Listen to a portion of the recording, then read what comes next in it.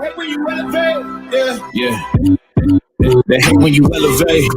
Stacking up losses, I'm handing them out, yeah, I had to go delegate.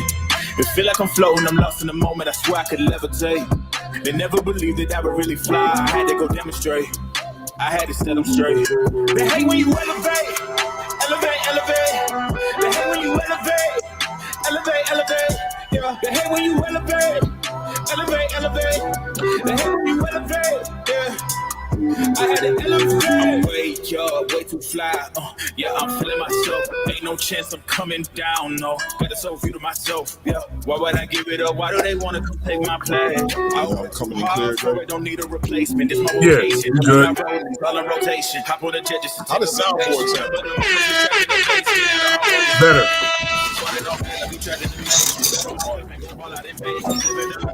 Salute to the chat. What's good? I ain't making this far. We got 5 people in the building. Everybody else. I had to demonstrate. Yeah, I had to bounce. I had to renovate. I know. They hate when you elevate. Lord have mercy. I'm handing them out. Yeah, I had to go delegate. Salute RC in the building. Salute, brother. Salute RC in the building. Sir. Oh man. Good. All clear. Yeah, I don't know if it was that show. So we couldn't even hear the music last time. So hearing the music already states that it's working fine. Oh, yeah. Why they wanna bring me down? So much drip, yeah, I almost drowned in it. I can't come it down. Yeah, I'm way too fired up. I can't slow it down. Oh, yeah. I see the flashing lights. Make sure the fashion right. Salute, chat. What's good? Yeah, we back at it with another one. It's your boy Clay Moraine. It's your boy CK Ray all day. I'm watching Keyshawn. I know Keyshawn was number 3 in the WBC rankings. Mm-hmm. Number 3. Okay. Yeah, they were actually, I don't know if you heard the discussion, but they had an interview with Shakur, and he's like, he ain't fighting his brother. Right. Not for a bag. And I thought that was hilarious because I was like, wasn't you and Devin brothers at one point? But yet you wanted money to fight him? That's why I said I think it's weird. I'm like, all right, well, you know what I mean? You number 3 in the WBC. That's Shakur's spot. Maybe he'll go to 140. Maybe him. That's what he said. That's what I think is going on. They all going to end up at 140. You know why? Right. Because 135 is 140 is what 135 is. With the guys that were there previously that were all coming out, you had some prospects that went the contenders, right? And you got all these guys that moved from 135 up. So now that's the division to be in. You know what I mean? You got a lot of seasoned veterans there. You got a lot of young champions and young talent, and you got some great contenders there. Oh, so let me sit with some of the people in the building right quick. Yeah, Mind the man's dimension. We about to get our own little world here. We catching up, y'all. We catching up with each other on what's been going on, man. What's good with you, RC? Said what's good with y'all this evening, man? Feeling good, man. Yeah. We're gonna talk this boxing. So much going on, man. I just had to come and bring it back. Yeah. Now this is like a little community now. I just feel it's so necessary to come back to the community. Let everybody know what's going on, find out from everybody else what's going on, and then we can come together and break down what we're thinking about everything that's going on. You know what I mean? Right. I mean, and while we're doing that, catch a good fight. You know what I'm saying? At the same time, catch a good fight. You know what I mean? But crazy week. I think this week in particular has just been Keyshawn's not fighting tonight, RC. He's just up here talking. He was just talking, you know what I mean? That's all. Just letting the world know that, he's out here buzzing and, what his plans might be, who he's chasing down, et cetera, et cetera, et cetera. But like I was saying, a crazy week this week with Jerron Boots Ennis, making his move over to Matchroom. And then you got news coming out about Tim Tszyu and Terrence Crawford supposedly getting worked on for Turkey Al-Sheikh in Saudi. Did you hear about that? Yeah, man. Turkey, right? So Turkey's working on putting that together. And, there's all other kind of things going on in the background. And, my mind starts running because I start seeing things going on. I see David Morrell all of a sudden in the light heavyweight division. He's about to fight for a WBA interim title up there. So he's going to get in the conversation. It looked like they're trying to make the light heavyweight division. They're trying to bring that back. You know what I mean? Coincidence that the PBC, you know what I mean? That, because for me, it's like, what is the PBC going to offer David Benavidez in the light heavyweight division? I mean, in-house, without cross promoting, without putting him out there to go fight other fighters in other promotional companies. What do they plan on doing with him in that division? And then all of a sudden you hear David Morrell's getting ready to go up to light heavyweight, and it's like, okay, well, I guess that could work as well. And then Eddie Hearn, he's making his statement saying that he's speaking to about 4 to 5, he said, out of the top 10 pound for pound fighters in the game right now to bring them over to his stable. So everybody's mind is wondering on that, right? Like, who's he talking about? I mean, I think we could nail it down to about 3 that I'm pretty confident in, but the other 2 is in the air, right? You know what I mean? I think you got Canelo, you got Terrence Bud Crawford, you got Shakur Stevenson. I think those are, like, for me, like, damn near the obvious 3. And there's a wild card I mentioned to you privately. I'm not going to expose that yet because I had to blow up the world. I think you've already said. No, I didn't say it, but we'll definitely be like, no, to you I mentioned, but I'm saying we'll be like Pinky in the Brain if we expose that to the world. I said. Right. Ain't happening, bro. I'm not exposing that yet. Keep that in my hip pocket. Big Cropper be getting set on his pocket tonight. Oh, you think so, Monumental? You think Big Baby gonna get sent on his pockets tonight, bro? I don't know. I don't know who this new guy is, bro. I ain't gonna lie to you. I just don't know who this guy is, bro. The guy who he's fighting, this Riyadh Murray guy. This goes back to what we said a month ago. Early last was it? Actually, it was February. It was almost a month and a half ago. At the end of February, what did we say?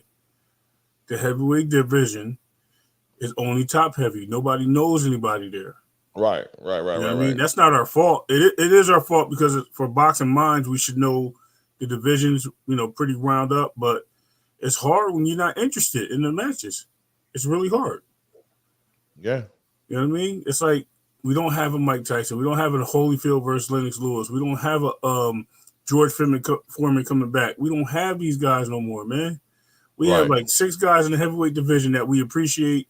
Another 4 that we could say is top, within the top 10. We would like to see them square off. Everybody else. Hold on a second. Let me salute. LaRon Jones in the building. Salute, good brother. Salute.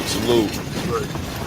So, yeah, but go ahead. What you were saying? No, that's cool. I said we got another 4 that we can round up the top 10 in our opinions and be like, yo, okay, I can see these guys fighting these other 6 and mixing it up any way, shape, or form. That's why I like what Morrell and Benavidez moving up to the light heavyweight division, because that's going to put some sparks there. It's going to bring some other talent up from other divisions. They're going to people moving up. Canelo's going to try to steal the thunder. I promise you, and I promise you again, he's going to try to steal the thunder. That announcement is for him to move up, and he's going to try to steal the thunder and use that WBO to get that title right underneath the nose. You know what I mean? Try to get in the conversation. I think this is what I think. First of all, as far as Eddie Hearn is concerned and what he's doing, he's moving around like an evil genius, right? Mm-hmm. So right now he's looking at pulling, in my opinion, he's talking to Canelo Alvarez. I think he's talking to Shakur Stevens, and I think I think him and Terrence Crawford been talking, to be honest with you. Mm-hmm. But I digress. I don't know. Now there's people in the background that if Canelo goes over that way, you know what I mean? Well, if Canelo goes over that way and he holds on to those belts, how's the PBC? Look, Jerron Boots Ennis wasn't in the PBC, right? But we know he was affiliated with the PBC. Right. Cards, right. 100%. So him going over to Matchroom is almost like it's like a PBC fighter went over to Matchroom. I think just generally the consensus is like, damn, a PBC fighter went over to Matchroom. A big one too. Like Jerron Boots Ennis is a big deal, right? Now he goes over there. Now Terrence Crawford, who they thought they had him by the balls, they were going to quote unquote freeze him out. He's like, nah, not necessarily. Frozen out. I wouldn't say exactly frozen out, considering that I already got the WBO to activate that mandatory with Sebastian Fundora. So they're going to take that belt off. It looks like they're going to take that belt from Sebastian Fundora. And it looks like there's going to be a fight between Tim Tszyu and Terrence Crawford for that vacated WBO belt. So Tim Tszyu gets another shot at that belt. Forget a rematch with Sebastian Fundora, who can't even fight right now. He can't even fight right now, right? He's got a broken nose. This is what Samson Leibowitz has said. He can't even fight right now, right? So it's going to be him and Tim Tszyu for that vacated WBO title, and then the winner of that fight, I guess, would can easily go ahead and fight Israel Madrimov for that WBA title that he's holding. Was it IBA? Oh, yeah, WBA. Yeah, I'm sorry. He's holding the WBA title. So now it's a unification title fight between those winners, and now we got two of the belts. We got a unified champion in the junior middleweight division. Right. Just like that. Right? Then you got Jerron Boots Ennis just floating around there, and Eddie Hearn, who's hyper-focused on putting a fight between Terrence Crawford and Jerron Boots Ennis. I think we might be watching Jerron Boots Ennis make a move to 154 pounds. What do you think? I'm calling it. I've been saying it. January was the placement, right? January was the placement. It needs to happen. Now it's here. It's going down. It's going down. Here. It's going. And you heard what he said. His interview, he even said it. He's like, bro, I don't care if it's 154 or 147. I want all the smoke. He said, I just want to fight. He said, I don't even care who it is. I just want to fight. Right. See, when you got a fighter talking like that, that means tell me what the program is. Mm-hmm. As long as it involves me fighting, just tell me what the program is. You know what I'm saying? Right. I'm no longer, my aspirations of becoming undisputed at welterweight and all that. That's not necessarily gone, but I'm not going to let that hold me back anymore from fighting, is what he's letting you know. Fight first, championships and everything later. So, and Eddie Hearn's like, don't you worry, we're going to get you in some championships. We're going to get you in some championships. Don't you worry your mind about that. We're going to get some belts. Is it going to be 147? We don't know. Maybe not. But we're going to get you in some fights. If Terrence Crawford goes over there and he's able to get himself a title in that 154 weight class division, listen, man, who knows?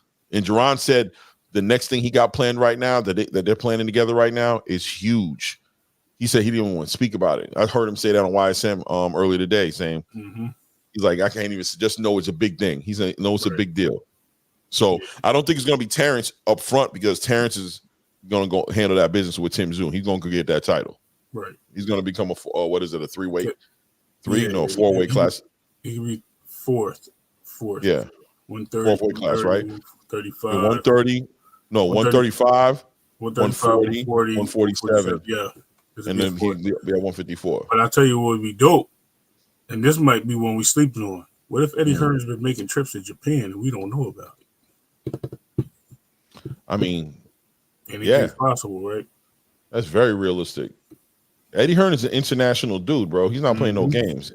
He's on an international hustle. He's on a different hustle. He's not just trying to lock down Texas and Atlanta, you heard? Right. And Vegas.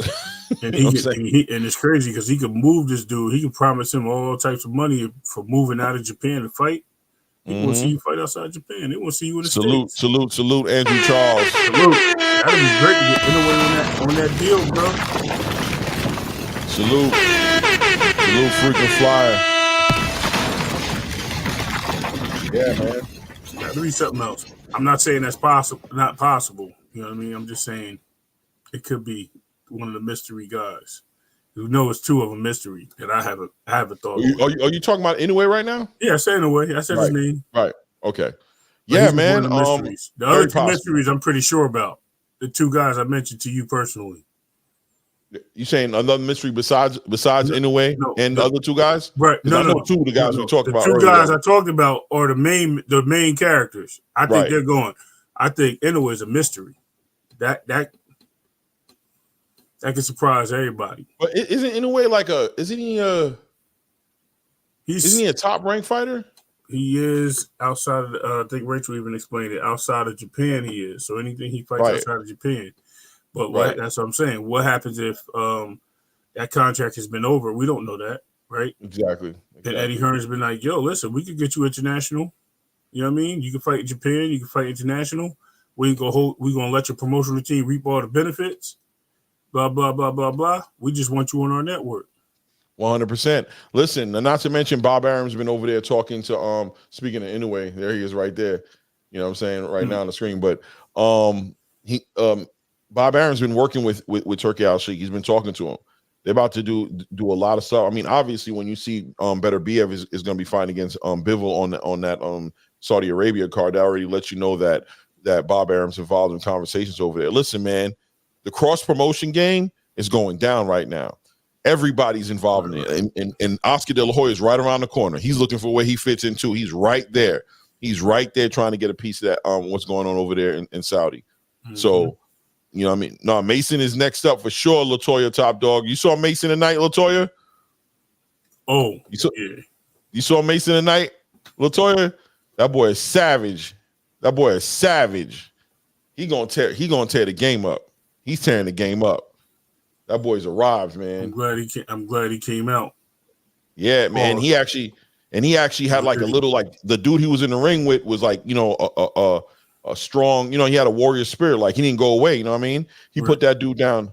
Can you stop? Can y'all stop? Yeah, Yo, sure. Boxing teacher, you miss us, bro? Does he miss us? What's going on over there, bro? You want to tell us the truth? Don't come over here all aggressive. Just say you miss us.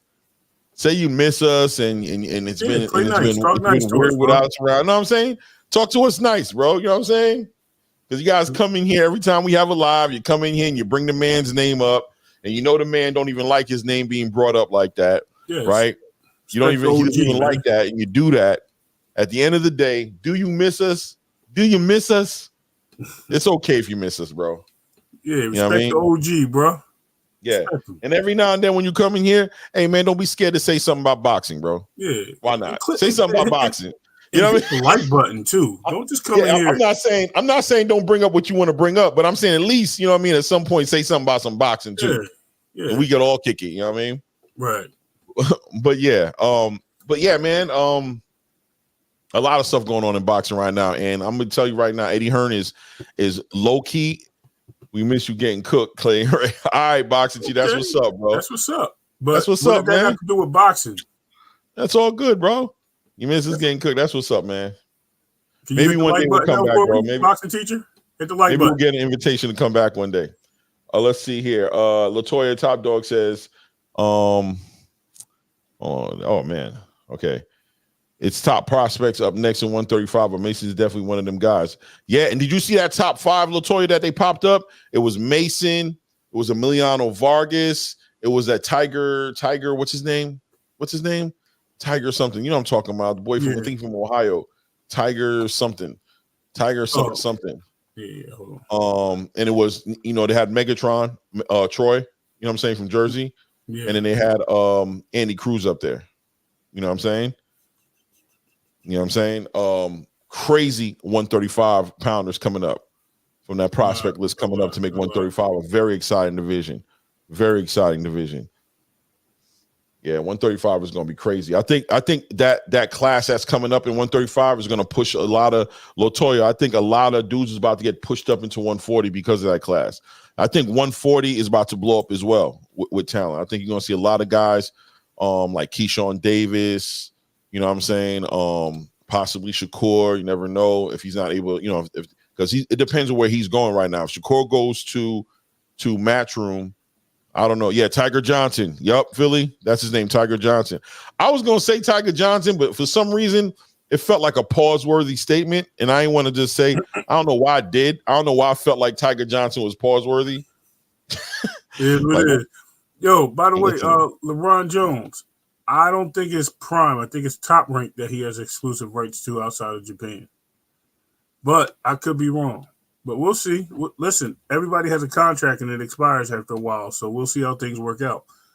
Eddie's just lurking right now in like one of them tigers behind the bush. Pause. Oh, you're talking about Inoue. Okay, yeah. I got you. Yeah. You're talking about Inoue for sure. Yes, sir. I'm sorry. I was just responding. No, in Japan, Prime in Japan. His company, yeah. No, we know that. But what outside of Japan, Type Rank owns the rights to any publishing. He has to split dues with them. Right. That's why he fights only in Japan. Right. I think Eddie can get. I don't know if he'll sign with Eddie if that's necessary, because Eddie's so flexible with working with fighters. You know what I'm saying? As long as one of his, like if one of his fighters are fighting against Inoue, it works out for him. He's so innovative in comparison to his counterparts, he has such an innovative way of approaching his boxing game. Like he really sees no promotional color lines. He really overstands all those situations, and he's looking to make the fights anyway. It's going to be real interesting. Yeah, salute Jose. Prime has exclusive TV rights to Inoue in Japan. Okay, Laurent, yeah, I got you. Okay. But if they were to pull him over here, I mean, who do you think? I mean, where does Steve Fulton fight at? Who's he with? He's with PBC.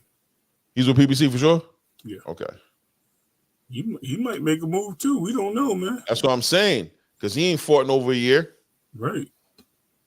Bro. He ain't fought over a year. He's supposed to have a fight coming up, though. He's on somebody card coming up. Look, man. Listen, guys, the activity game of the PBC, the fighters are starting they're talking about it.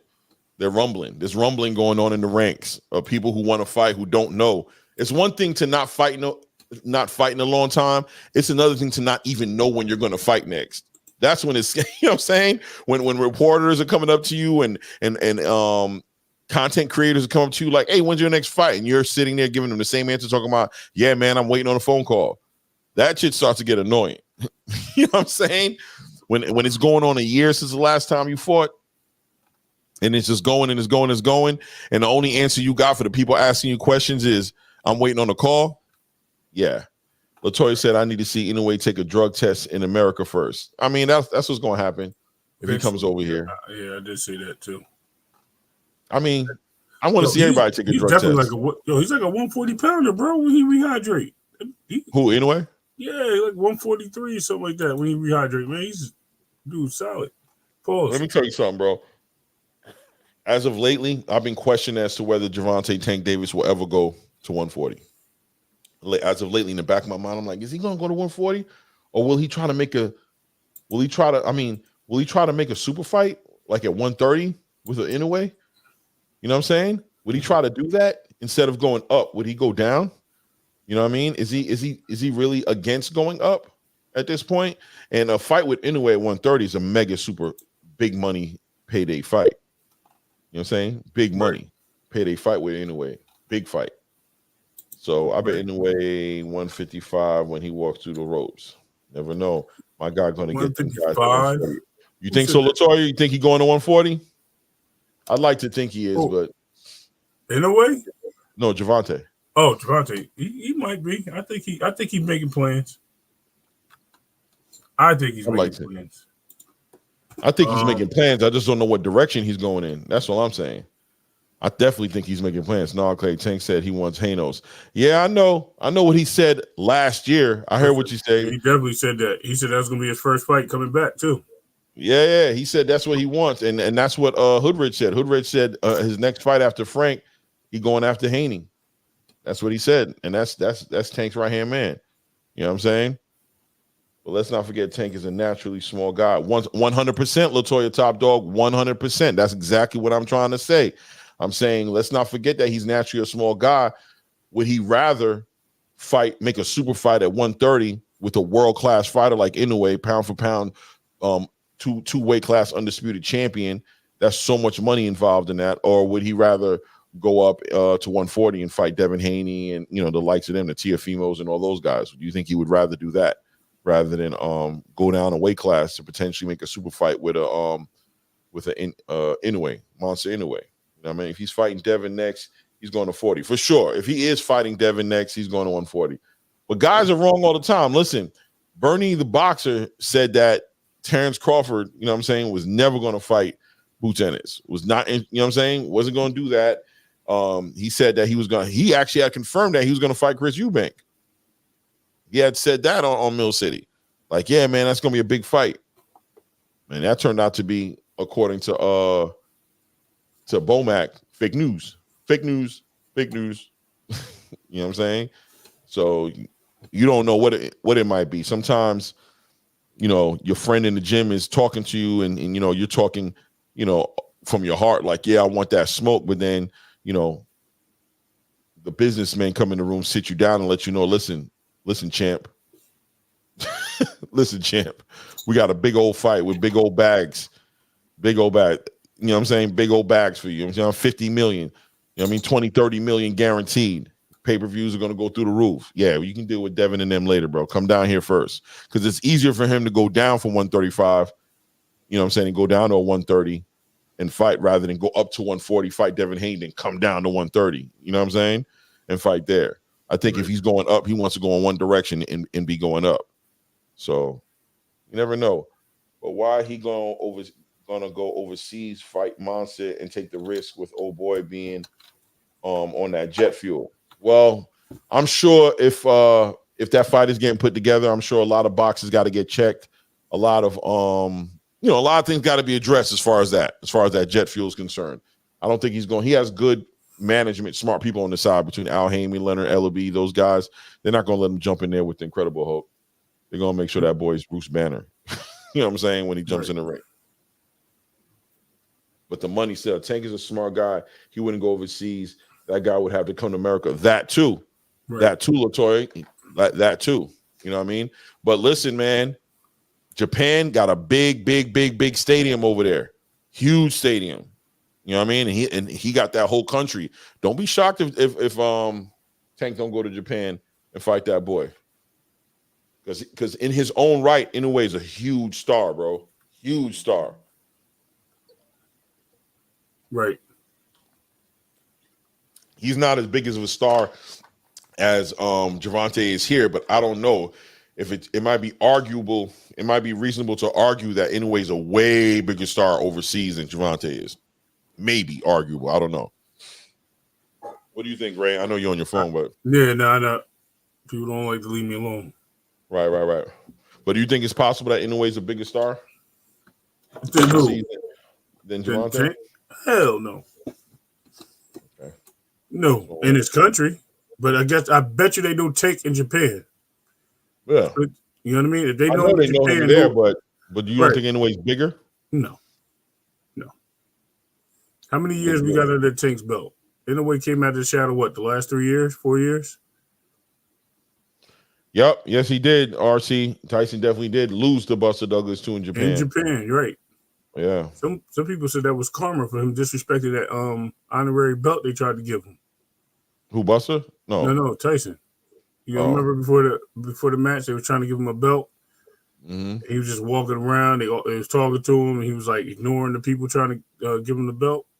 Mm-hmm. Yeah, some people say he wasn't interested in that because it wasn't a real belt or something. It was an honorary belt for them, and you got to watch the beginning of the fight. They said that was karma. Texas, what are you talking about right here, bro? Because we know he in that jet fuel. That's why he ain't been over there. He said, I understand him not wanting for his DNA, genetic makeup, and whatever else be in the state's hands while other people study your DNA. I'm a little lost, Texas. I don't know if you want to put some perspective on that.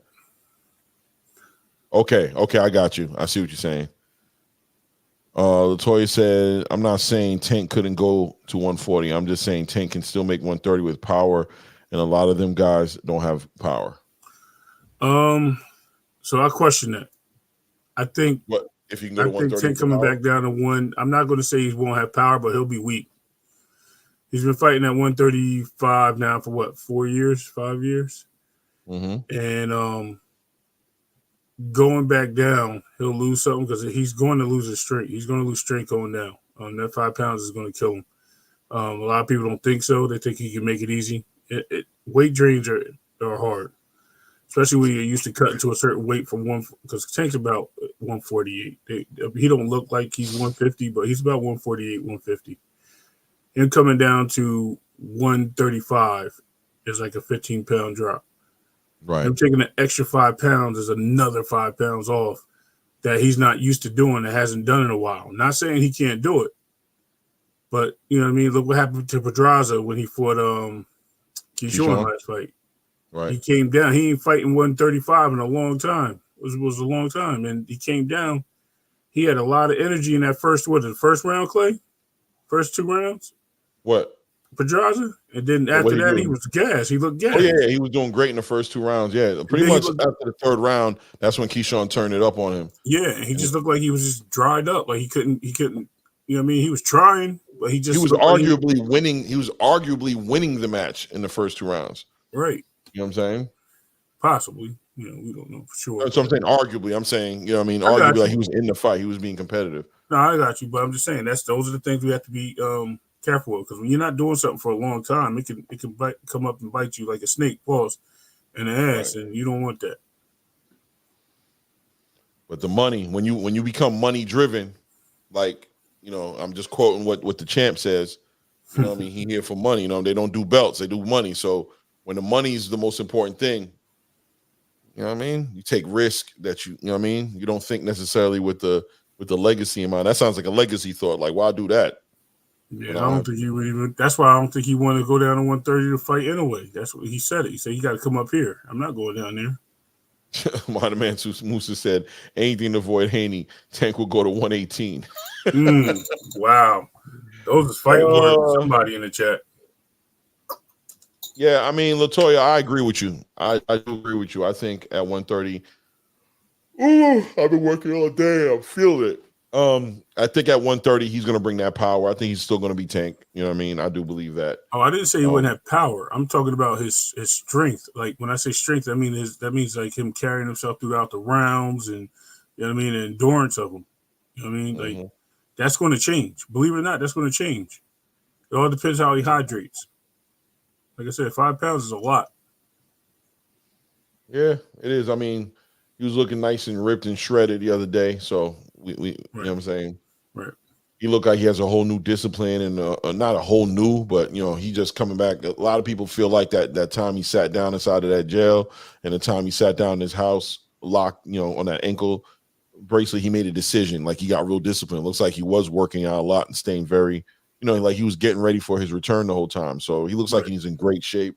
And like I said, a lot of people are saying, like, including Hood Rich, are saying that he's really adopted a whole lifestyle. He's owned the lifestyle that he needs to be living in. He completely is shaking off all the distractions. Right. So I'm over here yawning, dog. I'm laughing because you're right, Clay, and Hood Rich is right. So here's the thing. I think he did adopt that style, but I think when he was you know what I mean, he did a lot of calisthenics and a lot of local, you know what I mean, running around and stuff to get his weight, stay constantly at a certain weight and keep it where you need to keep it. As far as him being like a perfect 135 fighter, I think he's trying to maintain that. You know what I mean, to keep everything going. He can move to 140. You know what I mean? Because remember, Tate used to fight at used to walk around 170 and come down to 130. Right.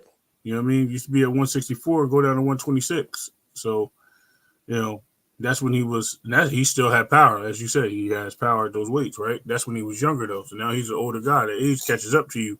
So, you know, we'll see. You see how people in a certain in boxing or in any event that they start getting in shape when they're at high level athletes as they get older and they stay in that core, you know what I mean, form. You'll notice that they shred more, they try to keep their weight, you know what I mean, a certain way, because they know once you get to a certain age, exactly, decisions happen. Right.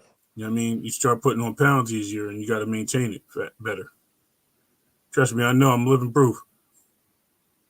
Yeah, for sure, LaRon. Yeah, man. They say he's been walking around on weight for a long time, and he has stopped Ryan. Not win. Haney has to stop Ryan, not win by like a decision. Oh, decision. Boom. Okay, that was a continued. Not win by. I don't know if he has to stop Ryan. I don't know if he has to. But I'll be honest with you, just to speak honest with you, Latoya, and be transparent to say that I co-sign the idea that I do want to see him stop Ryan. I want to see him stop Ryan. And, you know, and I want to probably see him stop Ryan for the same reason you might be calling for him to stop Ryan is I just want him to make a statement. I think he went up to this 140-pound weight class division. He looked like he was close to being able to do it against Regis. And I want to see if it's just a transitioning time that as far as him growing into, you know, filling into his 140-pound body properly. It didn't look like he cut weight properly for that fight either. You know what I'm saying? Because he actually had a hard time making the weight, to be honest with you. So now he seems like him and his nutritionist on the same page, right? Because he was a big dude. He had to be butt naked on that scale to hit that 140. You know what I'm saying? So, you know, this hopefully will be a better weight cut. a better camp, and I see him working on a lot of strength and conditioning on his the full access videos that they're dropping. So I want to see that manifest into him stopping somebody. So I agree with you, Latoya. I want to see him. I want to see what he does. And can I ask this question? Sure. If he leaves him out cold, what do we say then? Like if he knocks him out cold. Oh, he's arrived. Do we go? No. I'm saying, what does the fan say? Tank hit him with a body one shot. of two things. One of two things. We know Snack's coming. B, he's on Snack. Right. So, at the end of the day, it don't matter, bro. The fans are going to, the fans, did he just put him down? The fans are going to be the fans, right? Like at the end of the day, the haters are going to hate. The fans are going to be the fans. Haney can't be looking to knock nobody out to please the people who he can't please. You know what I'm saying? He got to be looking to please his fan base. You know what I'm saying? The people who he knows support him. If he's knocking somebody out, and more importantly, he has to do what he has to do for himself to have himself being fulfilled. That boy is growing up, and I shouldn't even say that. That man is growing up to be a bigger man. He's a disciplined Muslim. At this point, I don't think he's trying to prove nothing to nobody no more. I think that's why he decided to go. I think that's why he decided to go back to chasing belts. Because at first he was like, I'm gonna be a prize fighter, but I think he's owning himself. Hold on 1 second. Hold it down for a second while I answer this call. Yep. Go ahead, go for it. Yep, I totally agree with that. And mind you, right, he doesn't have to stop. And a lot of people got away from what boxing is. Again, boxing is just winning the fight. It's not so much of us. We just like the excitement. Like somebody put out there the other day when we hear, and I'm not going to say, well, actually, it was Blue Blood. He was on the channel and he was like, yo, when everybody talk about Tank, right, what do they talk about? Tank knocking people out. No one ever talks about Tank winning a bout through decision. No one. They just automatically say knockout. But that takes away from his boxing credibility when people do say that, because we know Tank can box. Same thing with Devin. Devin boxes and he puts on sometimes he puts on clinics. So when we do the same thing, guess what happens? If he knocks people out, do we give him the credit for it? Do we say, yo, he's doing this, he's doing that? Or do we just look at it and be like, yo, he just got lucky, or whatever the case may be? We gotta be fair to the boxers in what they do. And it doesn't matter. We say stop that baby shit. Y'all be pressuring on Tank. Fight your favorite fighters. It feels like you guys bring out the dog. I'm not. Wait, hold on. Let me read that again. Let me make sure I read that correctly. I think you're talking to somebody in the chat. Oh, she's talking to somebody in the chat. Okay. Yeah, go up a little bit. It might even be frequent flyer, or go up. Because the Tanker Bells never buy Hanos fights anyway. Truth. Yeah, at the end of the day, we stop that baby shit. Y'all put pressure on Tank to fight your favorite fighter. If he feels he is that guy, bring out the dog. I think he is talking to us, but yeah. But to be, I mean, I agree. Listen, he should be pressured. He's the face of boxing. Canelo gets pressured. Why not? Yeah, listen, Devin Haney is susceptible to the pressures of greatness because he wants to be great and he holds himself to great. He's holding himself to great standards, right? So there's nothing wrong with saying things like, I want to see him stop this guy in the next fight, or you want to see something. And I think, Latoya, the main thing you're really saying more than stop this guy, you want to see something Tank fight worthy come out of this fight. You want to see something Tank fight worthy. You might feel like it's stopping him. That's what it's going to be for you to make it justify for him to fight Tank. But you want to see something that where the dog comes out and you're able to go ahead and be like, you know what, that guy, I want to see that guy fight Tank. Now, me personally, I've already seen that. I've already seen enough from Devin Haney to want to see him fight Tank. You know what I'm saying? You know what I mean? Or I'm talking. Shit, I got what she's saying about Devin. I know what you're saying. I'm talking about the performance of Devin. That when you're saying you want to see Devin stop Ryan, you want to see him do something great so that it makes sense to you. Us saying we want to see him fight Tank. That's how I'm thinking. No disrespect, Latoya, but that's an oxymoron. I mean, of course, if they're their fans, it's going to be he's going to be the best to them. That's the point of being a fan. I mean, it's like you're a Tank fan and Tank's the best to you, in all due respect. So I get it.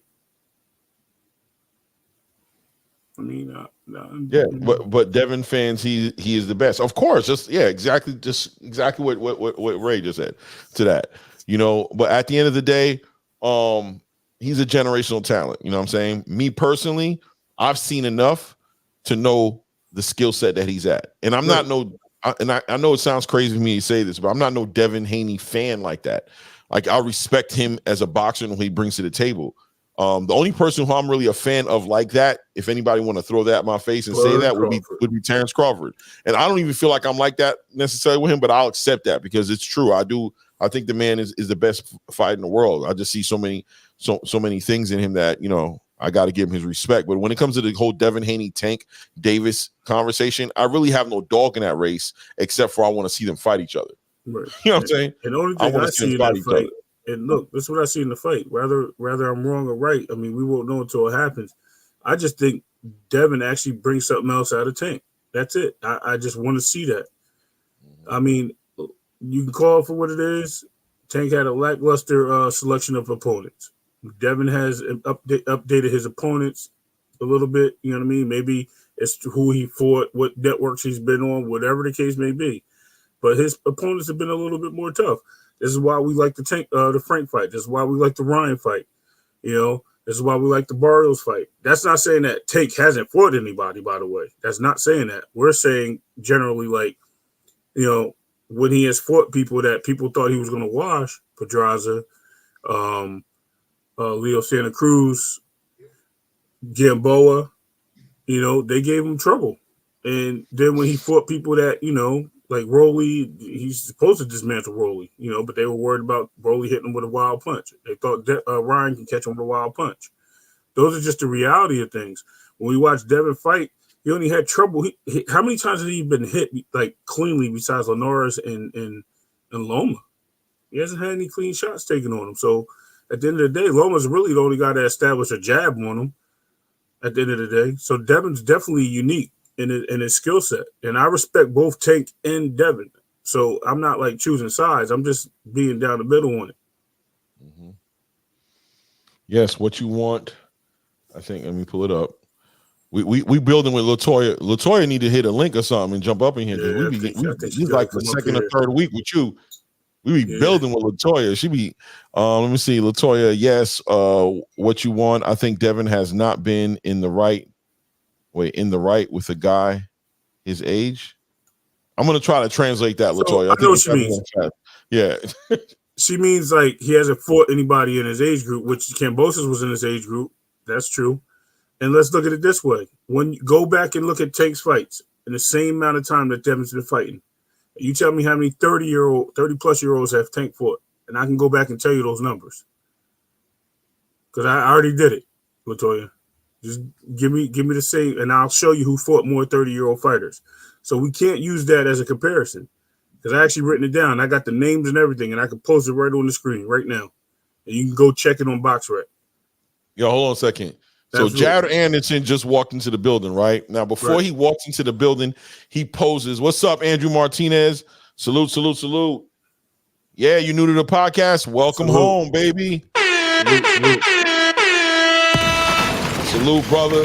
Hope you enjoy the evening, man. We talk about it all over here. Feel free to tap in as well and share. Truth, I'll get back to that too on that, because that's a true and false statement. But let me get back to that too. But let's look at this. Hold on. Salute to Andrew Martinez. Also, I was going to just say what just happened. Jair Anderson just walked into the building, right? So he did this. I'm not going to say it was corny, but this is what he did.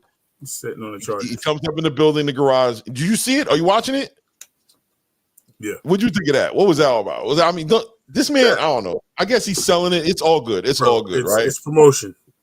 Yeah, he's sitting out there on the car. He got his dog looking like he in a rapper video, like a No Limit video from like 2000. 99, actually. Yeah, 99, 2000. He look like he about to say, nah. You know what I'm saying? He look like he right there to do it. And then he comes in with the jumpsuit and the big chain. Keyshawn Davis meeting him at the door. He got the whole crew with him. You know what I mean? He had 2 Chargers. He had 2 Challengers and 1 Charger. Right. Need to be yeah. Shout out Rachel with George. Shout out Rachel. That's a fact, Rachel. Look at that damn dog. Look at that damn dog. Yeah, so back on what I was saying, in all due respect, like Tank has fought over 7 to 8 30-year-old fighters. As far as Devin fighting a bunch of Mexican fighters, he fought a lot of fighters that were United States citizens that just happened to be Latino. They weren't all Mexican. And he fought in Atlanta, Louisiana, New Jersey. He fought in Philadelphia. Everybody said his first 15 fights were in Mexico. That's not true. He fought like 5 fights in Mexico, moved up. He fought in Louisiana. He went back to Mexico. He fought in San Diego. He fought in Vegas. He fought in Philadelphia. Again, everything's on BoxRec. It's all there. It's history. We just actually look at these things and we just go with the narratives that people push, Jose. That's why I was saying that's not true. Some guys are from Argentina. He fought an African dude in New Jersey. So, you know what I mean? We got to really look at what's really out there and stop going by the narratives that people push, because people are going to push the narratives to support their favorite fighter. They're not going to push narratives that tell the truth about the person that's their ops. And that's the end of the day. That's what they do. For sure. No, I wasn't saying. I didn't say. Tank fought in Mexico. Yeah, I didn't say he didn't. You got it. No, I understand. I was talking to the truth, Latoya. But I got you.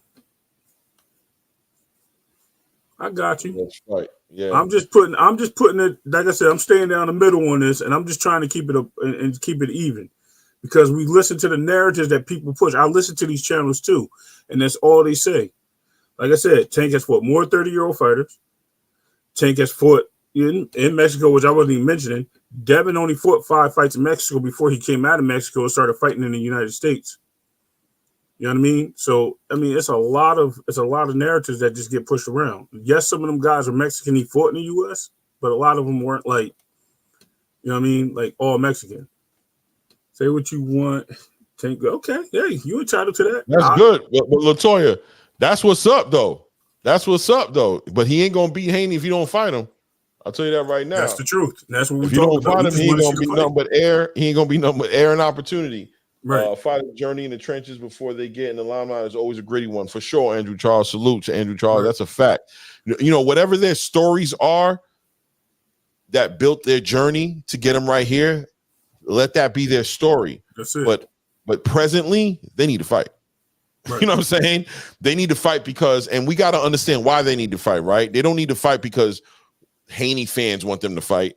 They need to fight because they want to fight each other. Correct. Tank Davis has already made it clear he wants to fight Devin Haney. Right. Would you disagree with that? Would you disagree with that, Latoya? That he wants to fight Devin Haney? All right. I mean, let's be honest, right? He wants to fight Devin, right? And Devin wants to fight Tank. So that's why they need to fight. Right. You know what I'm saying? And we want to see, and the only reason we want to see them fight is because of that. It's because they want to fight each other. Because they're the best at what they do. Right. If one of them would be like, I don't want to fight that guy, we wouldn't even be talking about this. We wouldn't be talking about it. If Devin be like, I don't want to fight Tank, we'd be done with it. If Tank be like, I don't even want to fight Devin, we'd be done with it. But the reason everybody's on the top of this fight happening, and I don't know if I should say pause or not for that. But I'm not going to say pause. That's cool. That's just the only reason everybody's on the top of this fight like that is because of the animosity between these two gentlemen and the fact that these guys are talking about beating the crap out of each other. And both of them have said that they want to fight each other just to shut each other up. Well, Tank has said he just wants to shut him up. Devin just wants to fight him. You know what I'm saying? Just to check off the list to prove himself. So that's why we want to see him fight. That's what it comes down to. So, so Haney fans don't need to keep asking for the fight. Tank fans don't need to keep on trying to knock the fight. You know what I'm saying? We all need to come together and understand we're on the same page, and all of us are going to be in the building when they fight, right? Whether it's through pay-per-view, whether it's from being in the building, we all getting ready to see that fight. Trust me, when that fight gets signed and we know what's happening, we going to really be talking shit in these damn chats. Here we go. Here's a cap. That's another narrative right there, right? So we're going to talk about capital.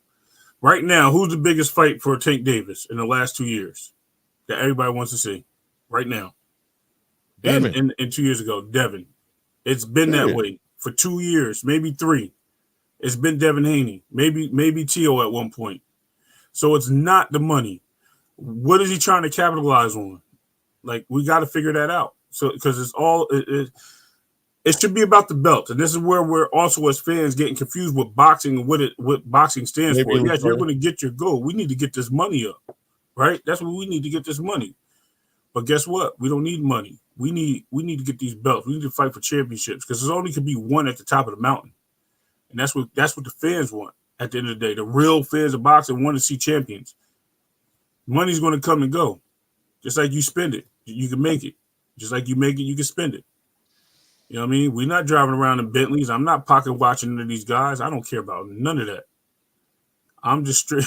Yo, why has he got a black? I didn't know Consequia was on this card tonight. Oh yeah. He's up. Yeah, China but now. yeah, I think you're a little behind me, so I'm not even saying nothing. That's why I let you talk. You're about 10 minutes behind. 10? Oh, you know why? Hold on a second. I ain't gonna lie, because I rewinded it to show my son what happened with let me get it right back.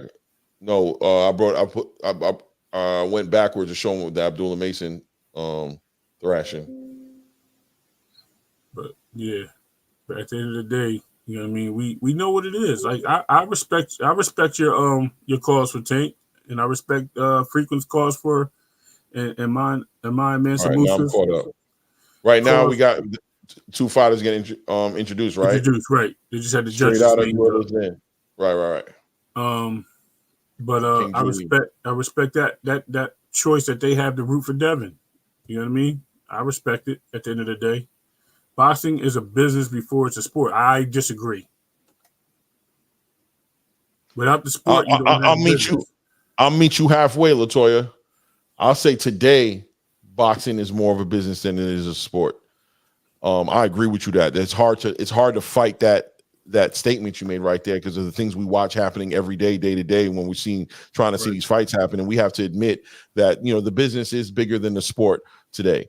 There's a lot of money to be made for the right boxers, for the right fights. There's a lot of money to be made, and that's what we see. But I think as well, I can push back at that statement and say, but the foundation of this isn't that. That's where I'm going, LeBron.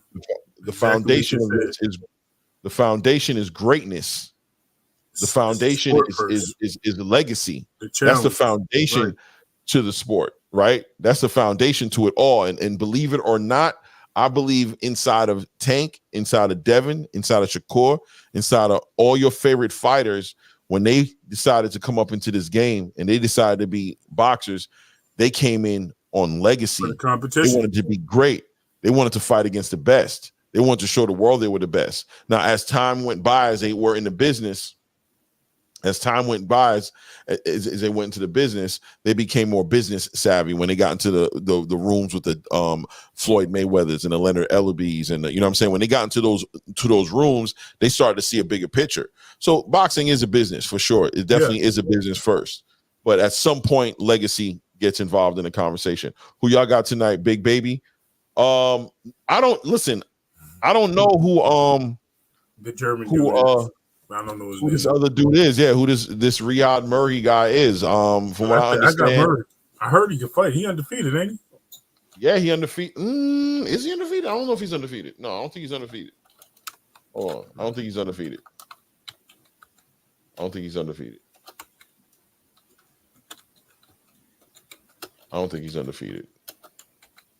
Riyadh Merhy. Let me see. Yeah, he got 2 losses. Okay. But he's supposed to be real, like real good as a fighter. So, yeah. He's 32-2, and he got 26 knockouts. Yeah, but he's also been knocked out once. I'm on it. He's seasoned then. Guess what? That's a tough fight. That's a tough fight for him. Belgian. For I apologize for calling him German. For Big Baby, this is going to be a tough fight. This guy's seasoned. I think so.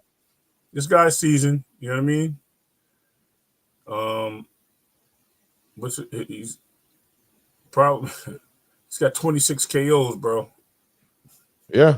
He's in here for the right reasons. He's in here for the right reasons. Right. So this is a tough one to call. I mean, I would have to go with the favorite because of their channel. That's their guy. But this could be an upset brewing.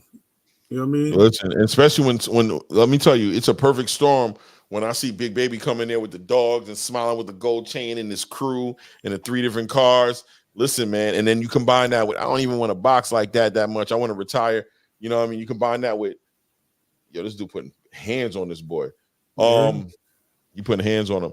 But I think what Andrew Charles said right here, boxing is in a twilight zone between business and sport. Correct. Boxing is the most dysfunctional of all the major professional sports. That's a fact. Yes. And what did he say? Professional sport. So at the end of the day, it's a sport.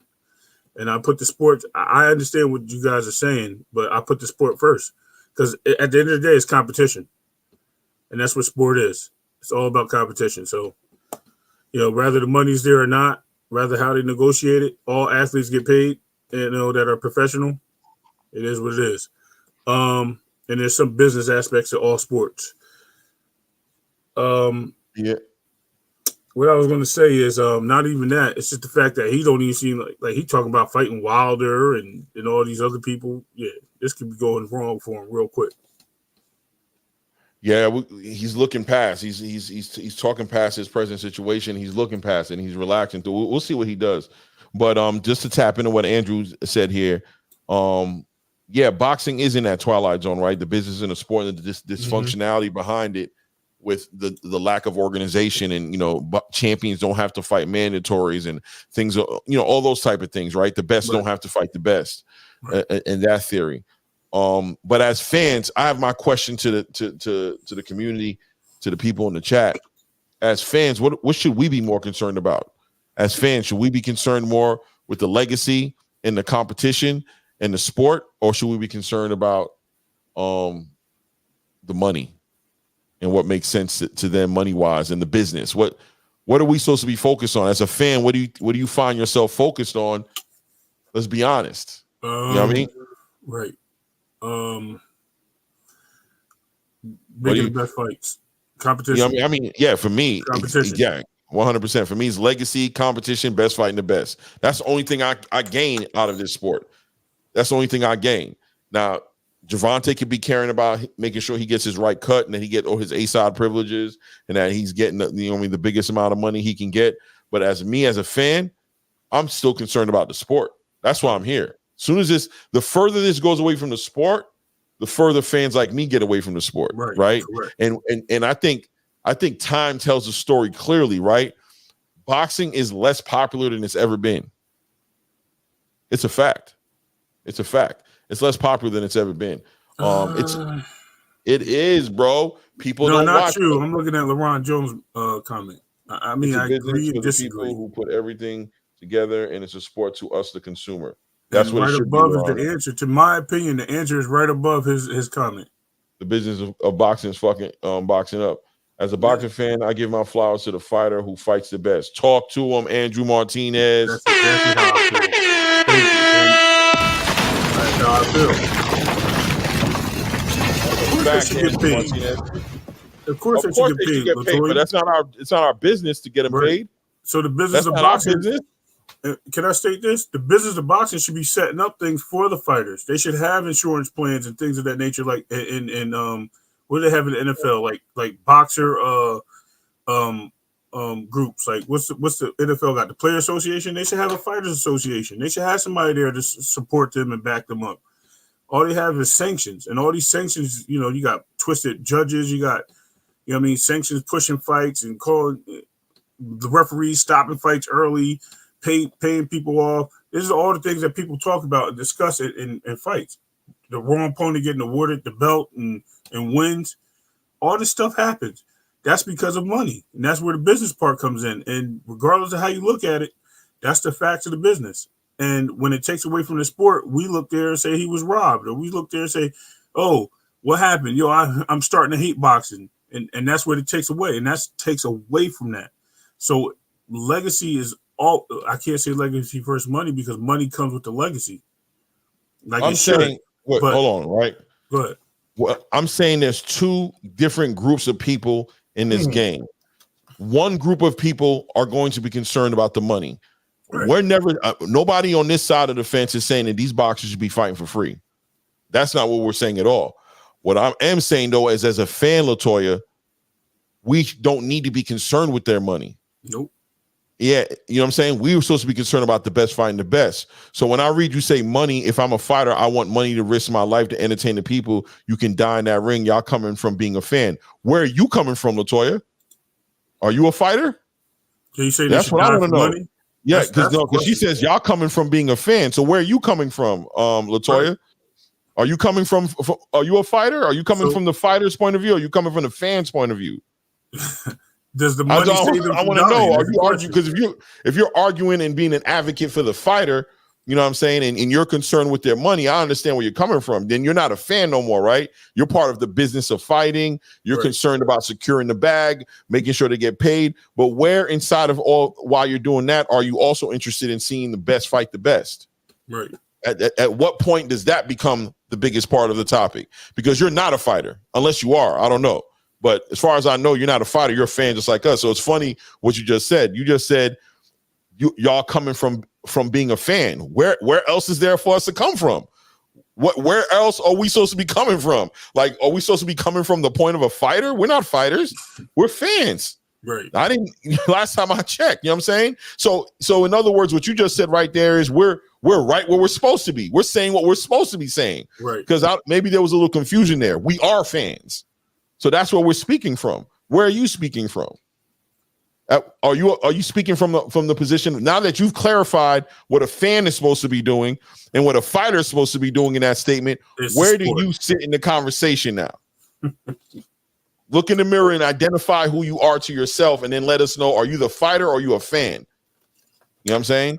I think it's an important question. I think a lot of us in this space have to ask ourselves these questions, because sometimes the conversations we get into, the arguments I hear happening on these platforms, the debates I hear happen on these platforms, you know what it sounds like? It sounds like a bunch of fighters arguing with a bunch of fans. But but every single one of these platforms, every time I look at it from the outside looking in, I see a bunch of fans arguing with fans. But there's one half of the fans that seem to think that they're fighters, and they're arguing for the fighters' behalf. They're advocating about their money, advocating about their A-side privileges, advocating about who should be doing what and how they should be doing it. And then you got another side of the argument where it's like, dude, I just want to see the best fight the best. And then you see arguments come out like, yo, these guys got to get paid. That's not our business. They got managers, accountants, promotional guys. They got so many people looking out for their money. Why do we got to sit here and talk about their money for them? So many people they got protecting them. The highest paid lawyers protecting their interest, their best interest in their money. Why do us as fans need to be arguing about their money? But you that's not true. That's not true. Because if we're buying the fights, we're paying these fans. We're supporting them. I'm not stealing fights. I pay for these fights. Right. I want to go to the arenas and watch them fight. I'm supposed to be taking a trip to Puerto Rico in June, right, to go see Matias fight. That plane ticket, Airbnb, $500. You know what I'm saying, to get in there and see the fight. Right. You know what I mean? Come on now. You know what I mean? Like, we paying, trust me. You know what I'm saying? We paying for these fighters. These fighters are getting enough money from us for us to ask for. They're getting enough money from us for us to ask them to fight the best. Exactly. Believe that. Exactly. And that's from a fan standpoint. That's the realest support for the sport. And this is why people get called casuals. And this is why people call true boxing fans. Boxing fans of the sport. And that's why they call them that. And then they call them casual fans because they're just people that just get on these, they listen to these other platforms, they listen to narratives that sound good to them because it supports their fighters. That's not what we do. We looking for people that want to watch fights and see big fights. And that's what the fan base comes from. That's where we see it is a business, right? That does show it that it's a business. But at the end of the day, it also shows that the fighters themselves are competitors. Right, they're just like two different teams, and you have fans that root for them, and those fans are what? Fans of the sport, whether it's gladiator sport, that type of competition, whether it's golf. Golf, I don't even consider a sport, but guess what? They compete against each other. I have to. You know what I mean? It is what it is. Clay, I'll be right back. Yeah, no doubt. LaToya. This is a real good conversation, man. I'm gonna be honest with you, and I see you. But if future fighters see there's no money, we will not have boxing. LaToya, trust me when I tell you, us talking about their money is not helping them make money. That, you know what I'm saying? Like, their money being made, that's being secured by their management, by these promotional companies. That's where it's coming from. That's not coming for us. You know what? You know how they make money, though? Let me tell you how they make money. By us screaming about wanting to see them fight. By us seeing the best fight. The best is going to attract more fans into the space, making boxing number one again, and that will get every boxer top dollar and get them paid. But as long as they keep losing interest when people are going to go watch fights, don't you think it's weird that only like Gervonta Tank Davis is selling a bunch of pay-per-views or Canelo Alvarez is selling a bunch of pay-per-views? There's like 1% of the whole entire boxing space that's making like 99% of the money in boxing.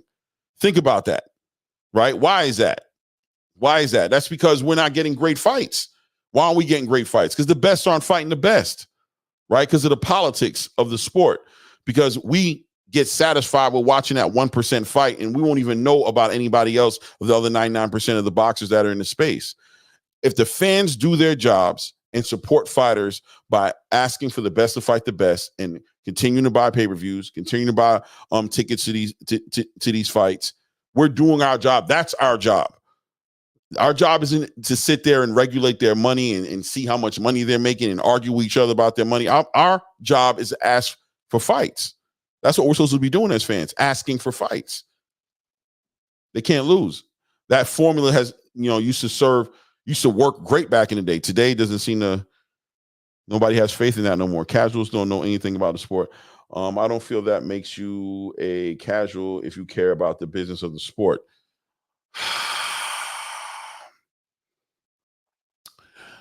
I'm not going to say that makes you a casual caring about the business of the sport, right? I'm not going to say that. I think that's unfair for me to say that to somebody, to say caring about the business of the sport makes you a casual.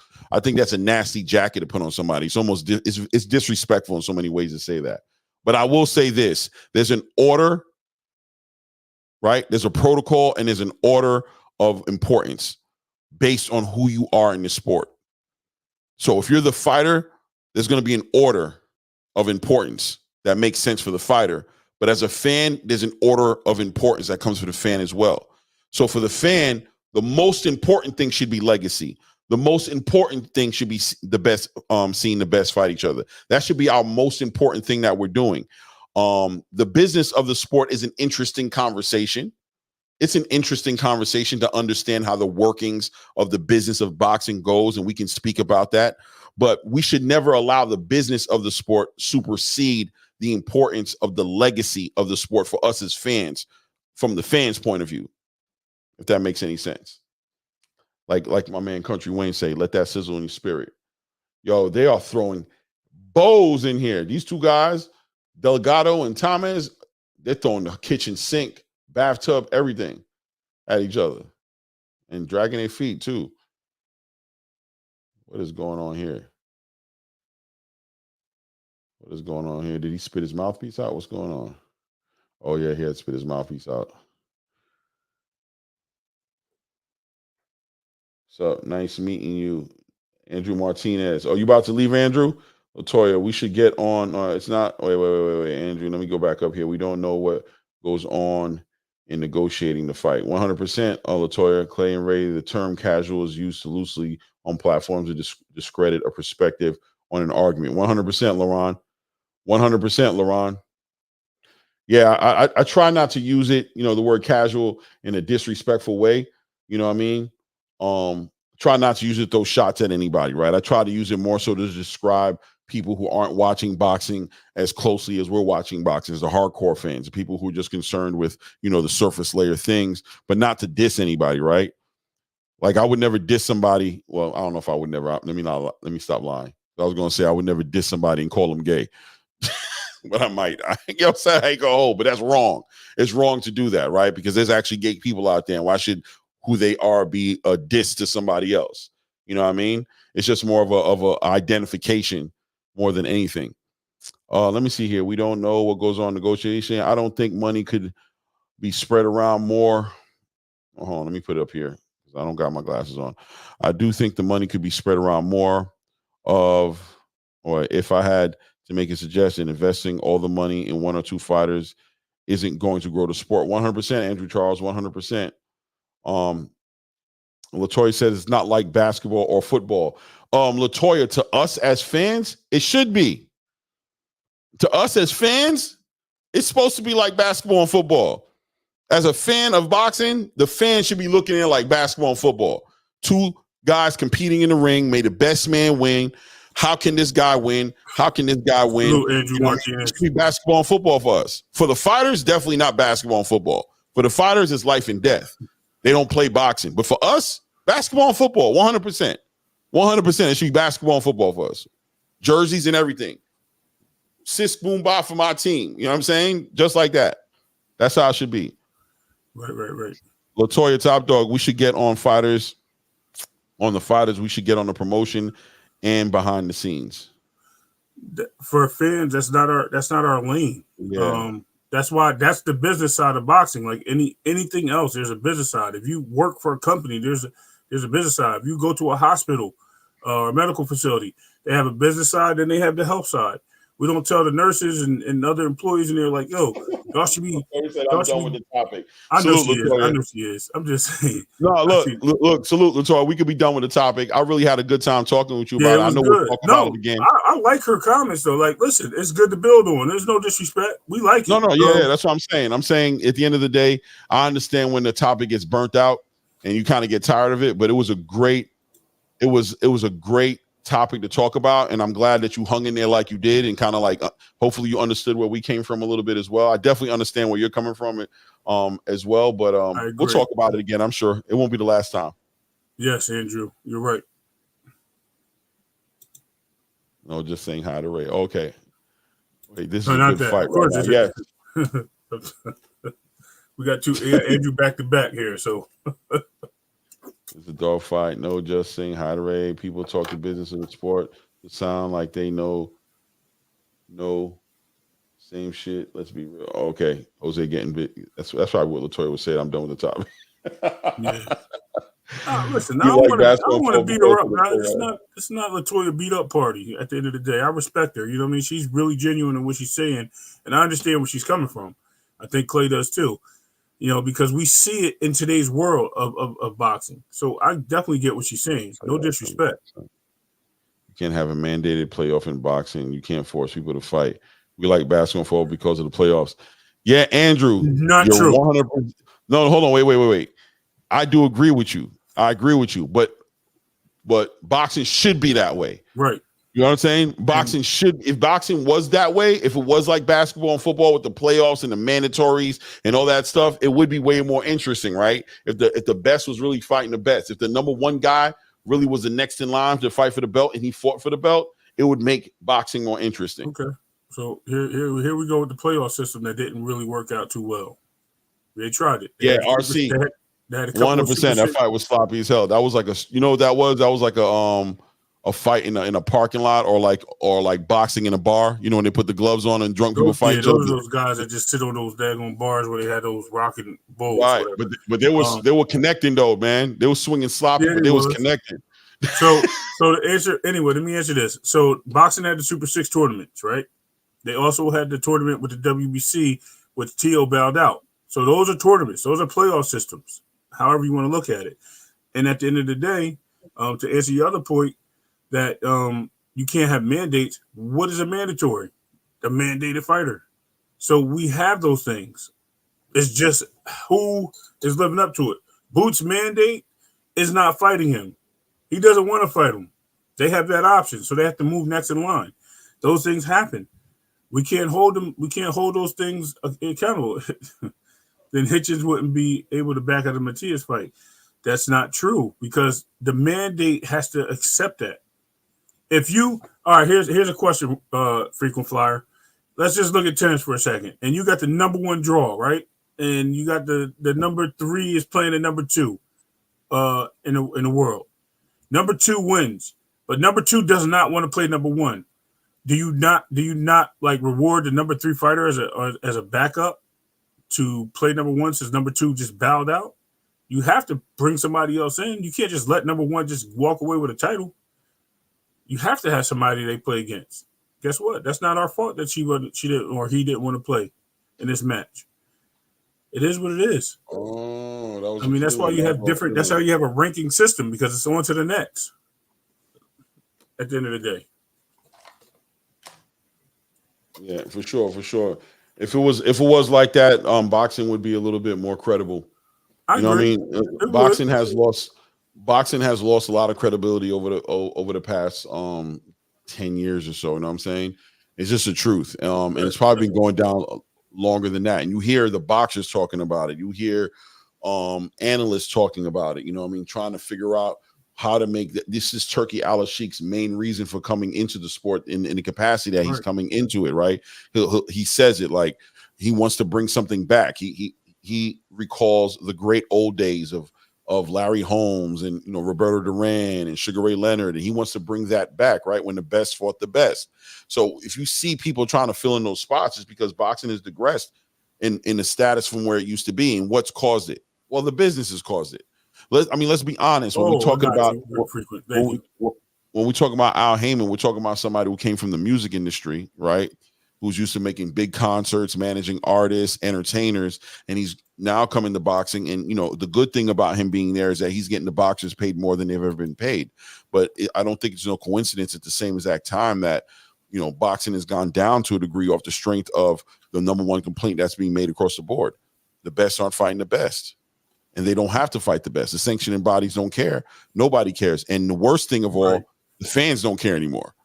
Right? Even a large portion of the fans don't even care no more. So then you have people like Gervonta or Floyd Mayweather say, who the fuck cares about a belt? You know what I mean? That's a Pandora's box. What you mean, who cares about a belt? The fans care about the belts. That's what we know who the best is. Normally, you know what I'm saying? Every now and then somebody will have the belt that doesn't deserve to have the belt, right? Where you're like, that guy ain't the best. But for the most part, the belts serve a purpose. For real. Here's the best test is when you go out somewhere publicly and you just bring up somebody, hey, are you watching the fight, or you want to, you know who this guy is? And you ask them two fighters, oh, you know this guy and this guy? They'll be like, oh, I don't know him, or I know them. That just shows you where boxing is. You know what I mean? It's not the same. Mm-hmm. And not to play on this subject, WWE or WWF is the same way. People didn't. The Rock had to bring that back. I'm not trying to be funny. He just recently brought wrestling back because people didn't know who these wrestlers were. I think he was in there for like the last 2 months. Guess what? Sometimes you need somebody to spark up the scene. Pacquiao coming back might spark it up. He's trying to make a comeback. Sometimes you need mixes like that. You're talking about him fighting Earl, by the way, which is crazy, but hey, there's another thing. But hey, we don't know what's going to happen. When it happens, it happens. If it doesn't, it doesn't. Yeah, it looks like the main card is going to start in like 12 minutes. Yeah, I got it. So when I'll sit behind the scenes on that. Actually commentating on the fight. Mandatory size of the fight is what I'm saying. Frequent flyer. That wasn't what wait. Oh man, this thing be moving so crazy. Frequent flyer. That wasn't what I was saying. O was saying a playoff structure or tournament structure doesn't work in boxing for many reasons. Who's O? Okay. The fighters did not suddenly turn the sport into a business. It was already established as a business, and the smart boxers started taking advantage of the opportunity. Word is bond, LeBron. It's always been a business. That's true. Right. It's only a business because people were capitalizing on the fighters, but they still got paid, right? They got paid to fight. We know that. Yeah. But it's still competition. It's always been a business, but I would say this, LeBron. You tell me if you agree with me or not, that it always seemed to have more balance than it does today. Like today, it seems like the balance is not there anymore. It seems like there used to always be a balance in between the business and the legacy part of it, between the money, of the greatness part of it. There seemed to have been a little bit more of a balance maybe 20 years ago, and not now. Today it seems like it's overly business. It's totally business, and oh yeah, by the way, it's boxing. Right. You know what I'm saying? Exactly. Where it didn't seem like it was like that back in the day. That's all. It's always been a business, though. That's for sure. We're not going to act like it just turned into a business, but it does seem like today it's more of a business than it's ever been. Yeah, because they take more money. The money's at the top of behind the scenes for the people promoting, sanctioning, and all those things. That's where the money's going. But all right, fine. The Fighters business are grew, losing. LaRon, right? The business grew, LaRon, but why didn't the sport grow with the business? Why does it seem like the sport has gone backwards? Why didn't it grow with the business, right? So at the end of the day, when you have Canelo get on a microphone and say David Benavidez brings nothing to the table, no reason for him to fight David Benavidez, and we know that David Benavidez has fought himself into a number one mandatory position, right? Like he's literally done exactly what you said he hasn't done. He's literally earned his right to fight for those belts. Right. And Canelo's allowed to sit on those belts and say, "Why I don't have to fight that guy. He brings nothing to the table for me." Like you would think like somebody would say something, all right, that's cool. You don't got to fight him, but you got to come up with those belts.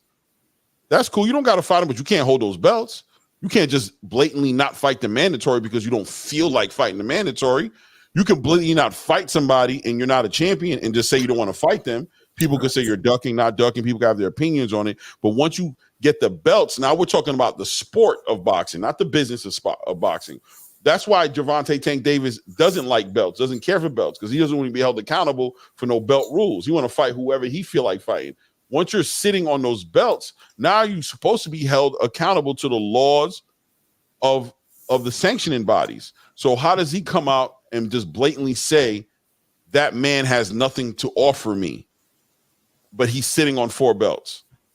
Right. That's when the business of boxing, in my opinion, has gone too far. That's when the business has taken over the sport. Facts.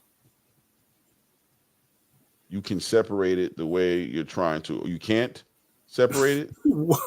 Mr. Big Play, what we do? Yes, LaRon, I can say that because the sport hasn't grown. The business has. So what you just said, you said you cannot say the sport has not grown when there's literally hundreds of more dollars involved today. Exactly, right? So you just went to the money. You said the money has grown for certain fighters. And I also just told you that 1% of the whole boxing game makes 99% of the money, right? But the sport, the money has gone up, but where has the sport gone? The sport has lost credibility. It has. Right. It has lost credibility, LaRon, like it has. It's lost credibility. You hear it across the table everywhere you go. You hear it everywhere. Why is UFC growing in the way it's growing? Because of the fact they stay true to their sport. The number one fights the number 2. The champion fights the next guy coming up. There's organization there. The sport is intact. What's the biggest complaint about boxing today? The best don't fight the best. Go in any room, that's what they're going to say. So how's the sport grown? It's grown in a bad way. I'll say it's grown. It's grown in a bad way. Right. I'm not arguing the credibility. Okay. Facts. Hey, listen, it's a great topic. This is a great conversation. I actually like this conversation. Yeah. Definitely should have like a whole pen on this. I was trying to figure. I think he was talking about me probably taking off my shirt. It was hot, bro. This is thermal. Oh. That's thermal. I was like, bro, it's hot in here. I take that off. My bad. I should have turned the camera off. But right about that. Frequent said, Clay, can you think of a time we had a champion recently who shouldn't have been a champion? Rolly Romero. He shouldn't have been no damn champion. that was he was given the belt. Let me tell you something. I disagree. Rolly was robbed. He's supposed to go to the 12. What a mute button now, man. I gotta mute this dude, bro. I'm gonna stop playing Rolly out right now. There's no pay structure in boxing. It's free for it's get what you can get. Yeah, Andrew, I agree with you. 100%, Andrew. I agree with you. Right. I agree with you. And I'm okay with that, by the way. I'm okay with everybody getting their money, getting what they negotiate. Oh, yeah. It was. You know what I mean? You're worth what you negotiate. I don't mind. I don't care about the business of how they get their money. I care about when it's all said and done. I want to see you guys fight the best. That's it. That's it. I think that's what I want as a fan. Because I'm really not pocket watching. I really don't care what they make. I don't care what their pay-per-view numbers are. I don't care what their promotional companies have to deal with. I just want to see this guy who says he's better than this guy fight this guy who said he's better than that guy. And the only way it should happen if they agree on it and make the fight because they believe that they can beat that guy and that guy believes he can beat that guy. That's the way it should happen. I don't want to hear, well, they on this side of the street. I don't want to hear, oh, this guy, you know what I mean, just running his mouth. I don't want to hear, well, it was just, I beat him up in sparring. I don't want to hear none of that. I want to see y'all in the ring, get it on, pause, and knock each other out, or not when one of you knock somebody out. At the end of the day, that's what it's about. The payday will come. Because back in the day, the paydays came to the boxers that won. Yes, my man, what's his brother name? Marvin Hagler. He fought for $50,000 fights as a champion. He was getting cheated a lot, bro. Like, he should have been making a lot more money, but he was not in the division where the money was. He was a middleweight. You know what I mean? He felt that his counterparts was making tons of money, Hearns and Leonard, and he wanted those fights. So he took those fights, and he still was the B-side, being the champ, and them coming up to fight for his title, because those were the names, and that was what he needed to solidify himself. But guess what? He fought him, and he beat everybody but Leonard. But he got that payday with Leonard, and guess what? He retired at the end of the day. We have 4 minutes, Clay. I know I'm trying to see what the main event. I think this is the main event card right here. If I'm correct. Yeah, okay, boom. This is it. Yeah, man.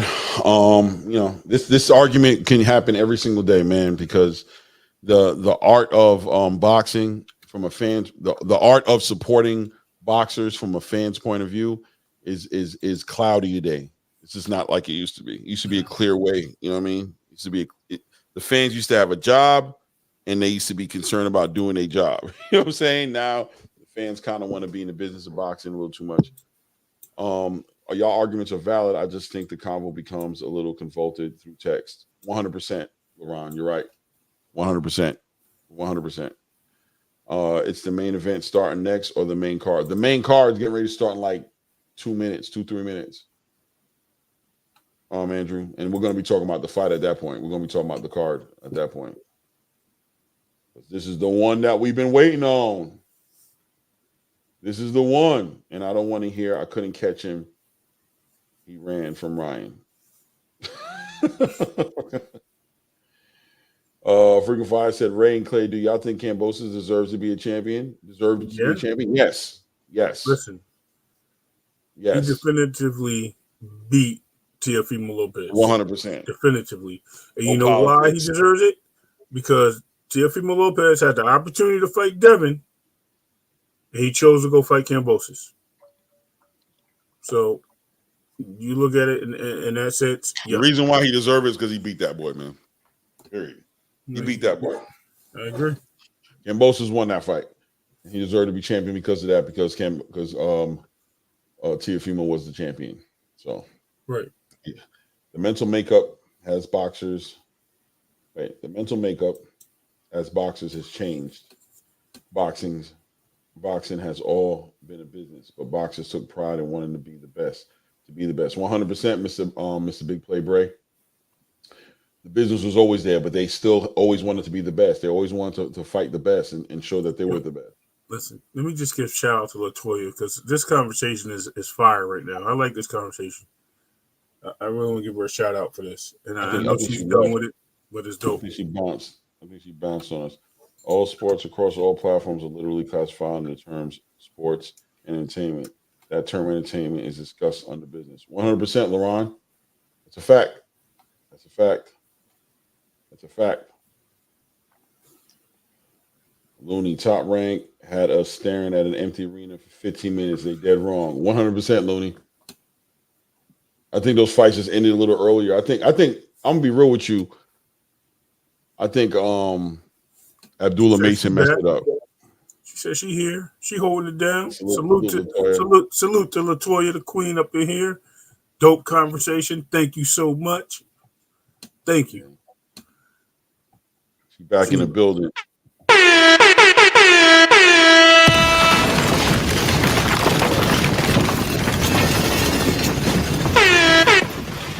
need to do that. Sensitive pads. Pads are real sensitive. He was chasing Tyson. And you know what's so funny? That fight was scheduled to happen after the Buster Douglas fight, and it just ran into hard times. Just changed Holyfield's outcome on that. I mean, he just went a different route and got his fight. Yes, I do. I remember Holyfield hounding Tyson for a fight. Yes, I do. Yes, I do. What in the world? Oh, I thought he was coming out now. I was gonna say, no, what the? What's the dude name from wrestling again? It's in Corpus Christi, Texas, Rachel. Oh.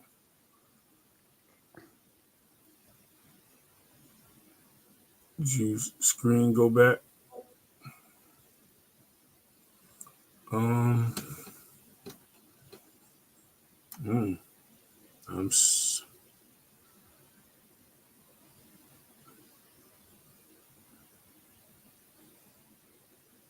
Yeah, it sure did, Rachel. That's because it's transitioning over to the main event. So you got to go to the main event tab and hit the main event. Jeez. Bro, did you not see the Michael Grant thing the day we was talking about that, Clay? Yeah. I sent you the clip. That's crazy, right? That Blue Blood, shout out to Blue Blood Sports TV.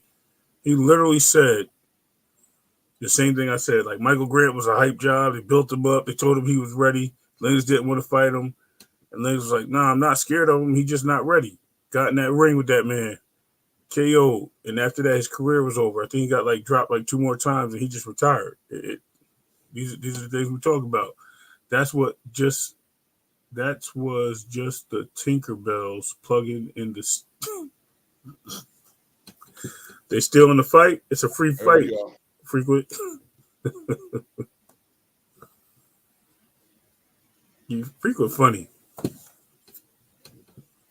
All right, where you at, Clay?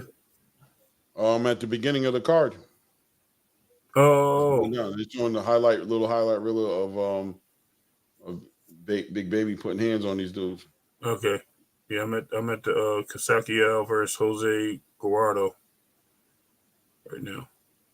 They're fighting right now? No. They're showing the card. I'm saying at the bottom. Right. Yeah, I'm seeing the card. Yeah. 3 fights on this main card. Yeah. F.A. Jogba's is the co-main event. That's gonna be a good fight too. Yes, sir. Yes, he is. He's walking out now. Oh man! Just hit the 10-second mark on your screen at the bottom. Yeah, I see him walking out right now. He's getting into the ring, right? No, he ain't getting into the ring. Damn it! Just refresh it. Refresh the screen. How the hell do I refresh the screen? Top of the screen. I'm watching it on my TV. Oh! You got one of those. I don't got one. I'm watching it. I got a big TV. I'm in my man cave. You know what I'm saying? I definitely got it set up like that. I can put it on the TV too, but I think I was 20 seconds behind you when I was on the TV. So he's in the ring right now. Right. I think this is an easy victory for Kasakiel, and I think he's going for that WBO belt. He's going to get another shot if he wins this fight because what's name supposed to be moving up and dropping that belt. And guess who he's going to probably fight?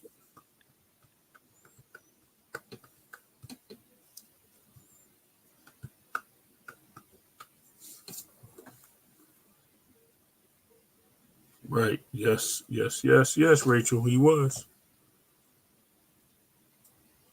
Yo, what's up with the body building contest between the flexing between Frank and Tank, bro?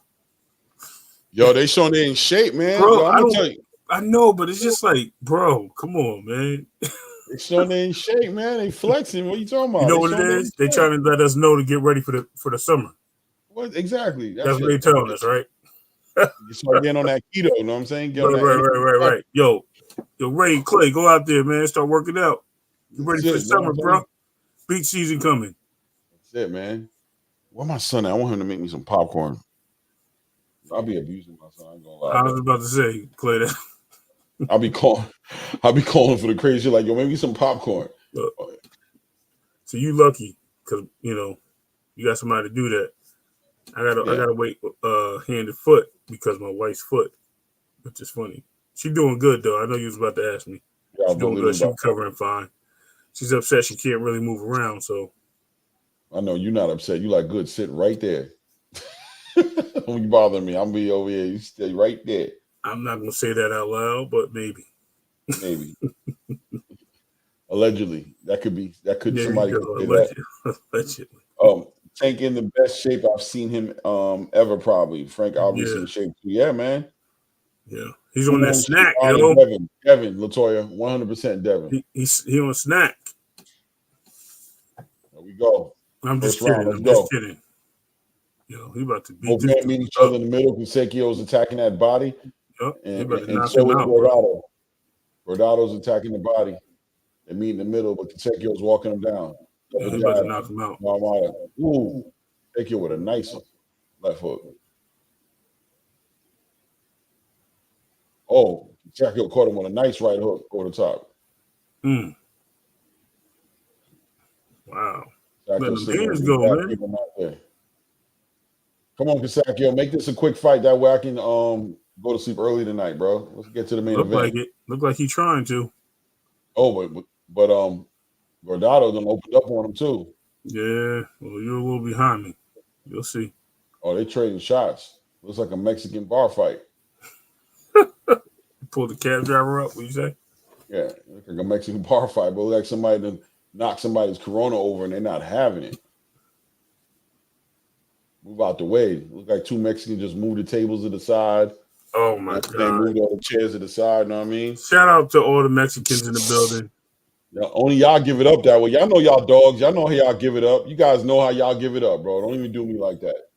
I'm not doing nothing. I'm just like, yo, you enticed on that, bro.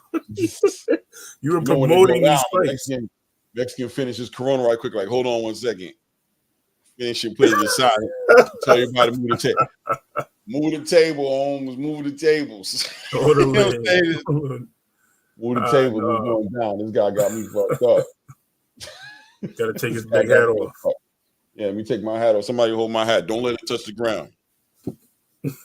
What the wait till you see this. Tighten my belt. Bro, wait till you see this. No roads killer boots though. Hey, look at this move. Look at this move, Clay. He just picked him up.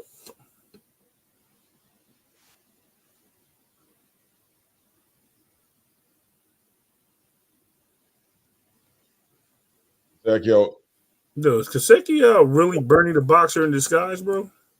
He look like Bernie a little bit. Yeah, that's funny. Bernie be training. That's what I'm asking. Consequio measuring him up, man. Yeah, he is. Consequio coming off with a lot of hooks. He's attacking a body too. He's upstairs, downstairs.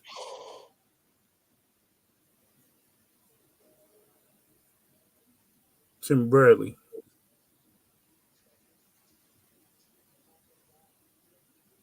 So it looked like somebody just want to walk behind him and put a needle on the back of his neck. Let all that air out his dome. Like Tim Bradley's head is just like a basketball, bro.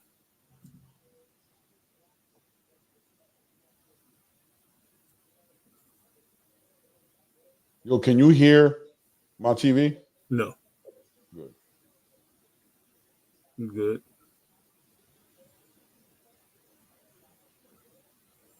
Everybody knows Mexicans bring that work and that prop and that paper in boxing. 100% Texas 16. That's a fact. Where you are at right now? Mexicans, listen. Mexicans down to fight, bro. Period. Sum it up and keep it simple. Shit, in Mexico, they don't fight. In Mexico, they shoot. I mean, that's not a cartel handler, but you know what I mean? At the end of the day, not everybody got a gun. But everybody got two hands. You heard? Everybody got two hands. You know what I'm saying? They throw hands, bro. They're not scared to do it. Like I said, 2 seconds. Move these tables to the side. Clear these tables the hell out the way. Throwing the poker cards down. Banditos. Yo, it's nothing. You talking crazy? Push these tables against to the wall, bro. Oh, they ain't even mentioned homeboy was 5'9". It's over. Jared, that's a hand pick. You talking about Merhy? Yeah, he's a short dude. He's a short dude. 5'9", bro. That's my Salute height. J Cash, the money man. Salute, salute, salute.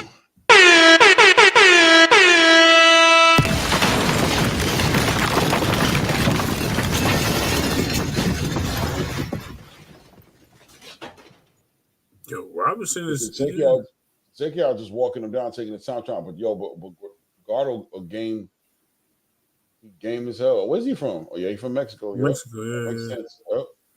Ooh, he got out of there on one. What's up, Ring Rivals? Peace, A-Side. Salute A-Side. Salute A-Side.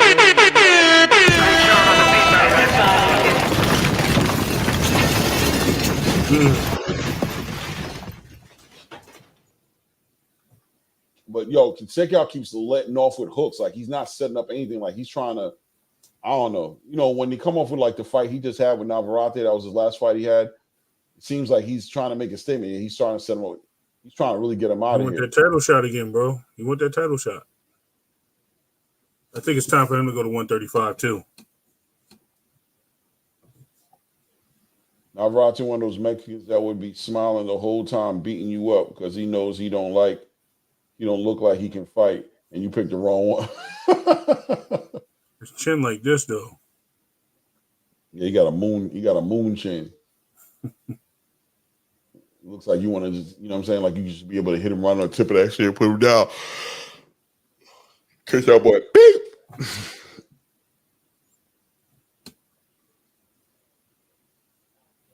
Sakio just walking him down, man. Yeah. Ooh, nice overhand. Yeah. Sakio holding. Let's get that separation. Back at it again.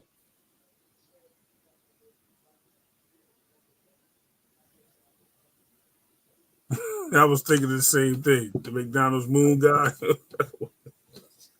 100%. When the moon strikes and it takes you. I was thinking the same thing.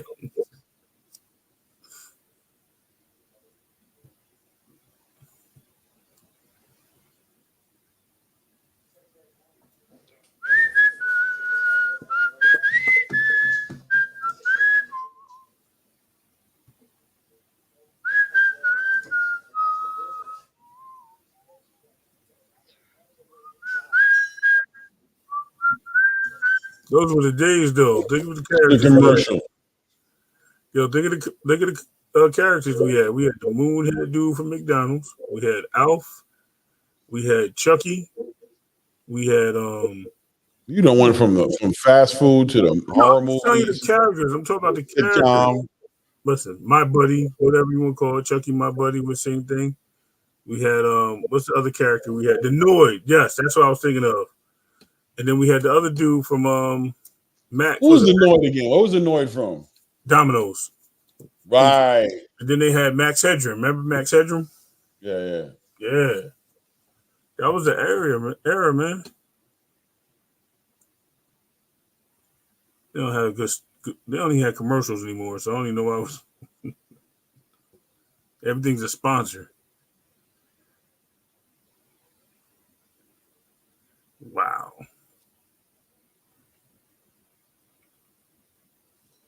Sakio back at it. Got a kink in his nose. Yeah, knocking Sakio back to the jab. Get back to trying to set it up. Oh, back to the hooks. There you go.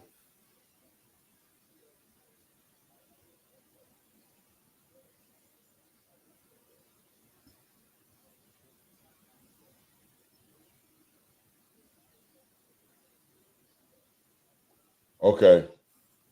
Yeah, Godardo does look a little small. Comparison to Conseco. Conseco looks more. That's why I said I think he's ready for 135. Yeah. That's exactly why I said that, Rachel.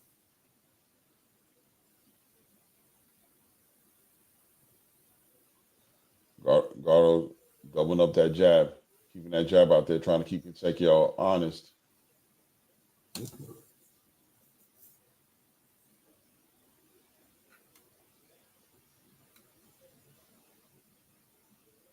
Mess with that uppercut.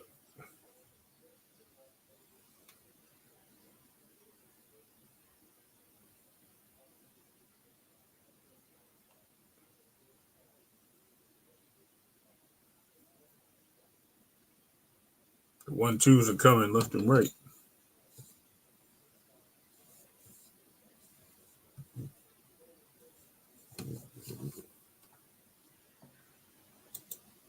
Oh, can take out doubling it up now. Now he jab coming over the top of that right hook.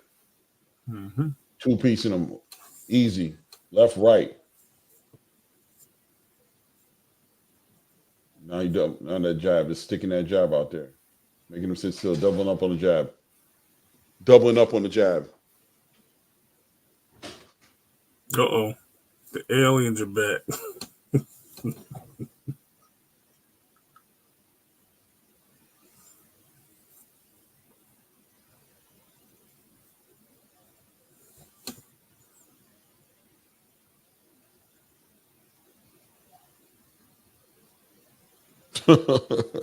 He said D'Artagnan reminds him of the Count on Sesame Street.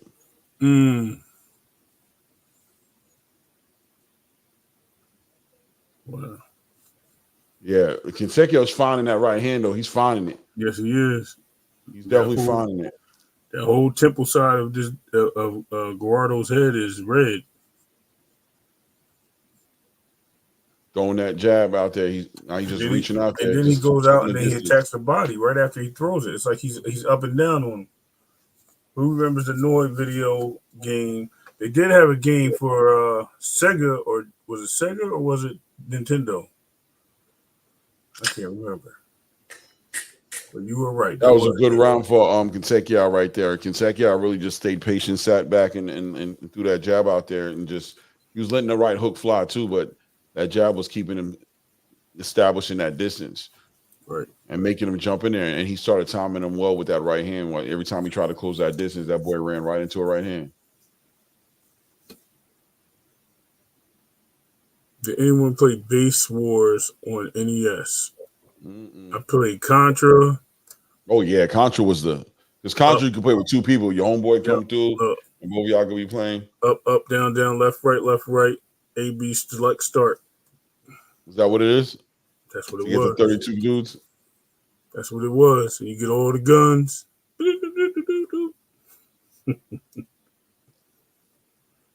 I got Contra upstairs. I got one of those little TV console things that you put on there. Well, I played it. It's not the same, bro. It doesn't. Ninja Gaiden. It doesn't do it for me. It doesn't do it for me, bro. I'll be like, yo, this is killing me. I'm too used to you know what I'm saying? Right. I mean, whatever bits we're at right now in the graphics. I don't even know what it is no more. Okay, what you say? I was a squadron and a kid. You know what else was out for Nintendo was it Russian Attack? That was another one. I don't know if anybody remember Russian Attack. Yeah, he got him. Oh, he's not down. He's not down. He slipped. They have you walk around, you had a beret, you had to walk over the knife and then you would get the gun. It was crazy. Canseco is finding that with that jab. Now he's finding up. Boom. Wow. We old now. Oh.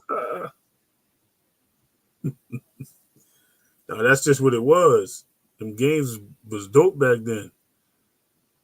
Oh, it is an 8-round fight. You're right, Biz. It's an 8-round fight. That's true. Yeah, that's weird.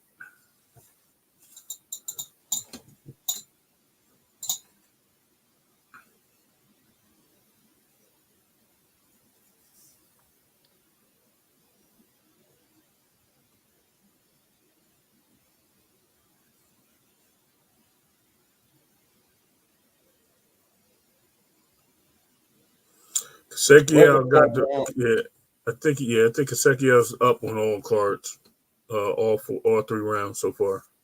Well, so far I'm probably about to be up on these 4th one too. Showing dominance. Sega, Master System or Genesis? The Master System had that was it Shinobi? Shinobi was a good game. So was Ninja Gaiden. Remember Ninja Gaiden? Ninja Gaiden was dope. Yeah. Is it Ninja Gaiden or Ninja Gaiden? I don't know. You know what I'm talking about, Danny. It was by Tecmo. The people of Tecmo Bowl. Oh yeah, bro. Techno Bo used to be the. All you needed was Bo Jackson. You won every game. Yeah, Bo was just knocking everybody down. Even So LT. was what was the other dude who played for the what's his name? The Bengals, right? No. Who? No. Oh, are you talking about the other running back that he was tough too? Yeah. He was It was a wide receiver that was like that. Probably Jerry or something. No, it wasn't Jerry. It was That Die Hard arcade game was on Geniuses. I think it was something with a T.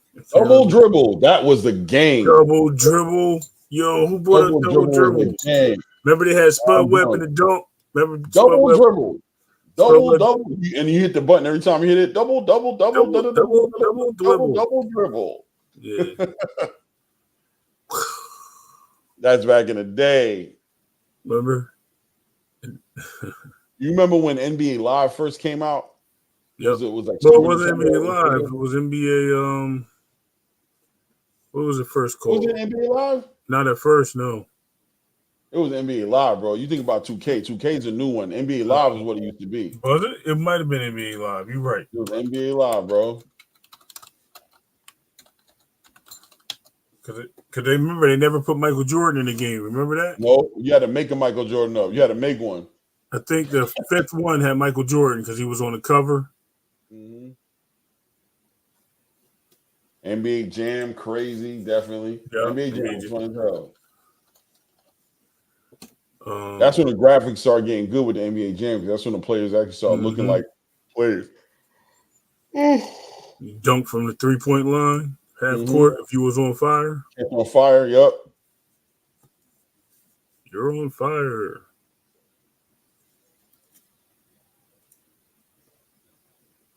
Oh, okay. All right. Kentucky, okay.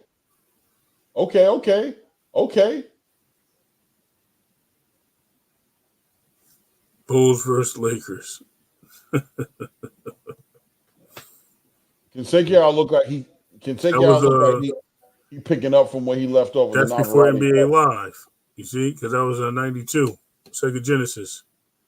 Yeah. Bulls versus Lakers. Yeah, Kentucky look like he picking up from where he left off on the Navarrete fight. Like he looks like he liked the way the crowd was reacting to him, and he came right back on that same energy. It's like round 13 for him. He found something. The Ninja Turtles game, they had like 3 different ones. They had the arcade version that came out later, but the first one, it was that little dude. He was like a little turtle, and then you got the thing. You went to the sewers and you had to cross the river. Yeah, it was crazy. Madden. Yes, Madden 95. First Madden.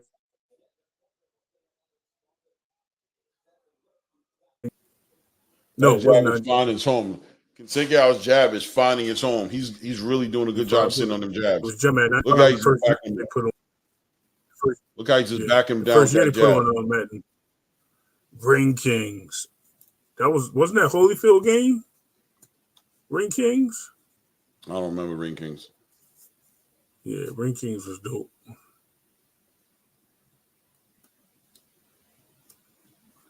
Yo, Truth, you done put another good topic in the conversation. Ooh, overhand. And the jab to fall. Wow, so many games. I had a few of them, man. Final Fantasy original, Legends of Zelda. Oh, nice. Kentucky hit him with an uppercut, came right back over the top with a right hook with the same hand. He's gonna knock this guy out. Coming in there. Look, they just said the same thing you said. They just said exactly the same thing you said. Who said? I'm reading the captions. They said it looked like he seemed on that same energy. Ouch out. Yeah, Mike Tyson, ouch out. Yeah, that was another one that you had the cheat code to only go straight to Mike. You can go straight to Mike. I forgot what that code was. That was it was like up, down, A, like 9 times or something like that. You hit select, left, right, some weird comment. I don't know why I remember these codes because I used to cheat. Couldn't get the Mike Tyson. Super Macho Man was so hard, man. Ball bull. No, it was all. You're right. It was all numbers because you had to go put a code in. You're right. I know it was a couple of nines in there though. I do remember that. But yeah, it was crazy.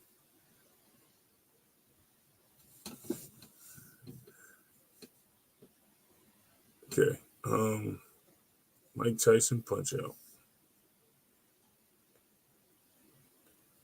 Me and Freakin was talking about that the other day. Punch out versus Mike, Super Punch Out versus Mike Tyson Punch Out. Mm-hmm.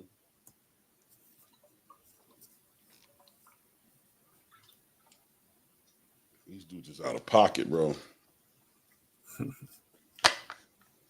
Track and field. Come on, check y'all. Stop this dude, bro. Knock this dude out, bro. I think he going Get to the next fight, man. Y'all dropping water on the floor, dragging this fight out. Friday night round Uppercut, 4. bomb. Came right over the top. Boop. Came right back over the top. Pushed him off. Bomb. Caught him with the right hook.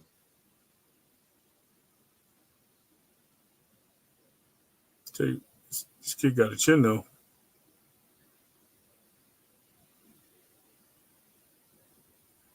Damn, caught him again.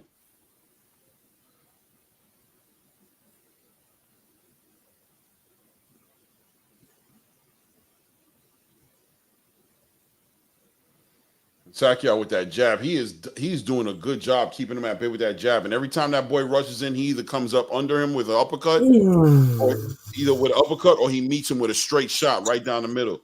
He makes him pay every time he comes in the club. Boom. Nice left hook. Check hook. Boom. Walking him.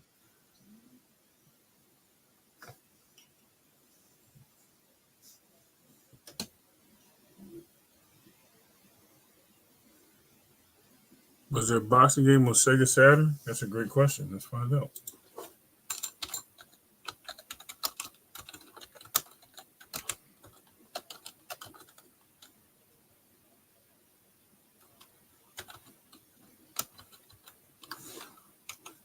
I fair jog by getting ready.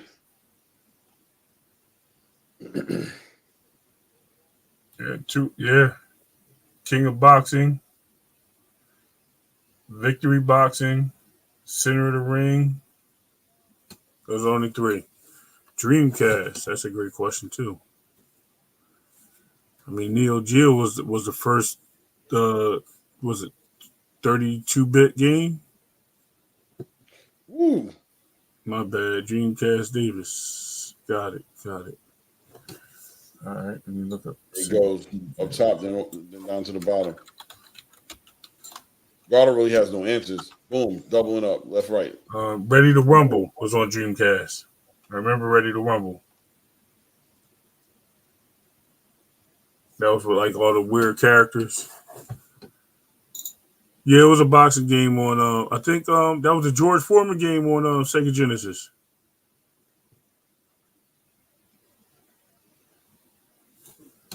Blades of Steel. Wow, they bringing it back. Remember Tekken came out? Matter of fact, Mortal Kombat came out. That's when things started getting crazy. Mm-hmm. They had a basketball game like that too. I think it was called something. Pacquiao is basically Legends running of the Ring on Genesis. Yeah. Basically running this.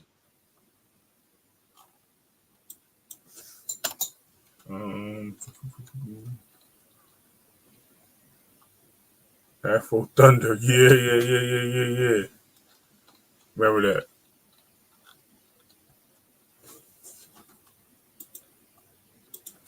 Let's see what else we got.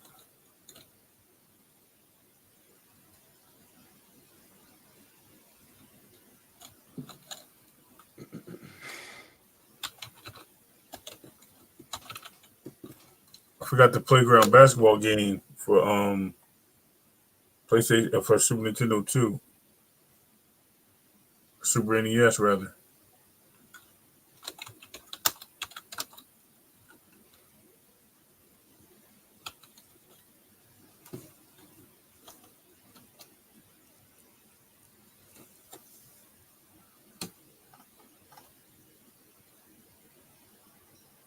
They had Jam. They had that one who was like you was out in the street. Dude had a mohawk. I had that game. Yo. Clay, you remember the pro wrestling game for NES? There was a couple of them for sure. No, the first one. It's called Pro Wrestling. Yeah, I think I remember. There was a guy named Tiger or something on there? Yeah. And a guy named And the Hulk Hogan dude was named Superstar. Right.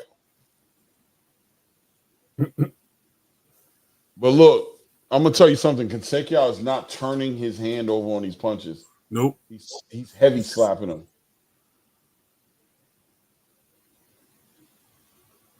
Starman.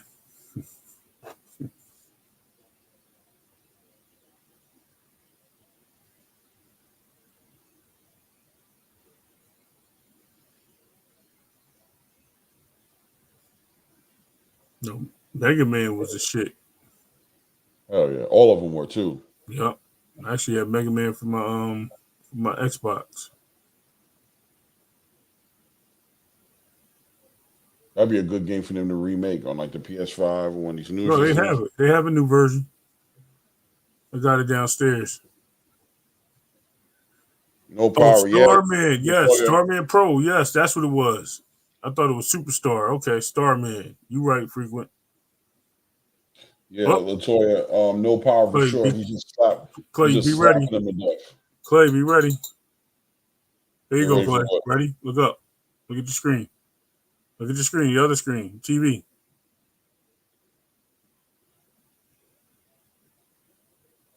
Oh, nasty shot. Mm. Nasty shot to the body. Oh yeah, he done. You can tell by the way he done. He got up. All right. Put it this way. Keep watching. Tough ass Mexican, bro. Yo, keep watching. Ryan Garcia. Need to take notes of this dude. Oh, you need to take notes, Clay. What about? Yo, he got up and fought, bro. He's hurt right now. He just went back down. He's hurt. Mm-hmm. He's hurt, bro, and he still got up, bro. Well, I guess he started turning them shots over in the body, bro. Yeah. Freaking flyer, no diddy.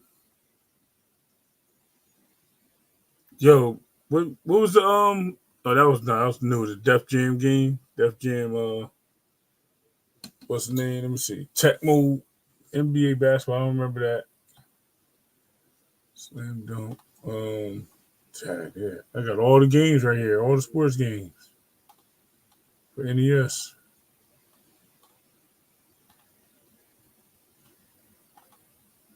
I think he looked up what's his name again?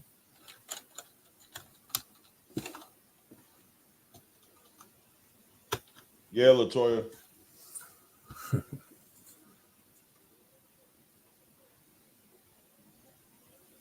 There he is, the Tiger dude.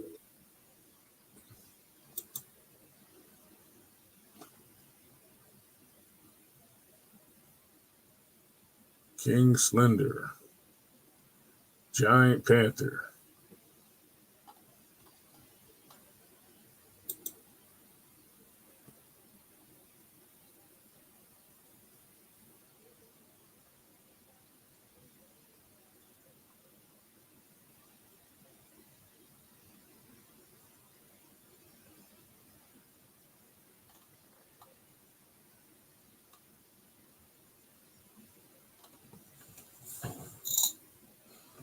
Yeah, he had to stop that. Blades of Steel was whack.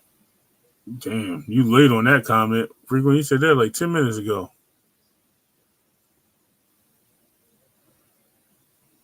Bases Loaded? Yes, I remember Bases Loaded. Absolutely.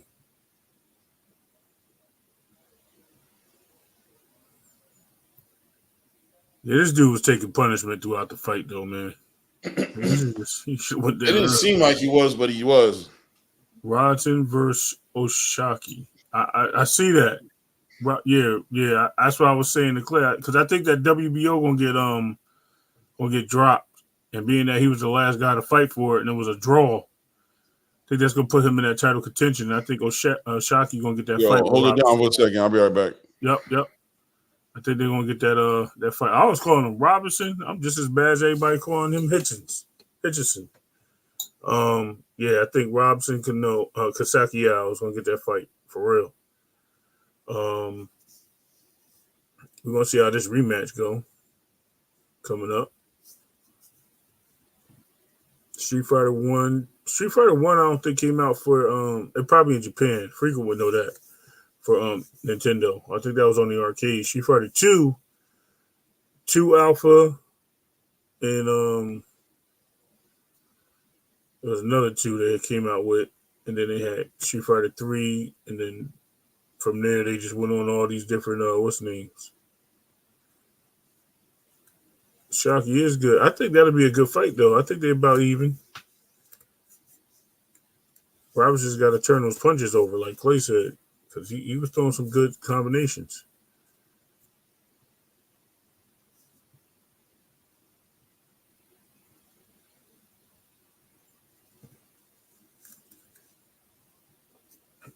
Okay, Texas 16 South. Over everybody. Okay. He should be up in 135 soon, too. I think both of them should be at 135 soon. I was telling Clay that I think he's having issues with weight down there at 130.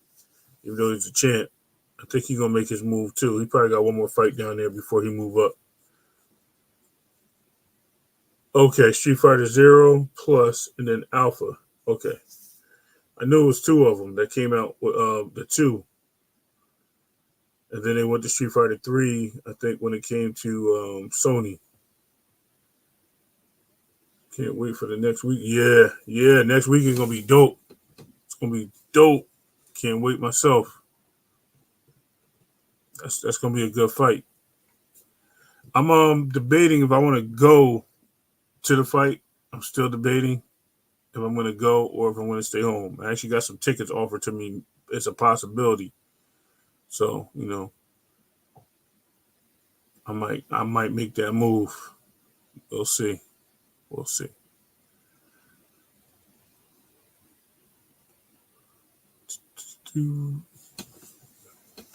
Yeah.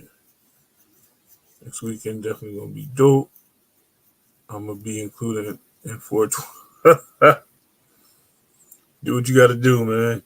Whatever works for you. I don't indulge at all. But I appreciate it though. You know what I mean? Ain't nothing wrong with it. It's legal in most states. Ryan little brother fights Lil Vargas soon. Oh, that's not good. Amelia Vargas?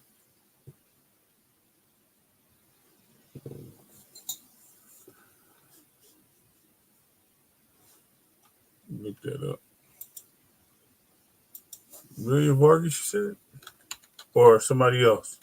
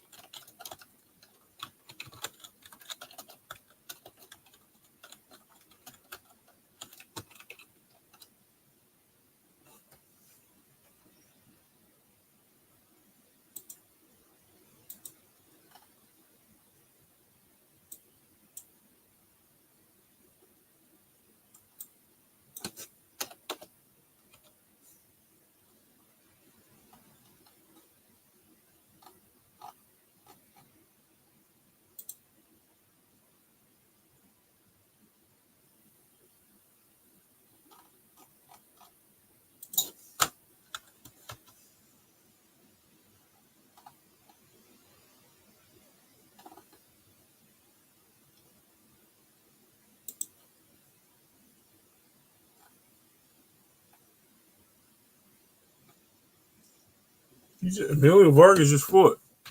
Oh, Samuel Vargas. Who the heck is Davis? First Samuel Vargas fight. No, I haven't.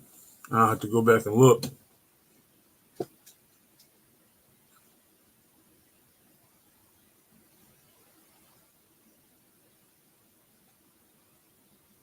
No, I haven't watched that fight. I don't believe.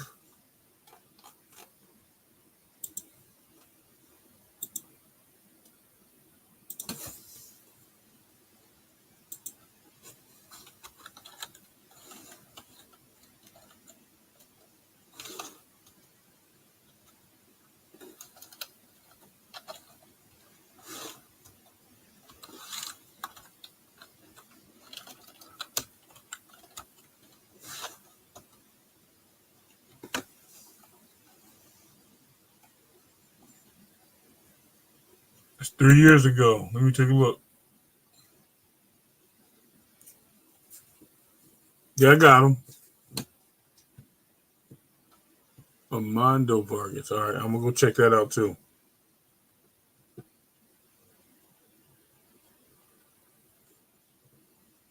Well, first of all, this.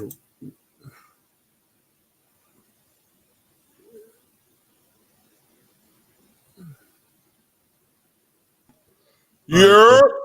Look, you sound like you chewing something. No, I'm just messing with I you. went and got me some popcorn. Okay, no doubt.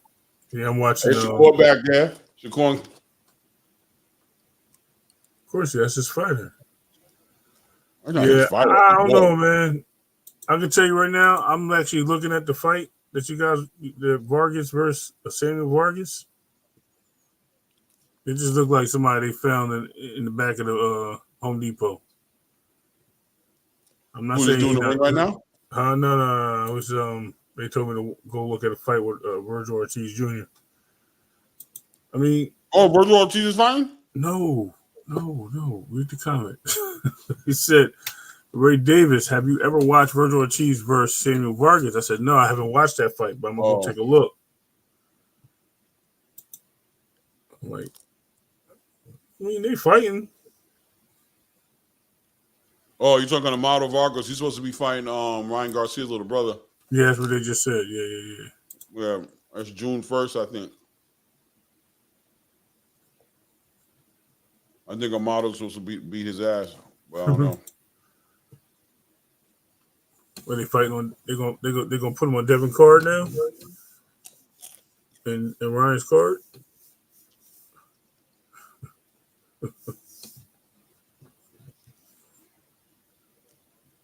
Hopefully, this fight ends quick. I don't even want to watch that fight no more. I haven't skipped through it piece by piece on a like fast times two, and it just nah. I'm glad I didn't watch it. Sorry.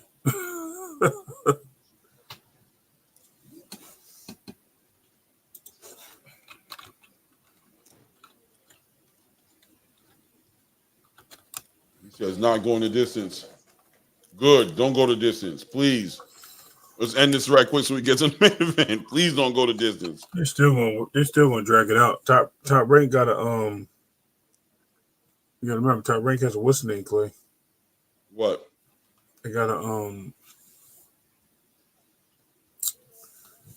time slot, so they ain't gonna rush it. They'll find something to talk about.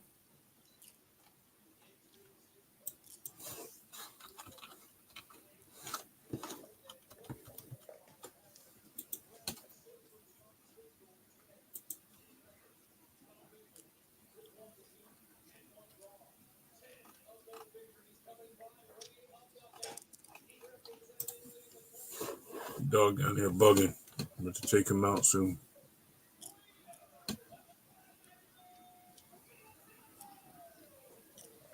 FA on deck. Salute Andrew Charles. I hit the horn, but I'm tearing up some popcorn right now. I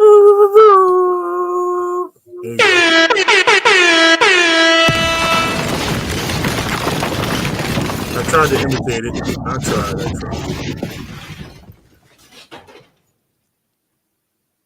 What's he sitting on? What kind of like a silver WBC? What was it? Look like the silver, yeah.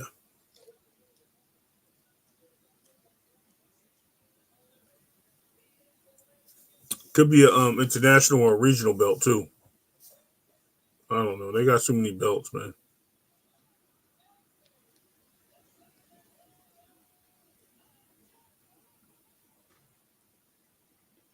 Let's go. Let's go.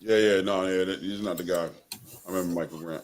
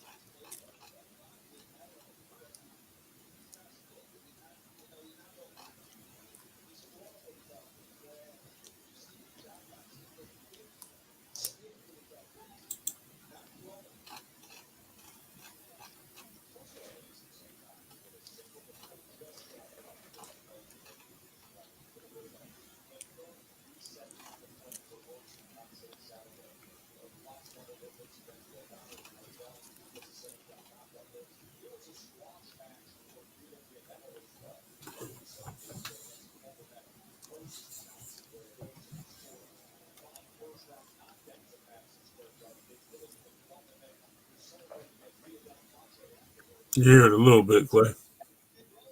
What? You hear it a little bit. I Okay. can't. It's not clear. It's not clear. So you good. No, I'm gonna put it down. I don't want to hear it at all. Arturo Gotti. You don't hear it now, right? Listen. No, you good. You good. I can do the same thing. I got you. I just throw these headsets on and shut everything out. Um,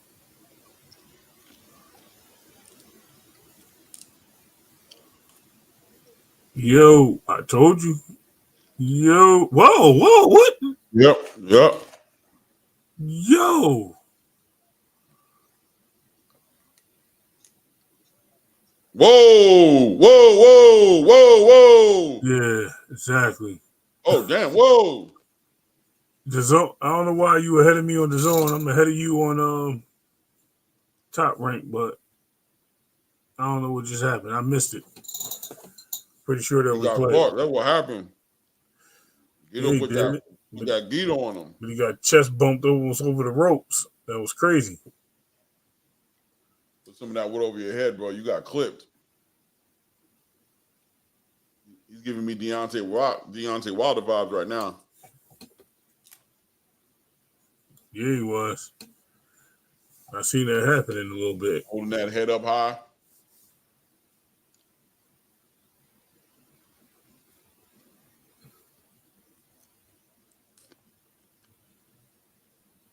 Yeah, what was that, bro? Same thing as Deontay Wilder. He need to go after this dude and stop trying to box. He fucking up trying to box.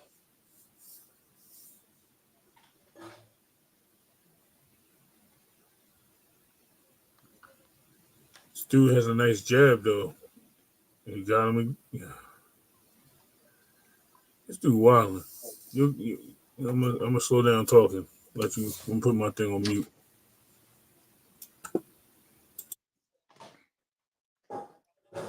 Oh, he about to go. He about to go, y'all. He ain't gonna make it out this round. He ain't gonna make it out this round.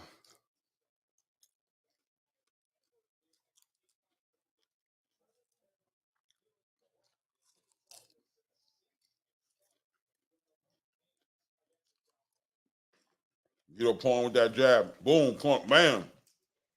Hold on a second now. I He think don't your measure boy. him now. Nope. I think your boy He know got that him. right hand got a home. I think your boy gonna get him. I think he punched himself out, Clay. You think Ajagba about to get him? Yep. Ajagba backing him down with that jab. Yeah, but he not letting his hands go. Guido's smart enough to tie him up once he gets in that mid range. He throws his shots and either ties him up or he gets out of there.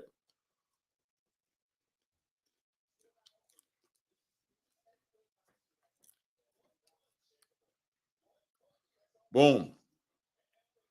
caught Guido with a nice right hand.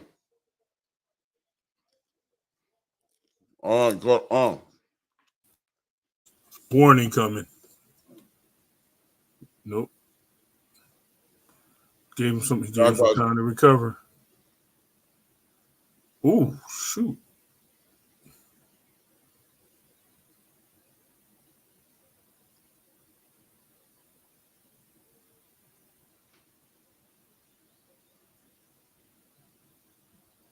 Oh, Jabba coming straight down the middle with some clean shots.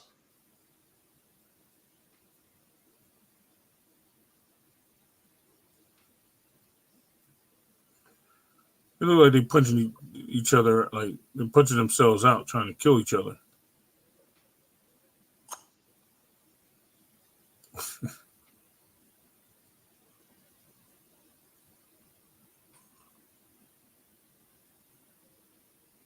Okay.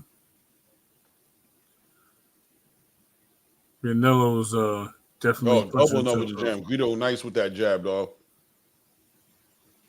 Yeah, but he punching himself out. You can see he's just they're running in heavyweights. there. They're heavyweights for sure. I know he's punching it. He's running in there with his head down, with his hand leading out, hoping to catch something. He's catching. And then every time he gets in that mid range, then he starts swinging wild.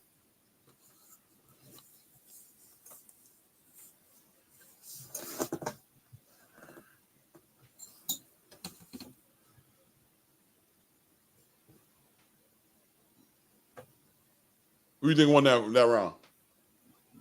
Wow. Honestly, I think Guido took that one. I would too. I think he started off strong, ended strong, but it was a lot. It's a lot of fireworks, a lot of swinging.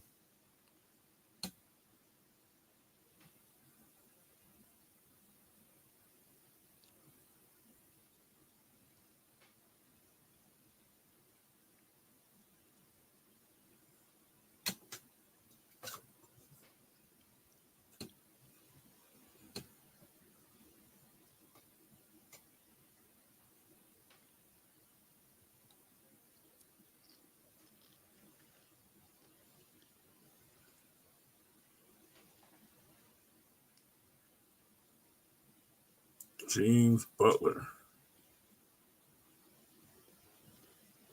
What about James Butler? I'm just reading it.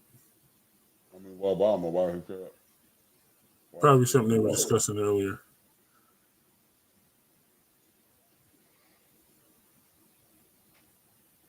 Go.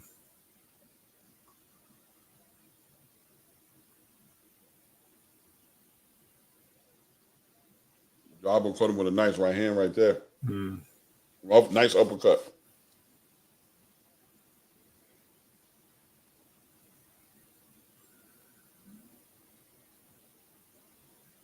You know he got that daggone Orphan Redenbacher.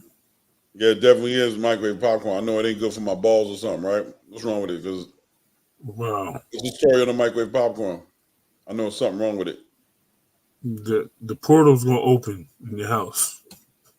Mm-hmm. As frequent. Little kids gonna come in there. They're gonna plug in something, and then the portal gonna open, Clay, and then they're gonna take the popcorn and the microwave out. I'm just messing with you. Not movie theater butter, just regular butter. I'm just laughing because frequent diet had me watch that video about the Miami portal. Oh, I heard about that. Yeah, he had me watching that video. I was like, what?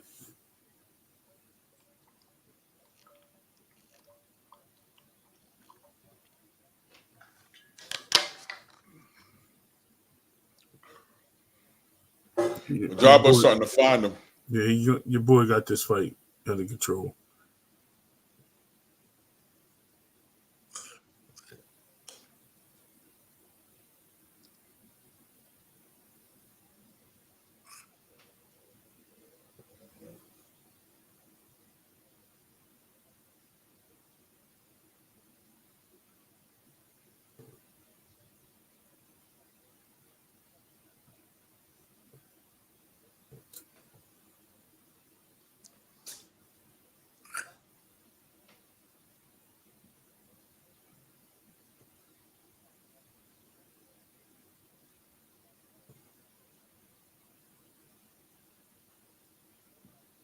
Ooh.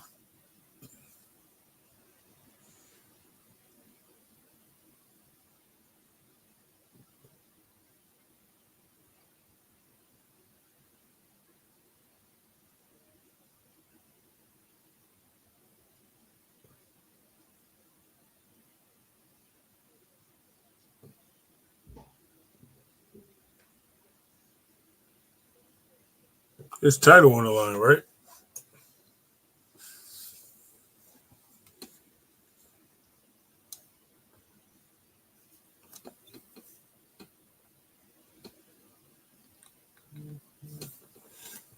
Going to the 5th round.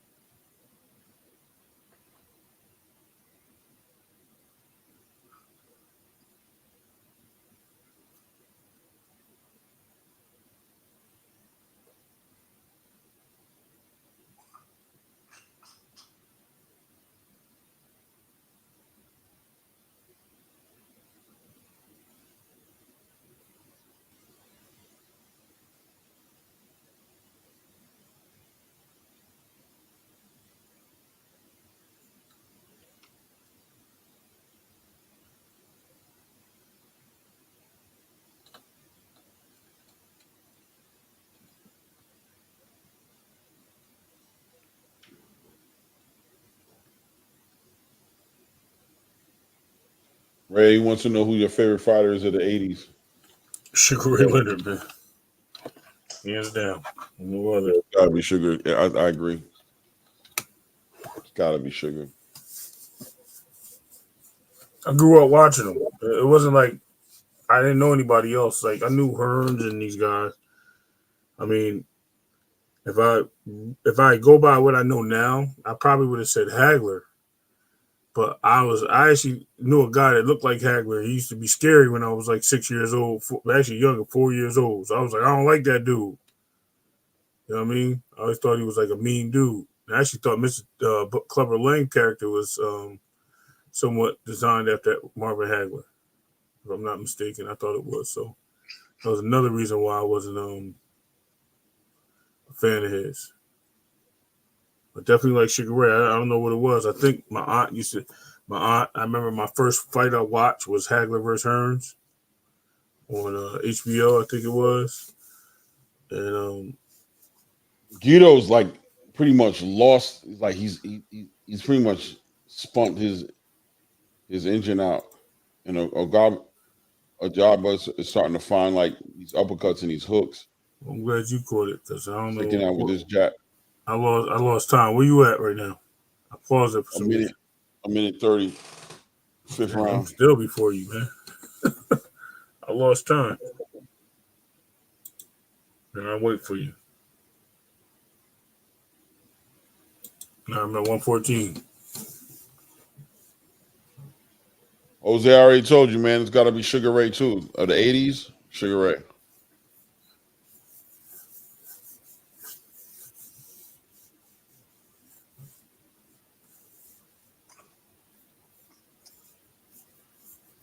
Remember, Sugar Ray won the light heavyweight title at one point, didn't he? He beat that tall dude, the German guy. And that's when then he went back down. Or was it the super? That might have been the super middleweight title. Not sure. I know he beat somebody. Then he lost to Camacho. Actually, he lost to Terry Norris, then Camacho. His last fight and retired. It's 3 losses. Oh. Guido letting the hands go. It was light heavyweight, right? Yeah. I forgot that dude's name. Guido letting the hands go. Guido letting the hands go. He beat him with the dude with the mullet, beat him for the title. Listen. Guido letting the hands go. Yeah, I see him. Guido took that round. And dude was hitting him with the and when dude actually dropped Sugar Ray Leonard too. The dude that was light heavyweight, he dropped him. And then Sugar Ray got up. He beat up dude. He dropped him twice. Made sure he paid him back. Yeah.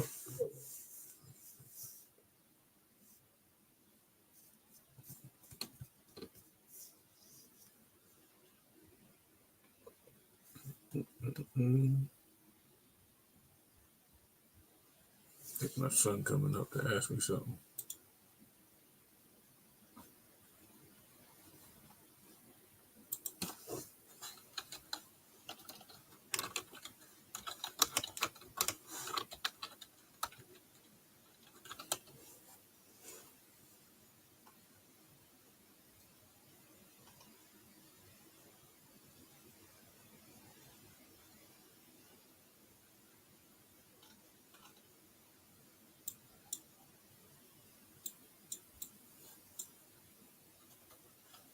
It looks like Guido's got a second win, bro. He's got a second win.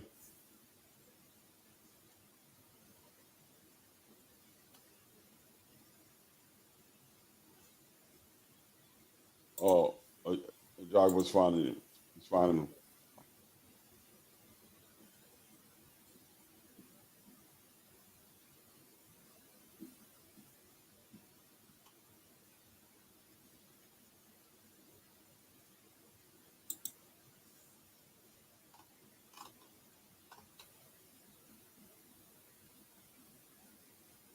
Nice.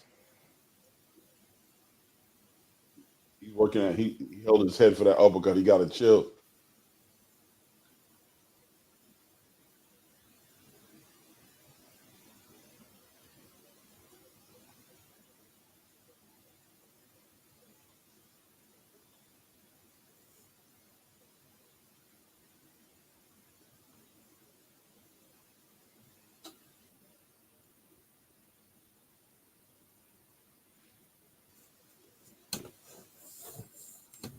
It was Donnie Lolati.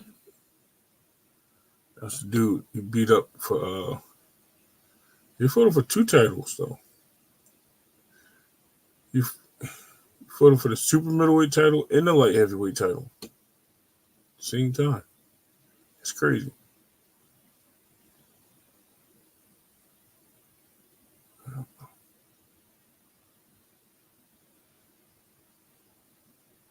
Salute Will Bigelow.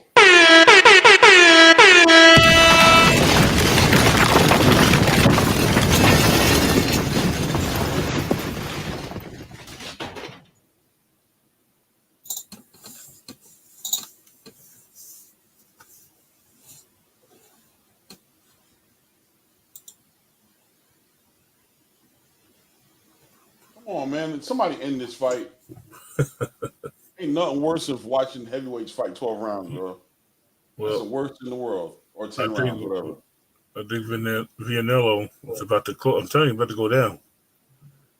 He punches his way out of stuff, and then he gets tired for 2 rounds. Ooh, low blow.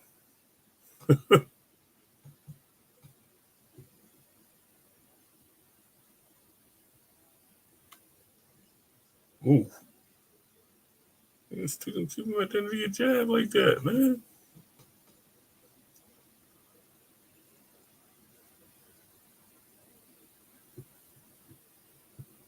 Shaking my head. Why are you shaking your head? Because this fight is just like, I'm actually interested in more box rec than the fight. I ain't gonna front. Yeah, I can't stand watching heavyweights taking a long time to get it done. That's why. All right, so we got, yeah. Isn't the Zone doing a card too? I thought so. I put it on and there was nothing there. I think the fight happened already. I thought they had a card on, unless it didn't start yet.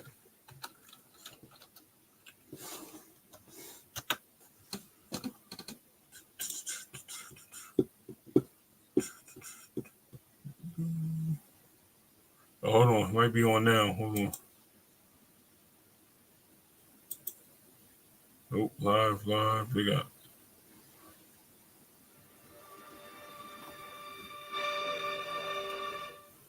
Get back.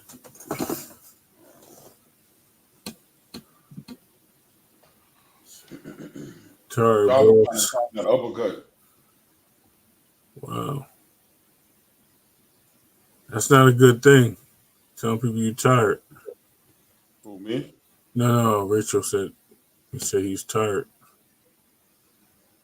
Ooh. Who said it? Was it Villanello? Because he looked like he punched himself out earlier in the fight.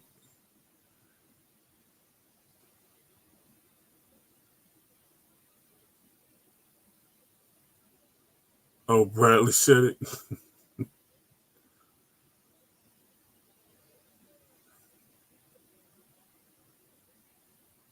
Mm-hmm.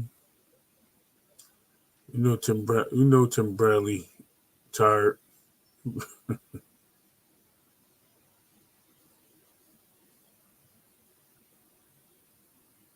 gotta carry that head around, Rachel. Tim Bradley head. It's a heavy thing. You got the biggest head I've ever seen on a human being. Looked like somebody took a football helmet and drew a face on it. Big old head.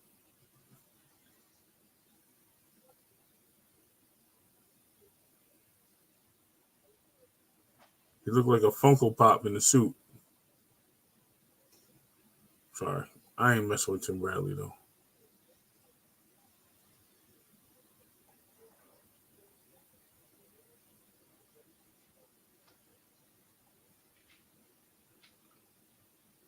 Wow.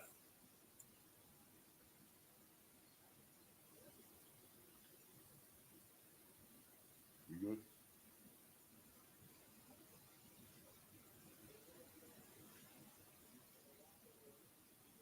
Salute, Will. I'm looking at, they got Riyadh in the back working on something. He looking whack. He looking like.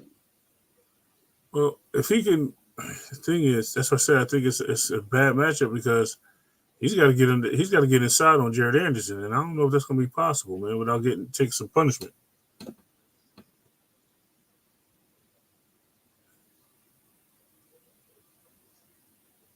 Now, if he gets inside, depending on his footwork play, it could be a whole different fight.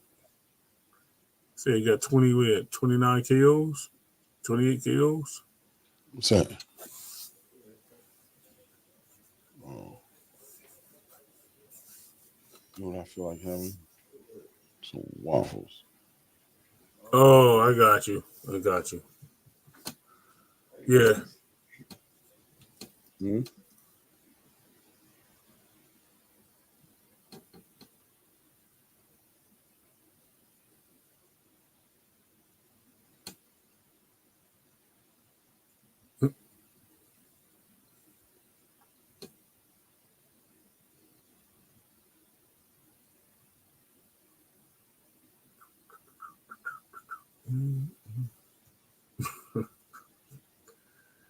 Yeah, they all taking them shots. Pause. We got 40.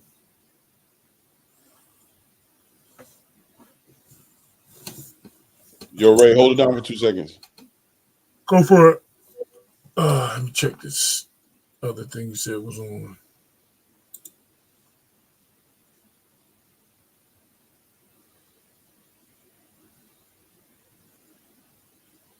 March live. Got 2 fights in Japan. Something. Super welterweight belts. It's got to be like some. Yeah, it's Muay Thai. All right. Oh, what we got here?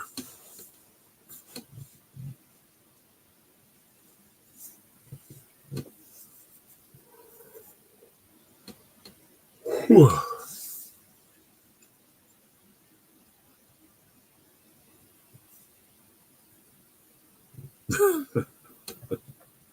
Yeah, right.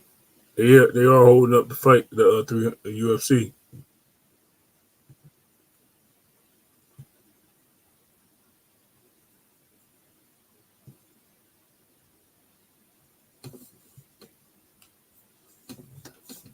me see what we got.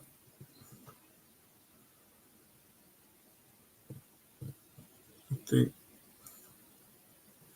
Pianello comes out and he starts off pretty decent with the jab, and he even picks his shots, but it's like when Ajagba gets inside, he just, you know what I mean. He finds his way, like that's when he starts getting hit. But other than that, I think he's controlling the fight with Jagba. Like that left right there. There's an uppercut. I just slowed my fight down because Clay was behind me. I slowed it down to where he's about. Ooh, Rachel doing there. Who's her favorite 80s fighter? That's interesting. I want to see that answer.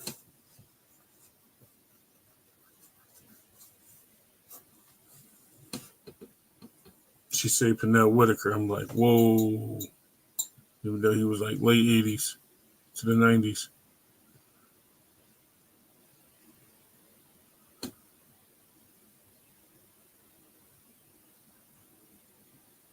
Ooh, shoot.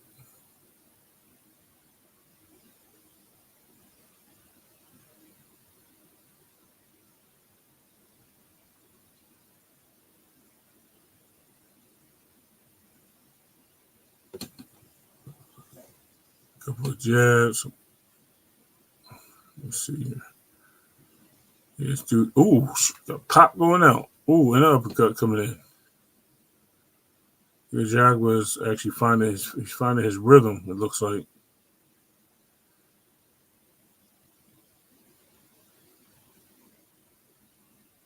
Of course, it's at the end of every round. I have to get that one on Jagba too. All right, now I'm getting cold again.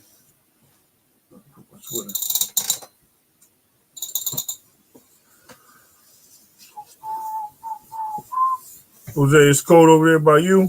Where you at? Yo, this wind is killing us, man.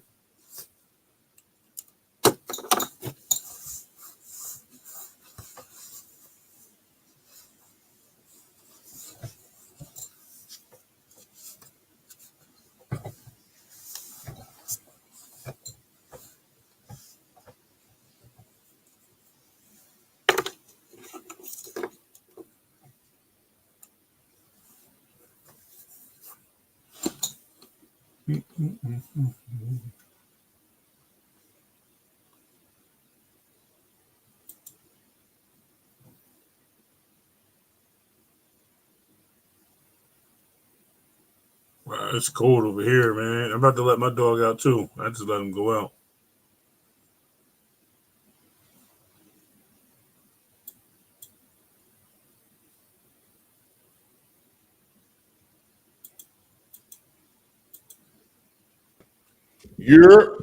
These dudes still fighting, man. Oh my God. Yo, Clay, what I just found out, right? If What? you look at the bottom, well, I don't know if you can do it on your TV, but it's a live button at the bottom of the screen. It might speed you up.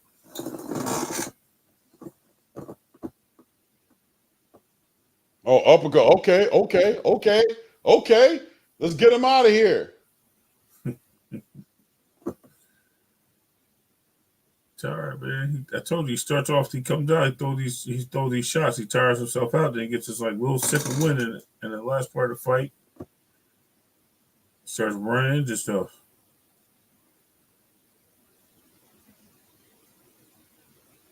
Get him out of here, man. Damn, dog. Yeah, we'll see how I feel Monday, man. I got this game tomorrow, man. I ain't, usually after my first game, I don't recover for a week. Muscles be all tight. Can't walk, can't jump, reach for nothing. We'll see how we are though. All right, now But let me tell you something. Guido be showing like a little bit of life, bro. Like he be still moving, like his feet are still under him.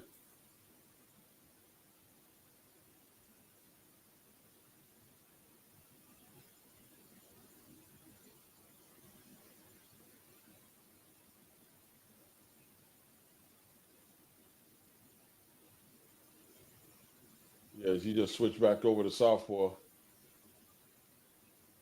Boom, sticking that jab out there.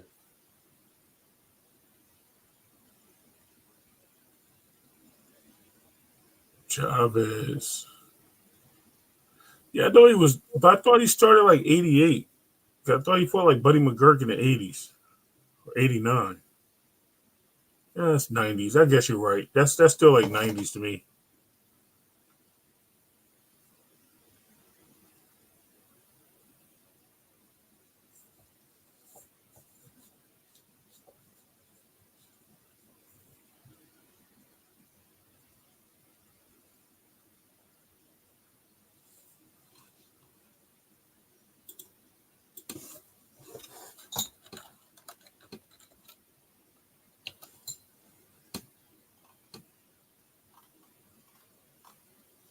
Guido's looks like he's trying to steal this round.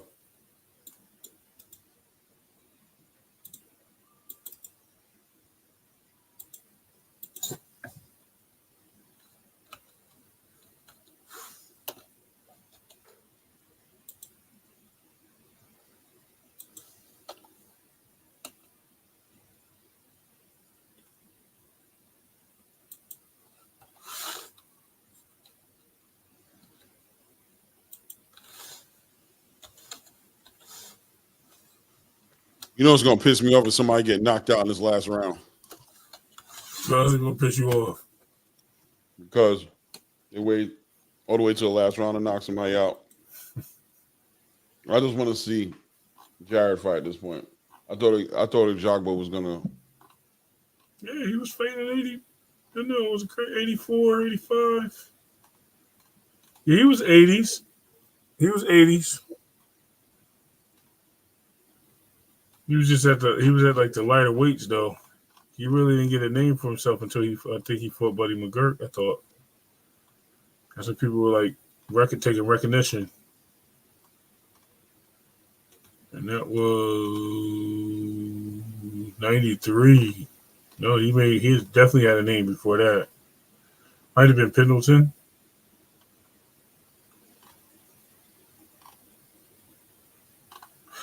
Roger Mayweather. That's who put him on the scene. That was in 87. Rachel. When he beat up Roger Mayweather in 87.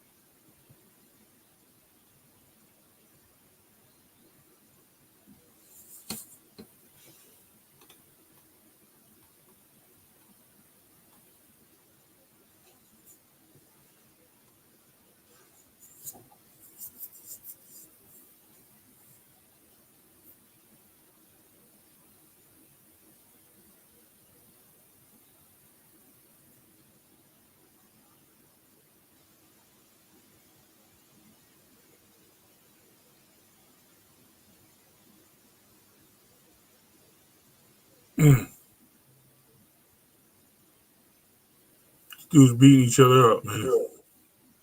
Yeah. They're both tired.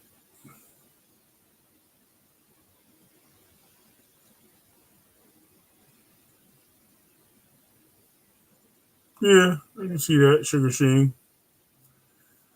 Um,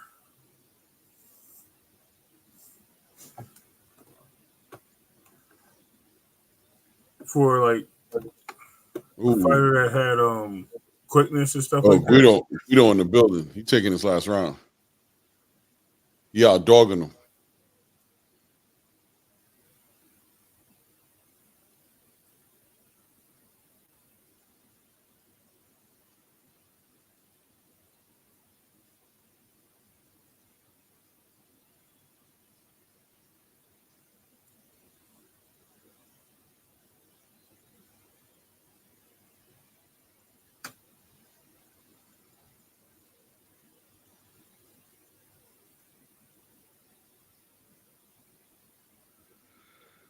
You can't see this going Guido's way?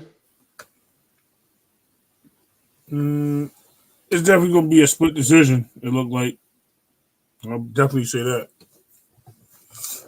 And if it's not split, it's going to be majority.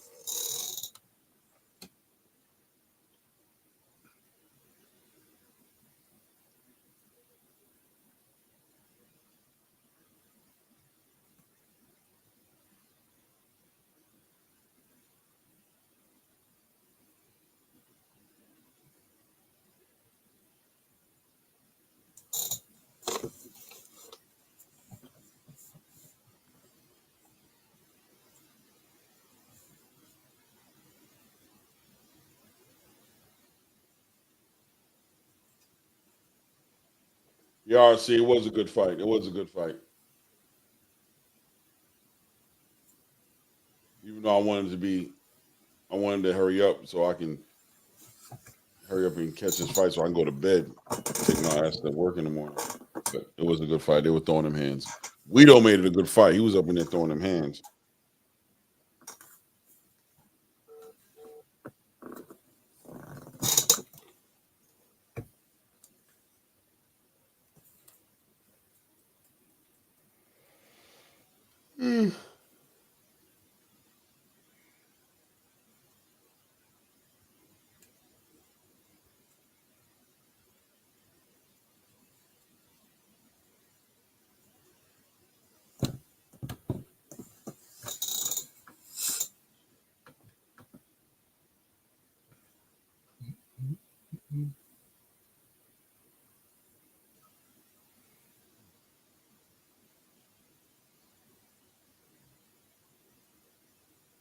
I got a knife and fork. Yeah, bring me the caramel. Yeah.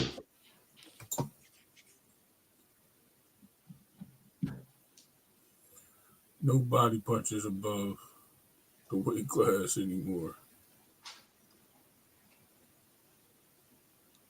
Yep, I agree.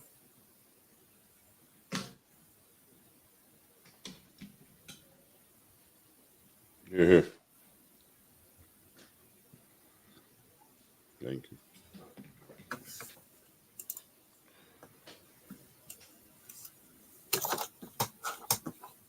Nobody punches above their weight Wilfredo class. was a beast, man. Yeah, Wilfredo was a beast, Jose.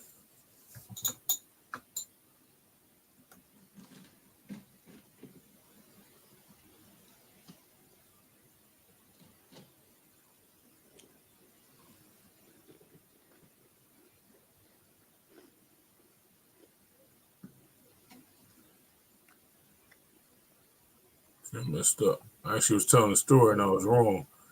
It wasn't when the WBA NBA started. I was talking about when I met Dawn Staley in Philadelphia. It was during the time the USA Women's Dream Team when I met her.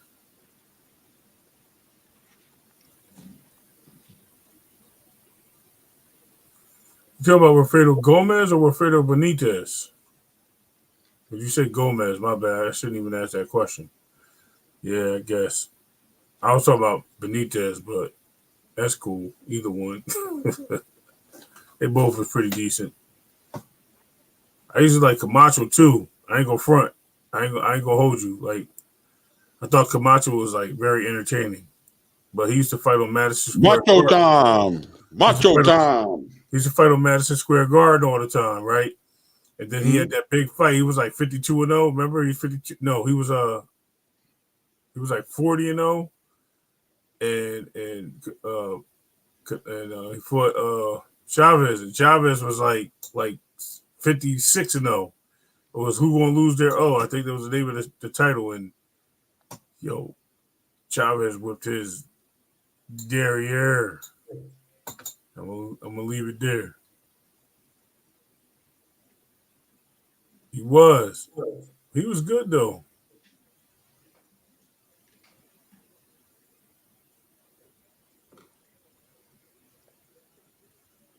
They gonna call this a draw.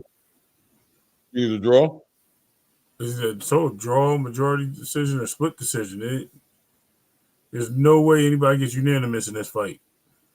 Guido wins. Split decision.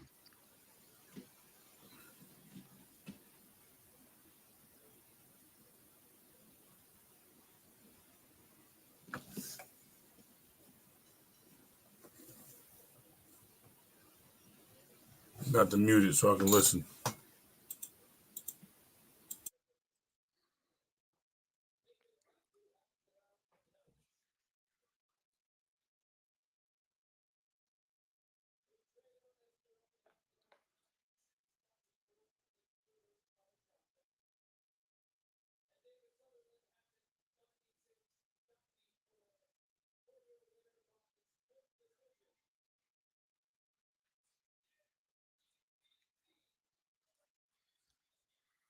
They gave it to a jobber. Right. I thought they were. I told you your boy was going to win, but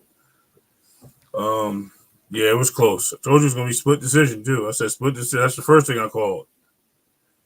It was close.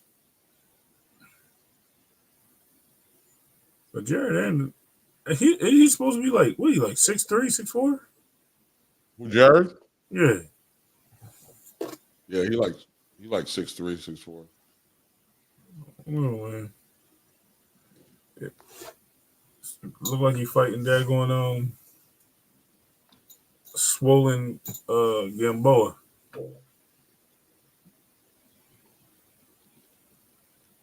The way he's doing his pad work in the back, that Riyadh Merhy do, it was whack. That's what I just said. Unless he fight like Mike Tyson, he getting dropped. That's what it is. The Black Mamba. Second coming to Jordan. I think that's what you're talking about.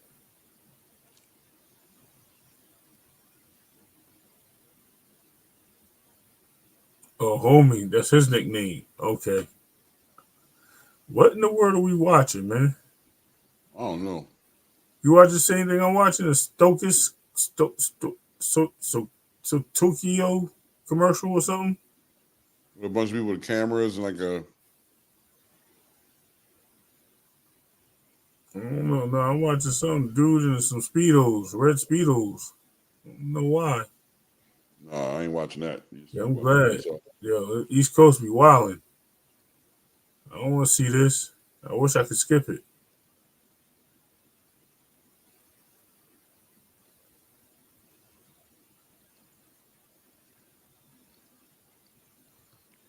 Riyadh look like he about 5'10".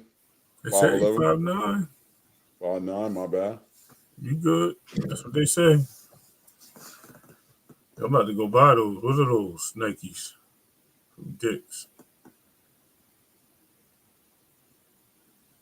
Need some white shoes for work.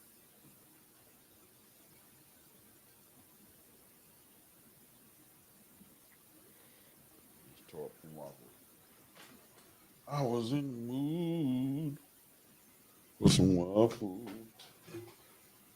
I'm gonna sleep like a baby. I'm not even.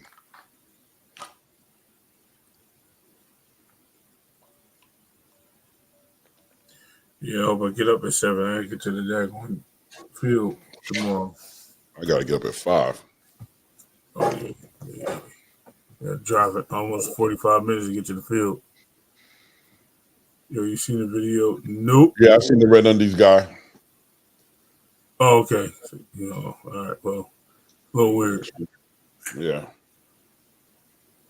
Bro, I don't even watch that dude. Truth, I ain't gonna front. I don't even put him. Somebody told me about him a long time ago. I just never liked him. Never can get used to his voice. Yeah. You know what I mean? He just always sound weird. He tries to explain too much, and his energy be different. So I can't mess with him like that. And then he one-sided everywhere, man. I just can't.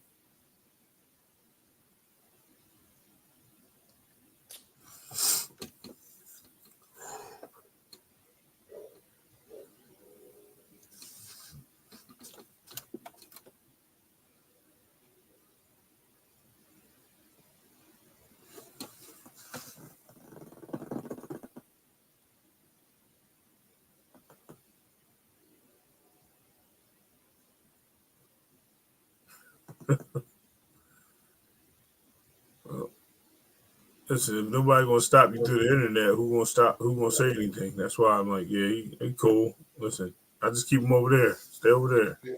That's it. I'm good. I don't want that energy.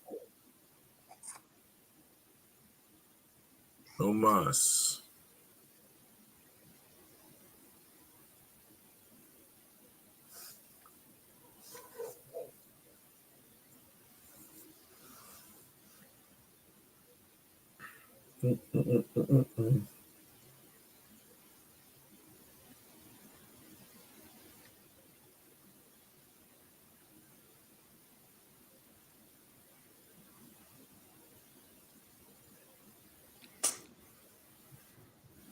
This is. Oh man, okay, I'm hitting the snooze button on myself, bro. Listen, bro. I'm Trying. listen, I caught myself. Though. I hate getting to this point of the card and feeling this way, bro. Because this is the fight we all came to see. Was this one fight? It's like, yo.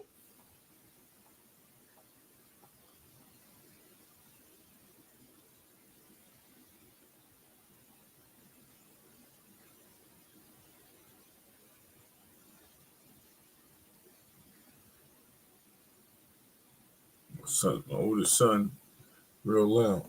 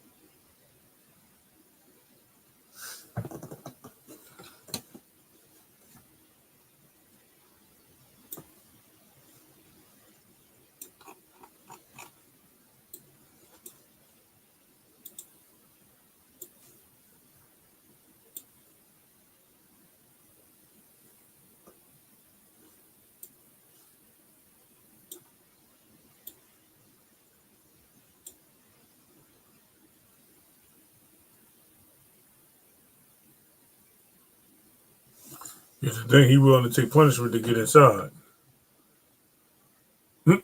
You right.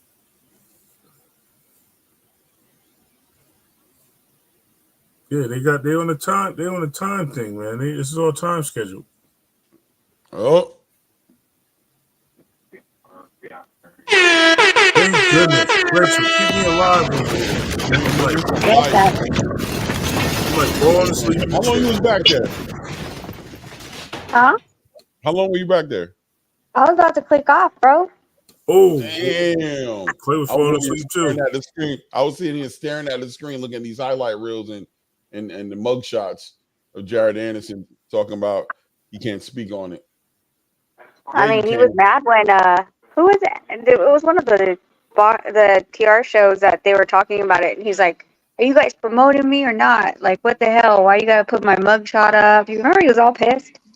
Yeah, I mean, bro, everything you're here for public consumption. Pause. You know what I'm saying? Whatever you put out there is what we looking at. You put mugshots out there, brother. How's my audio? Better. It's better. That's weird. So if I put on my camera, it's better. Doesn't make any sense. I ain't gonna lie, it's still cracking. It's a little staticky, but it's not too bad. No, it's my phone. I know, but even if I do that, my dad's telling me like turn the TV down. Then I'm like, it's still bad. Like I don't know what's going. Just don't tell Nonito. He's gonna tell me to buy a new phone. What you using, AirPods? No, I don't got. No. Talking through the speaker. I must. Dropping it. I don't. It might be. Did you go swimming with it? Turn the volume down a when little they said it was waterproof, you thought it was. Turn the volume down. It might be the volume coming back from the speaker. How about now? Much better. No, he lying. It's cracking. It just No, did it's it. not. No, it cracked again. It cracked. Clay, it was when she asked how about now, it was good, and then it. I don't know if that happens. I missed that one. At this, it better be worth it. Dude, does this guy look like a bigger Scrappy? Do you guys know who Scrappy is? Yeah, Scrappy Ramirez. Yeah, he does. Doesn't he look like a bigger Scrappy? He does. Yeah. That's why I asked you how tall he was. You look like a bouncer at the club that they said they told him to go fight. Like he go fight. He look like a bouncer, like one of those small bouncers. You know what I'm saying? Like the ones that do the door. Yeah. It looked like he just got finished playing rugby. They don't put him in the club. They just put him at the door. Yeah, he looked about 5'9". There's no way he's 5'11". Yeah, he's already like 5'9". Yeah, he's 5'9". Coming to get knocked out. You see it on his face. He coming to go night. I don't think he's coming to get knocked out. I think he's gonna hit this. I think he's gonna bring some bodies. Where did this guy come from? Frequent fly. Germany. Ain't that a German flag? No, Belgium. Whatever. Ivory Coast? Yeah, his native is Ivory Coast, but they say from Belgium. Oh. Half the time I don't know if my dad's telling me the truth or not. That's why I question it. Yeah, but they have a lot of people from Ivory Coast that's in Germany and Belgium. So, I mean, I think those two brothers that play soccer. One's on Germany, one's Ivory Coast. So I mean, that just goes out of the 90s has got to be Mike Tyson. Who else? 90s, Mike Tyson. Who else? That's what me and Nonito were talking about. Like, there's a lot of fighters that were 70s, 80s, and then 80s, 90s, and like it's not like they just stayed in one decade. So it's kind of hard to. Mike was like 87, 85, 86, like 86 right? to 97. I think Mike Tyson. No, 90. No, he lost in 95. 92 he lost. Right. But I'm saying his reign was there. I think Holyfield's the 90s, bro. I ain't gonna front. See, I've been watching Holyfield when he was a cruiserweight, when he was light heavyweight. What about Roy? When was Roy's era? Roy was like what? Late 90s. Late 90s and 2000s. 90s. Yeah, he was like late 90s. He started in 92, but I think his career took off like 96, 95, 96. Is it Roy in Miller's Corner? I didn't see him there. I think he was holding pads. I think he was holding pads for him. Because wasn't that was the one where like they were in the gym and Miller was crying and he was referring to himself in the third person and shit, and we're like, that was going on. Jared don't want this. Jared didn't ask for this. Yeah. Jared didn't want to say Jared. Jared, if you don't shut your ass up. Butterbean? Okay. Roy was just staring at him like, yeah, man.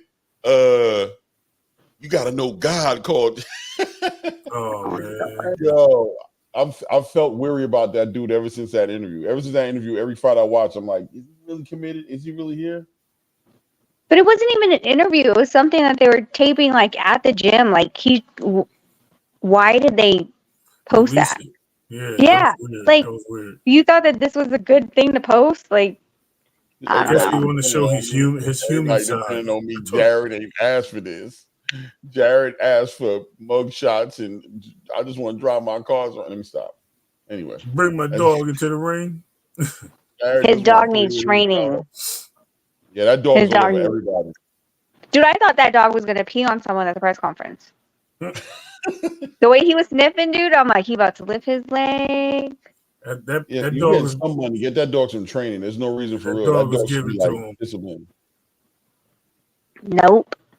Yo, he got some knockouts, bro. He get in there on these paws on these tall dudes for real. No diddy. He knocked them out.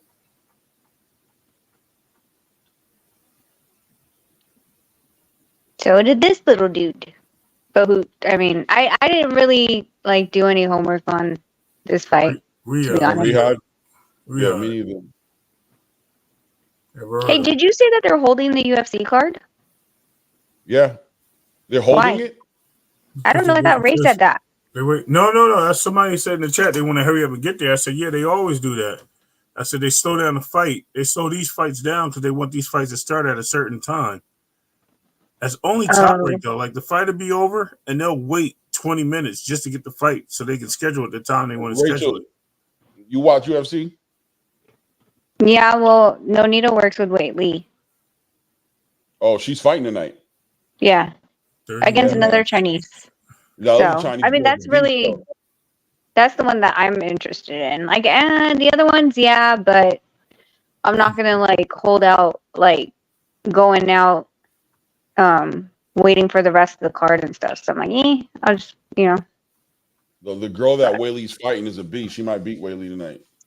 She good. you shut your mouth. Okay. Yeah, I Clay. guess you want Whaley to win. I don't Yeah, know what side to take. I don't know what side to take on this one, Clay. I'm not taking no sides. I just know I'm the just other telling girl. you, I don't know what side to Nice. take. Shorty nice. Whaley's strong too, though. No, She's Whaley strong. should. Yeah. I'll never forget what Whaley did to Johanna. Oh Whatever yeah, her last name was. she beat her up.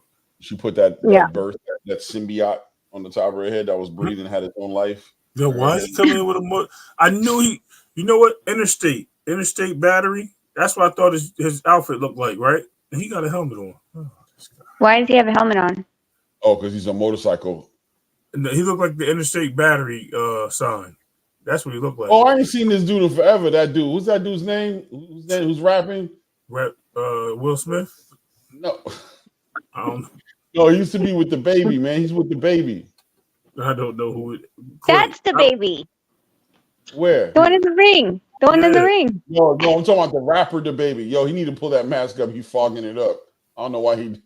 Yo, you look crazy. By the time you get to the ring, you ain't gonna see nothing. Yo, you gotta look it up. Yo, you wilding, bro.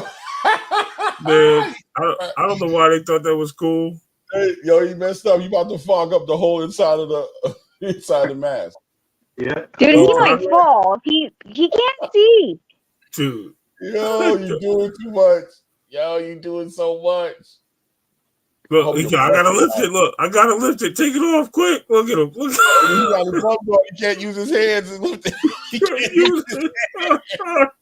Look, he's trying to clean it. You can't. Oh shoot, Yeah.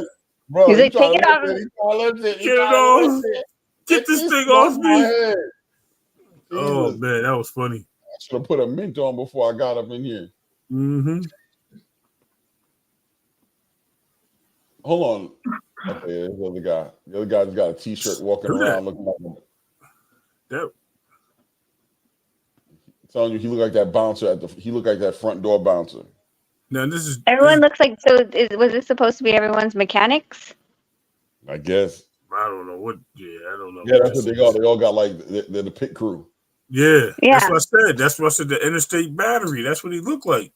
Look at the logo, the way the logo shaped and everything. Mm. And then he come in there with a helmet on. I'm like, what are you, NASCAR? Like, got that fat. Oh, fat. He got dudes brushing his hair, man. I'm telling you, bro. I've never seen anyone brush their hair before the fight. That's interesting. Adrian. Remember Adrian Broner did that. Oh, yeah. Remember? Okay, besides him.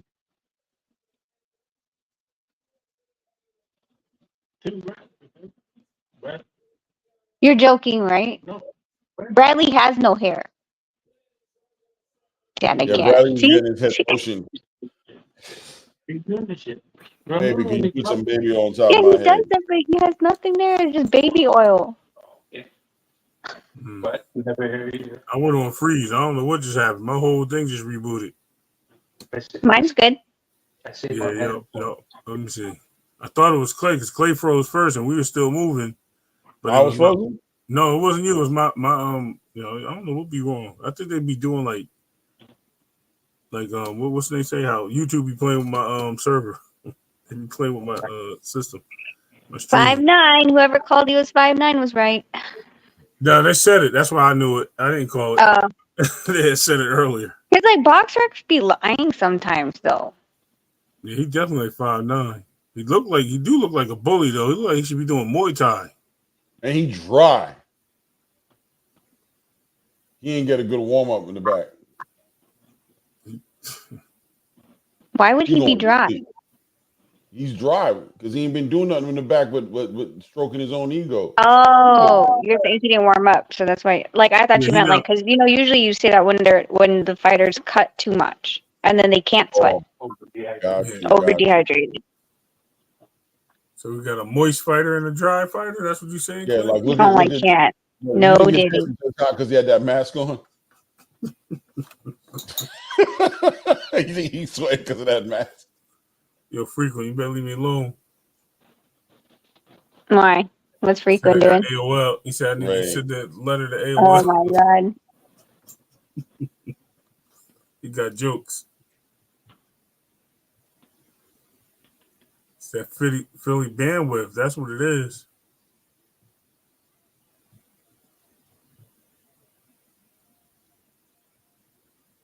Yeah, this guy's. His crew got to be hot as hell in those. Right?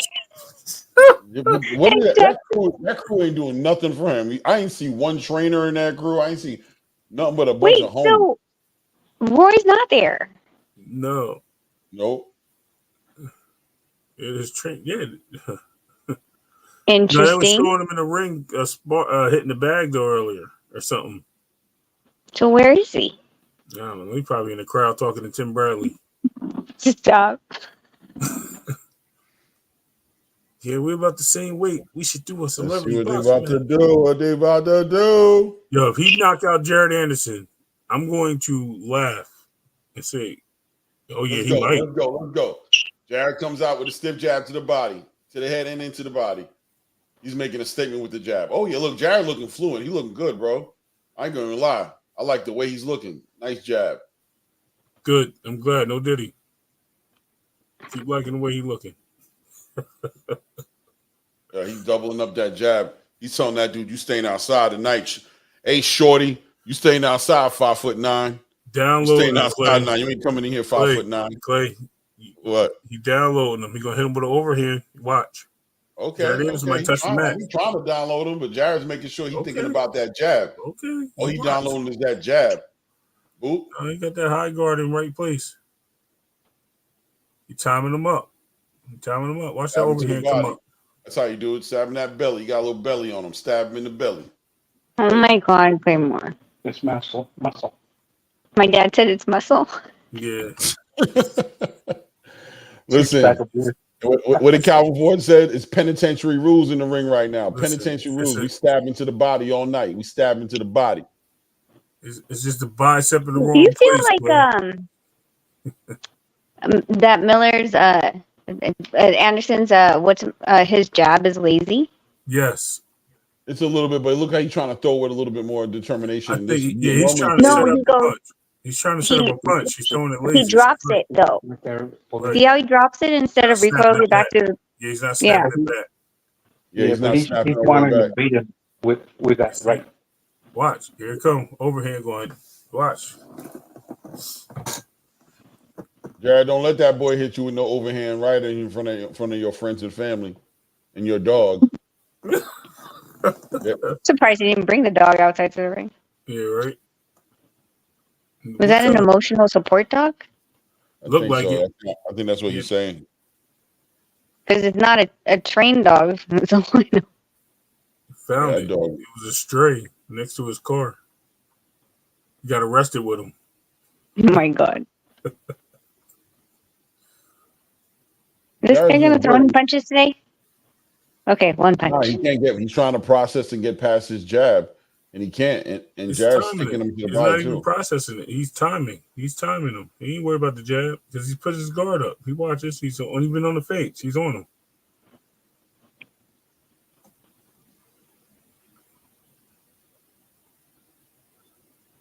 When Jared get comfortable, see, it's timing. He just hit him with two jabs. Ooh, reaction pretty quick.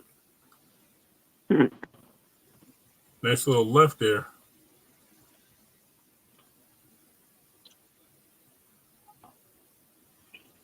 I'm gonna finish the fight with my dad. I'll catch you guys later. Just want to stop in. If anything, if it ends early, I'll ping back in. Okay. Thank you for coming on, Rachel. See you in a minute. Yeah, no worries. I don't know, Clay. I'm telling you right now, bro, that ain't working. All that processing time and shit, he got to get clipped. Why? What's the name do this all the time?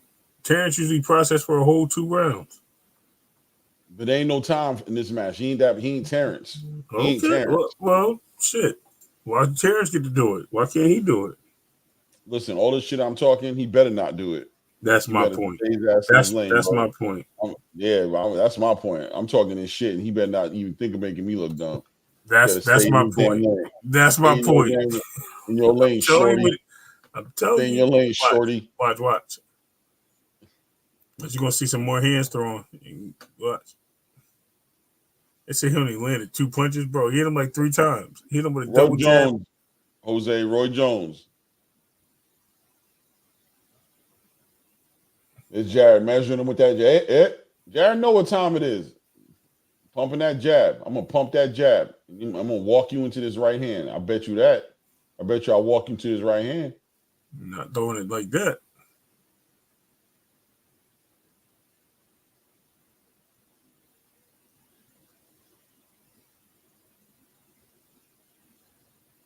Oh, it was a nice. Whoa! Parried it. He caught that one. He got that one on the chin. Jared's doing a good job of staying behind that jab, man. He pumping that jab out there, walking him down with that jab.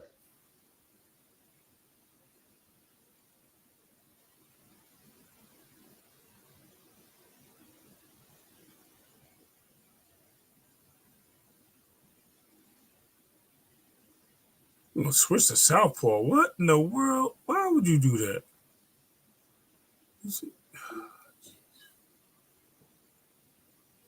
Stab him to the body.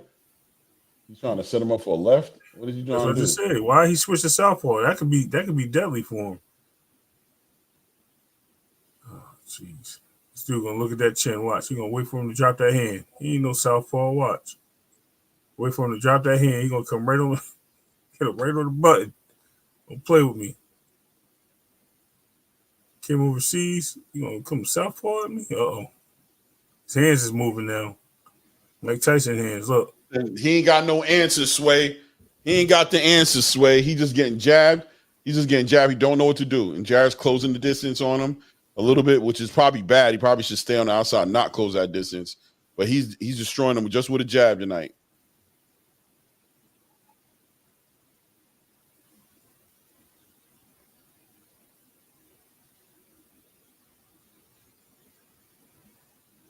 Nice body.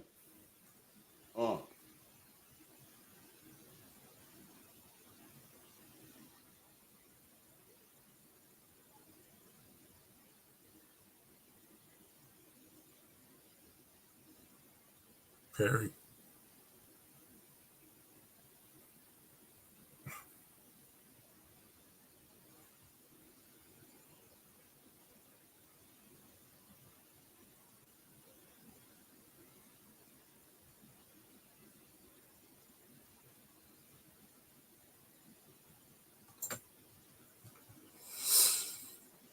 May 6th. It's my birthday. Think I'm watching Inoue fight on my birthday? Hell to the no. What you gonna be doing? Sleeping? Going out? Yup. And then probably going to work. Guys, salute to everybody who's in the chat, hanging with us tonight. It's a long night for me. I don't know about you guys, so I appreciate you guys being in the building. Clap it up for y'all, man.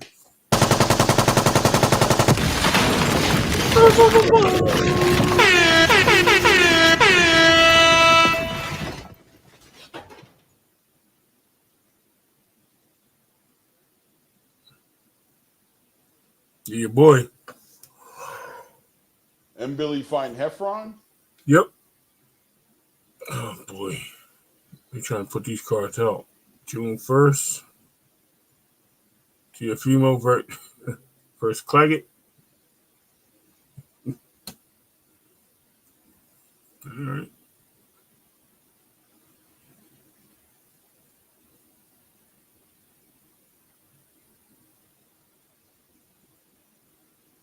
Woo! Snapped his neck back. Yeah, I seen it. The overhand was thrown too early.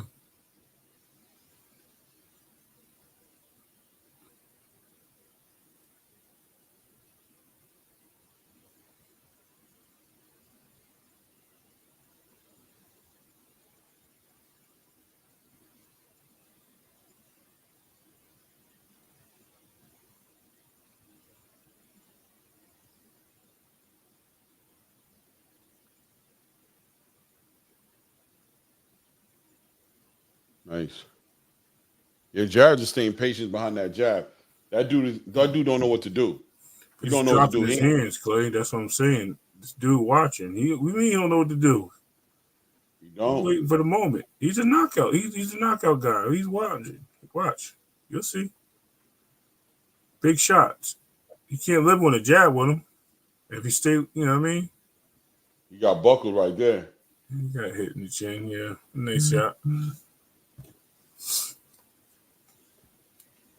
Wife yelling at me right now. She asked me to do 2 things for her and I ain't do it yet. She'll be all right though. All right. Nice body shot. Nice. 2 kids in the house and I get yelled at about this. All right. Let's see.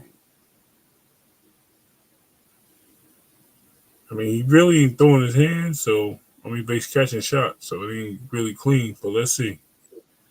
If I was the ref, I'd be like, yo, you ain't even punching. Oh my god.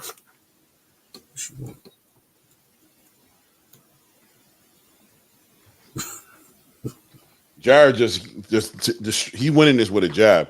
This dude got no answer, bro. He ain't processing nothing but how come he getting punched in his mouth? He might be. He had a long flight, Clay. Take him Caught a him with minute. a nice right hook. Body. Ooh, nice shot to the body. That dude is in shock, bro. He doesn't know what to do. He's feeling the power and he just doesn't want to get knocked out. Ooh, Jared. okay.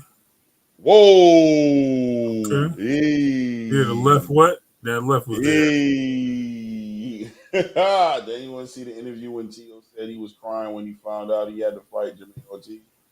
No, I ain't see that.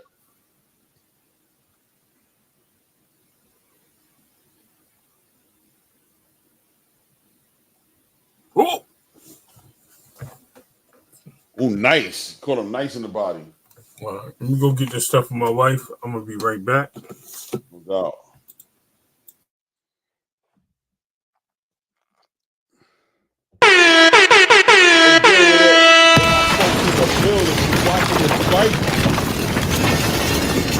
Y'all exactly what Ray's saying, man. Is this guy processing information? Is he processing information, setting up Big Baby for the big first class trip to the Shadow Realm, or is it how I see it, which is I think he ain't got no answers, Sway. I don't think he got the answers, Sway. Yo, who is this dude talking to him in the corner, man, with the chain around his neck?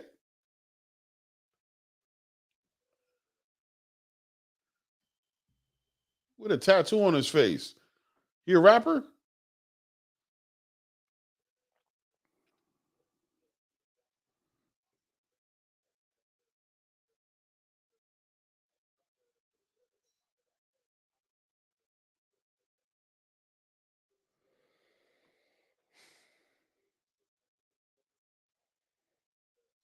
About 10 seconds into the 4th round.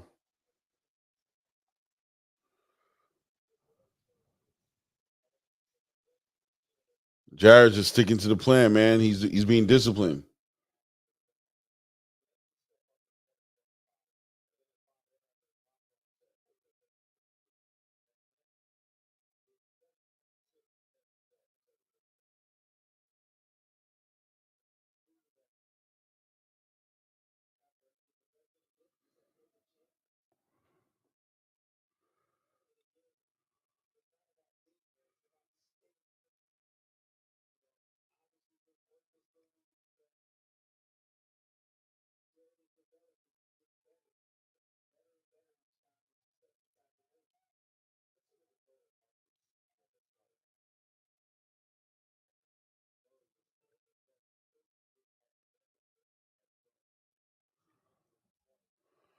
Jared just eating him up with that jab, man. And he don't gotta do nothing else because I know that guy's trying to wait on him to get confident enough to just start going crazy, but he got a good corner. That corner telling him the truth. No, you make him cut that space. You make him figure out how to get up in there. You stick behind that jab. Jab is serving its purpose 100%.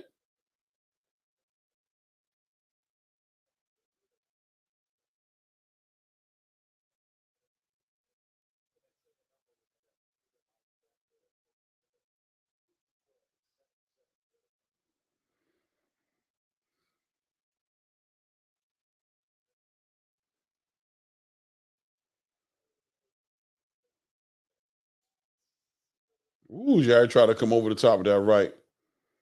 Nothing but Nothing but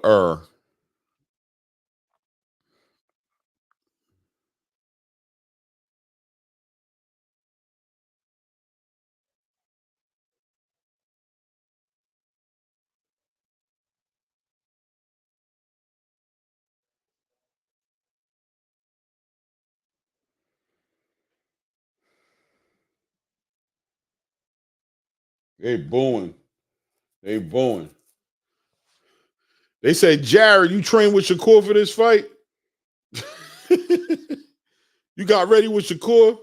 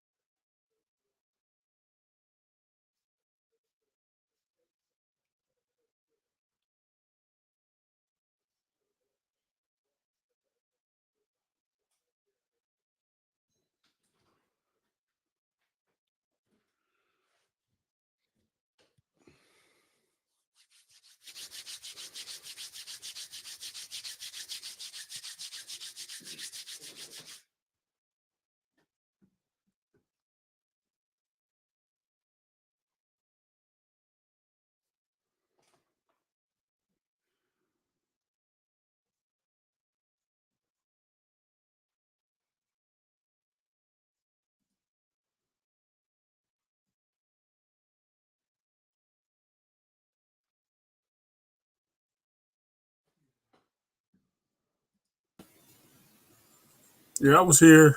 I was watching you training with Shakur for this fight. He ain't running, is he? He ain't running, but he's sticking behind that jab. RC, man, you might as well go on to sleep, Clay. This extra boring talking about, man. Listen, man, I hope next Saturday isn't like this for sure, Mr. Big Play. Oh, God, please don't let it be like this next Saturday. Especially with those undercards. But you know what's going to happen, RC? As soon as I dip off, I'm like, oh! Man, you stop playing, man. You just trying to make it sound salty. Bro, he got a nice left on him, bro. Nice straight right to the face. Jared walked into that.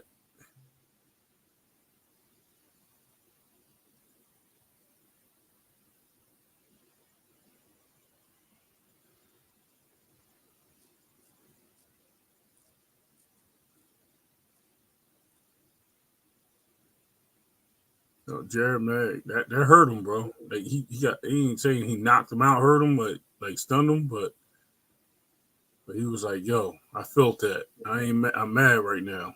Jared started putting some You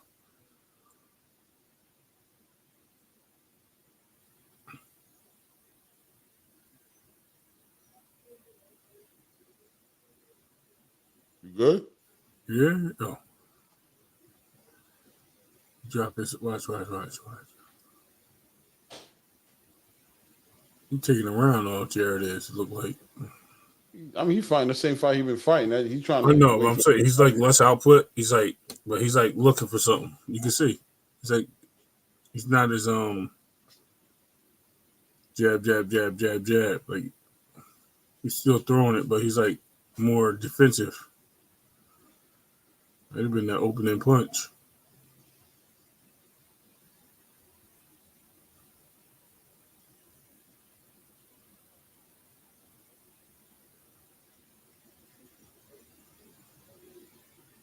What the hell was that? Matador shit?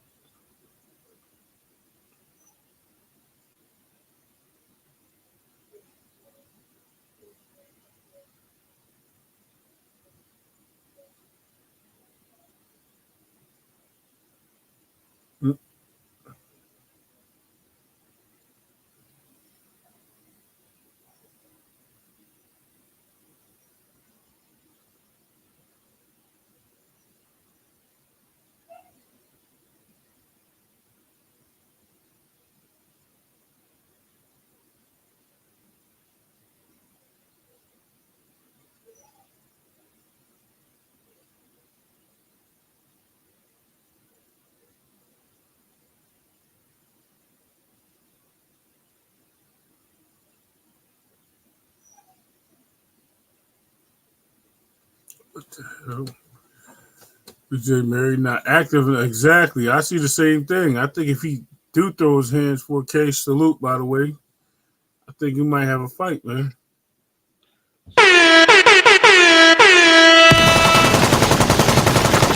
4K in the building. Yeah, Merhy not active enough, and it looks like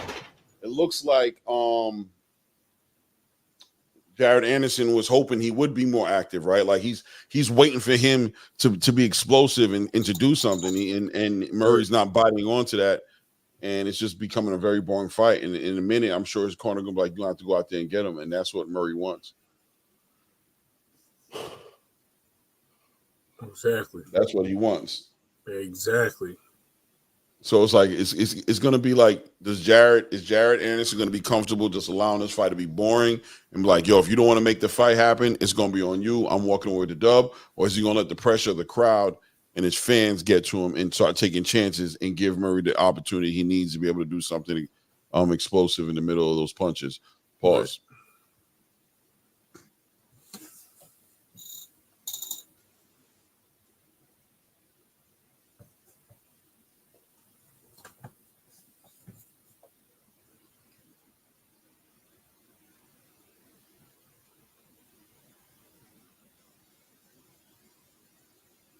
Ooh.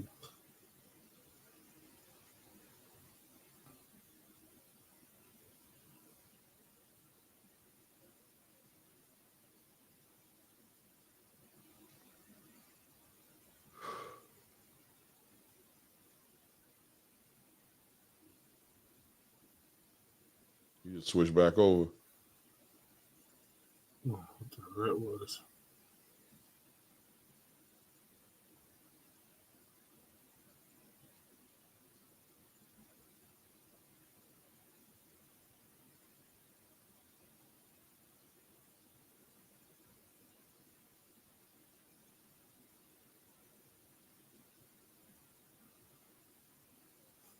I don't know what the southpaw shit is, but that's gonna get him hurt. I'm telling you, watch. I think he's trying to make the jab stiff. Pause.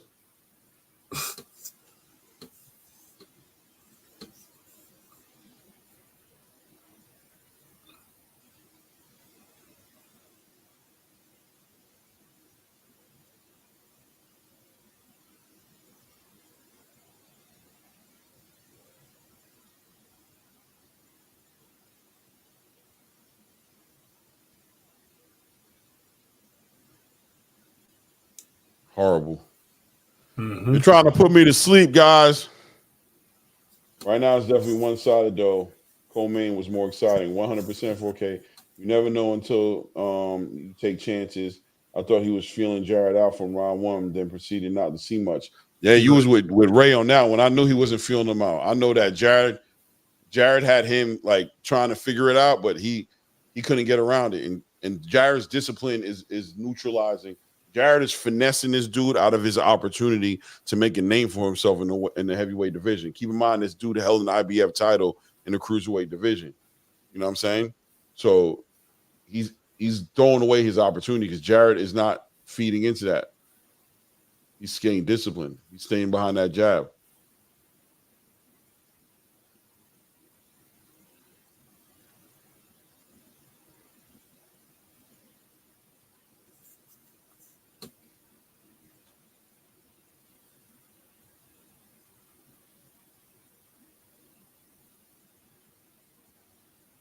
Yeah, this is weird. It's not weird. It's boring. Exactly what it is. I don't know. You might as well let that play, man. I'd rather listen to that than watch this. At least they're still Mason right now. They bringing some excitement up. Abdullah was beating the brakes off that boy. He beat that boy like he stole something.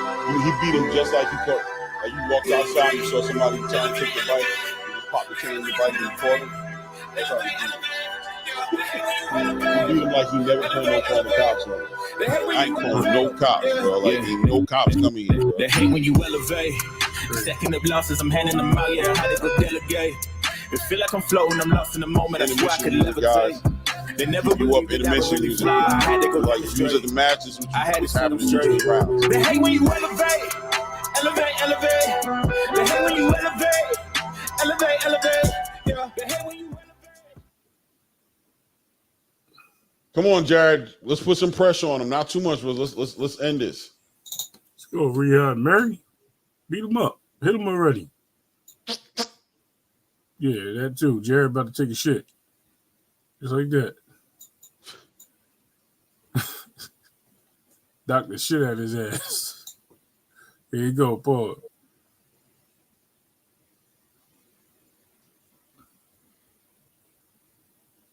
I feel you, J Cash. J Cash, the money man. Yeah, right. Top Ring has a problem. The last couple of fights haven't been good. You're right, Mr. Big Play. You're right, man. For real, let's be honest though. Abdullah Mason should have been the main event tonight. Pretty much.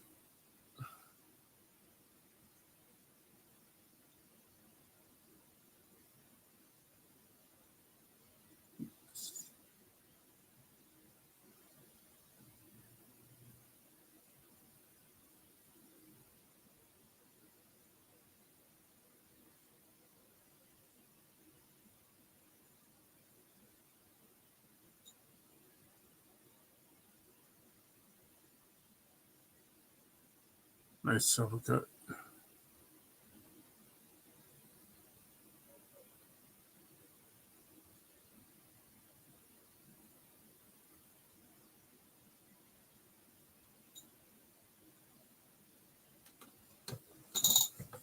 I wish I could watch it, bro. Damn. Yeah, I almost went to sleep on this shit, Clay. Was due only. This fight remind me of Pac-Man versus Cardi.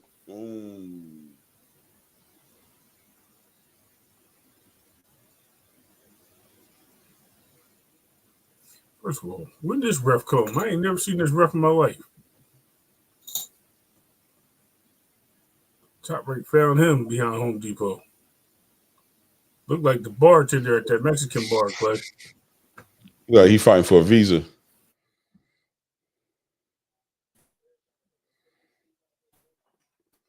Jared just pumping his jab all night. You almost can't blame him. Hey. That dude ain't doing nothing to cut off the Monopoly ring. Man, exactly who he looked like. Yup.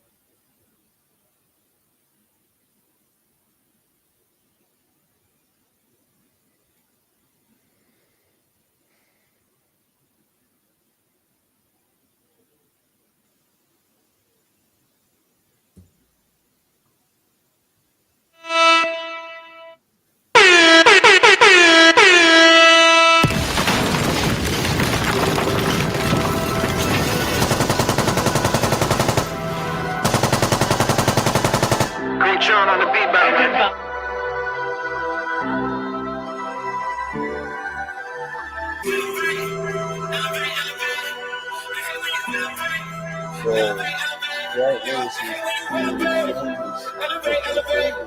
They hate when you elevate. Yeah. They hate when you elevate. It's second.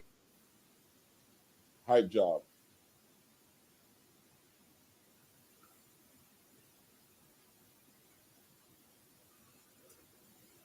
Right, Mr. Big Play.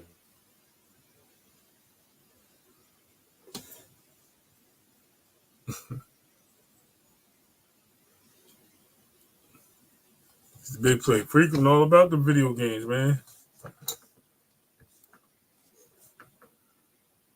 Tell me you used to get the games from Japan, exclusive ones.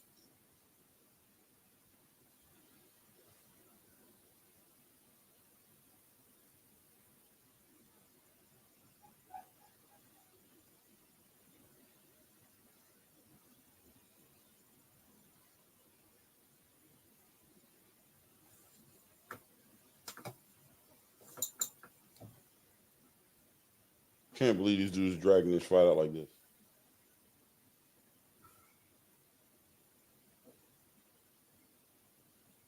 Oh, okay.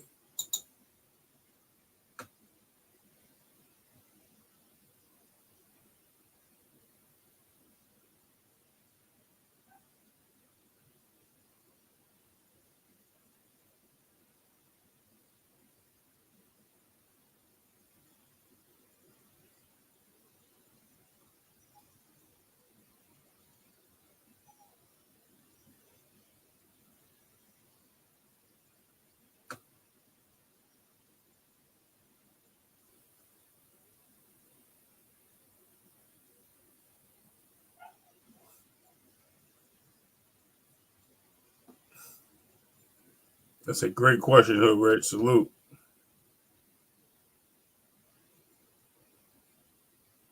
Salute, Hood Rich.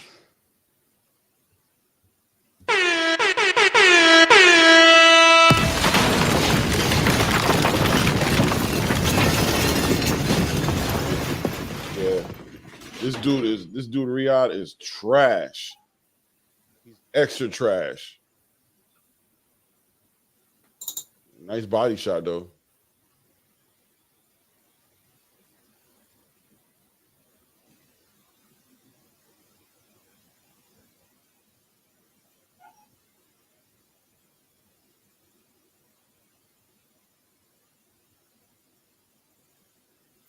Ooh.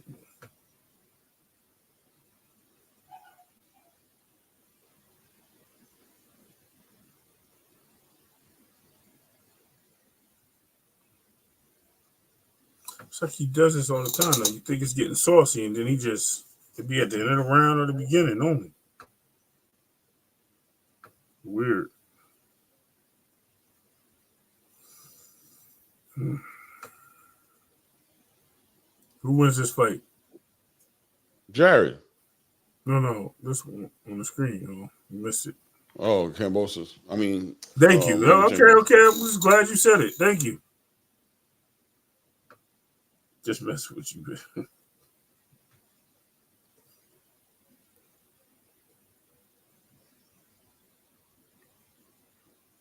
And Billy, please, favorite fighter.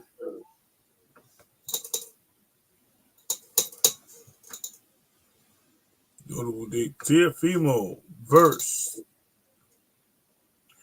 That dude got one loss with 3 losses on his resume.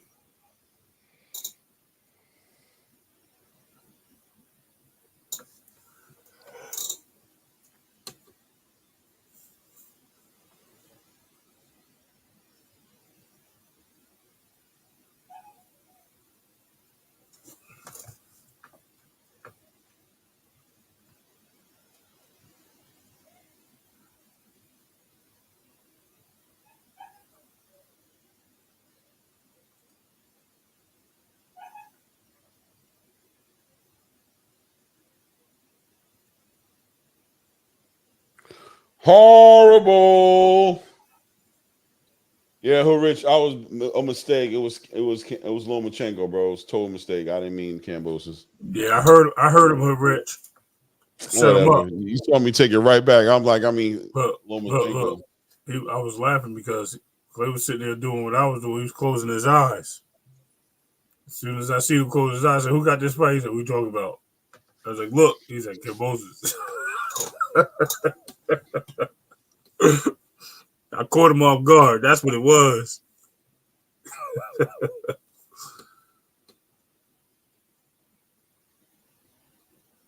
I know UFC lit right now, right? I know it is. I need to put that on. That's what I need to do because I know that is Jamal. What fight is on right now? Hood Rich, what fight? What fight you watching? The Wei Ling fight?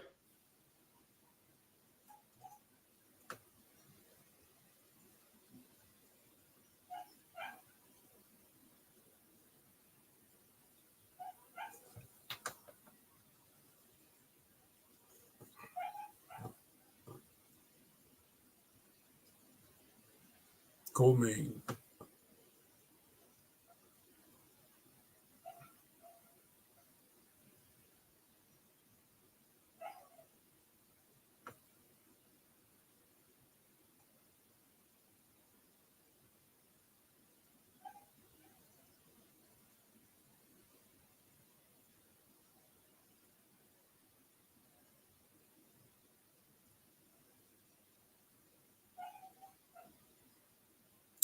It's gonna be the easiest victory ever.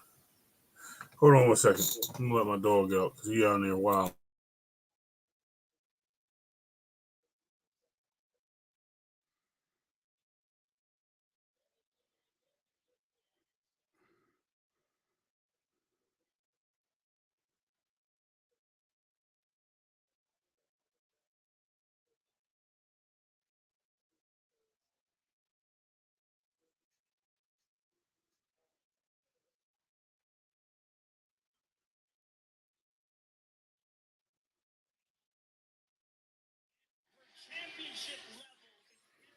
Yeah, I'm watching it right now too.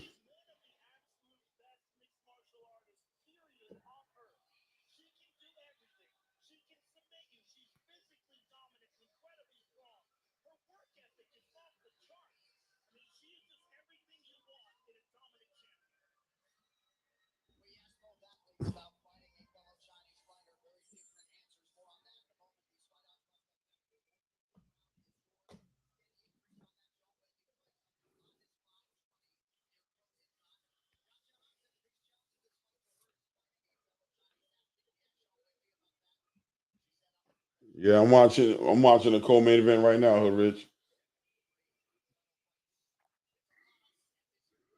Horrible.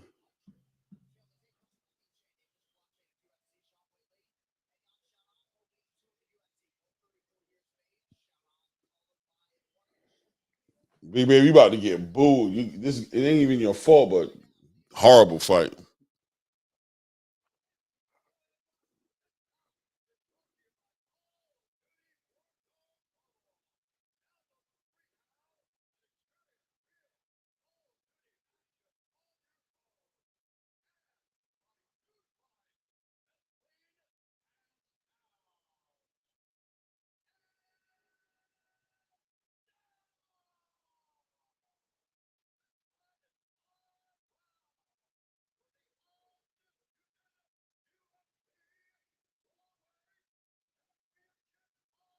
Wow, yo, that building is packed out.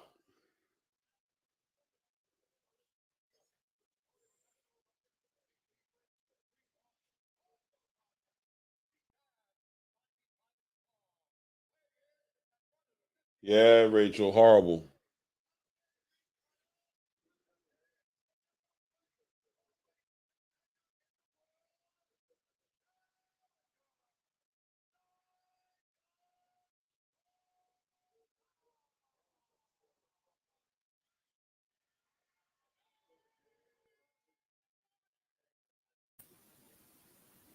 What I miss? Nothing. Oh, okay. Horrible fight, bro. So All right. last round, everybody done left the chat. There's only 15 of us in here. I don't blame him. Me neither. 14 now. You ain't count. The decline mode.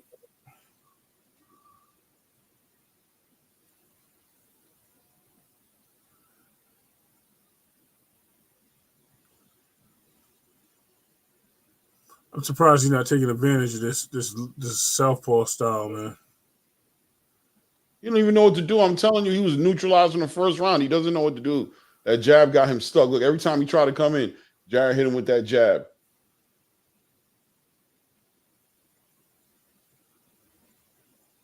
And they both dropping their hands. What in the world is going on?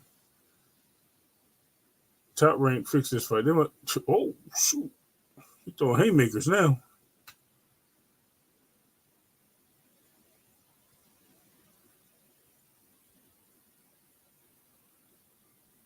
Looking at the clock. Look, yeah, it's time to go.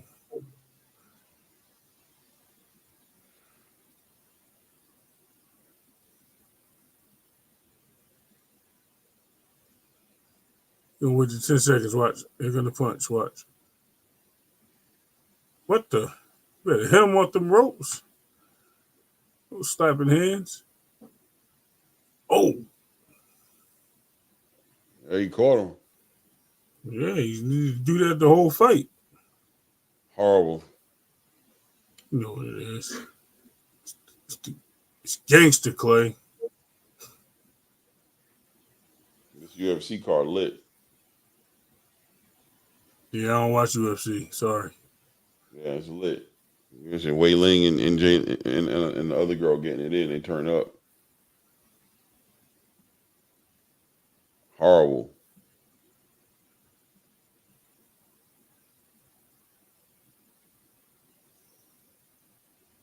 Yeah, this is a horrible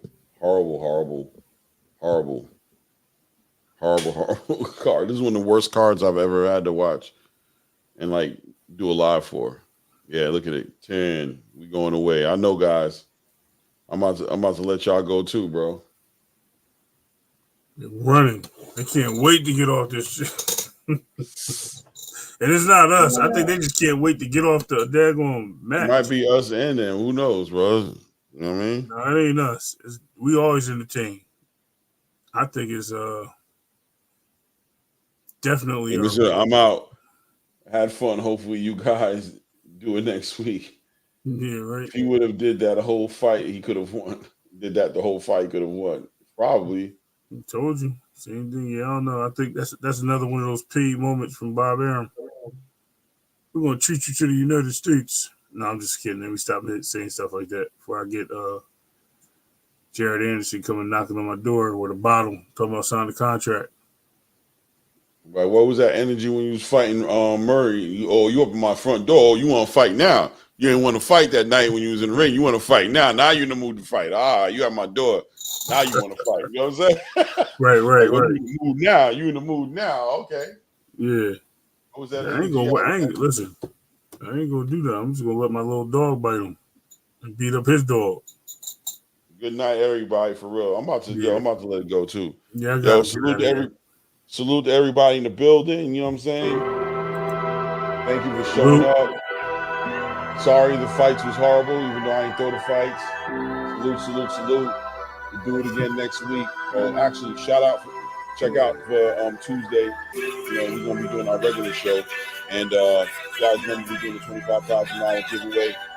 So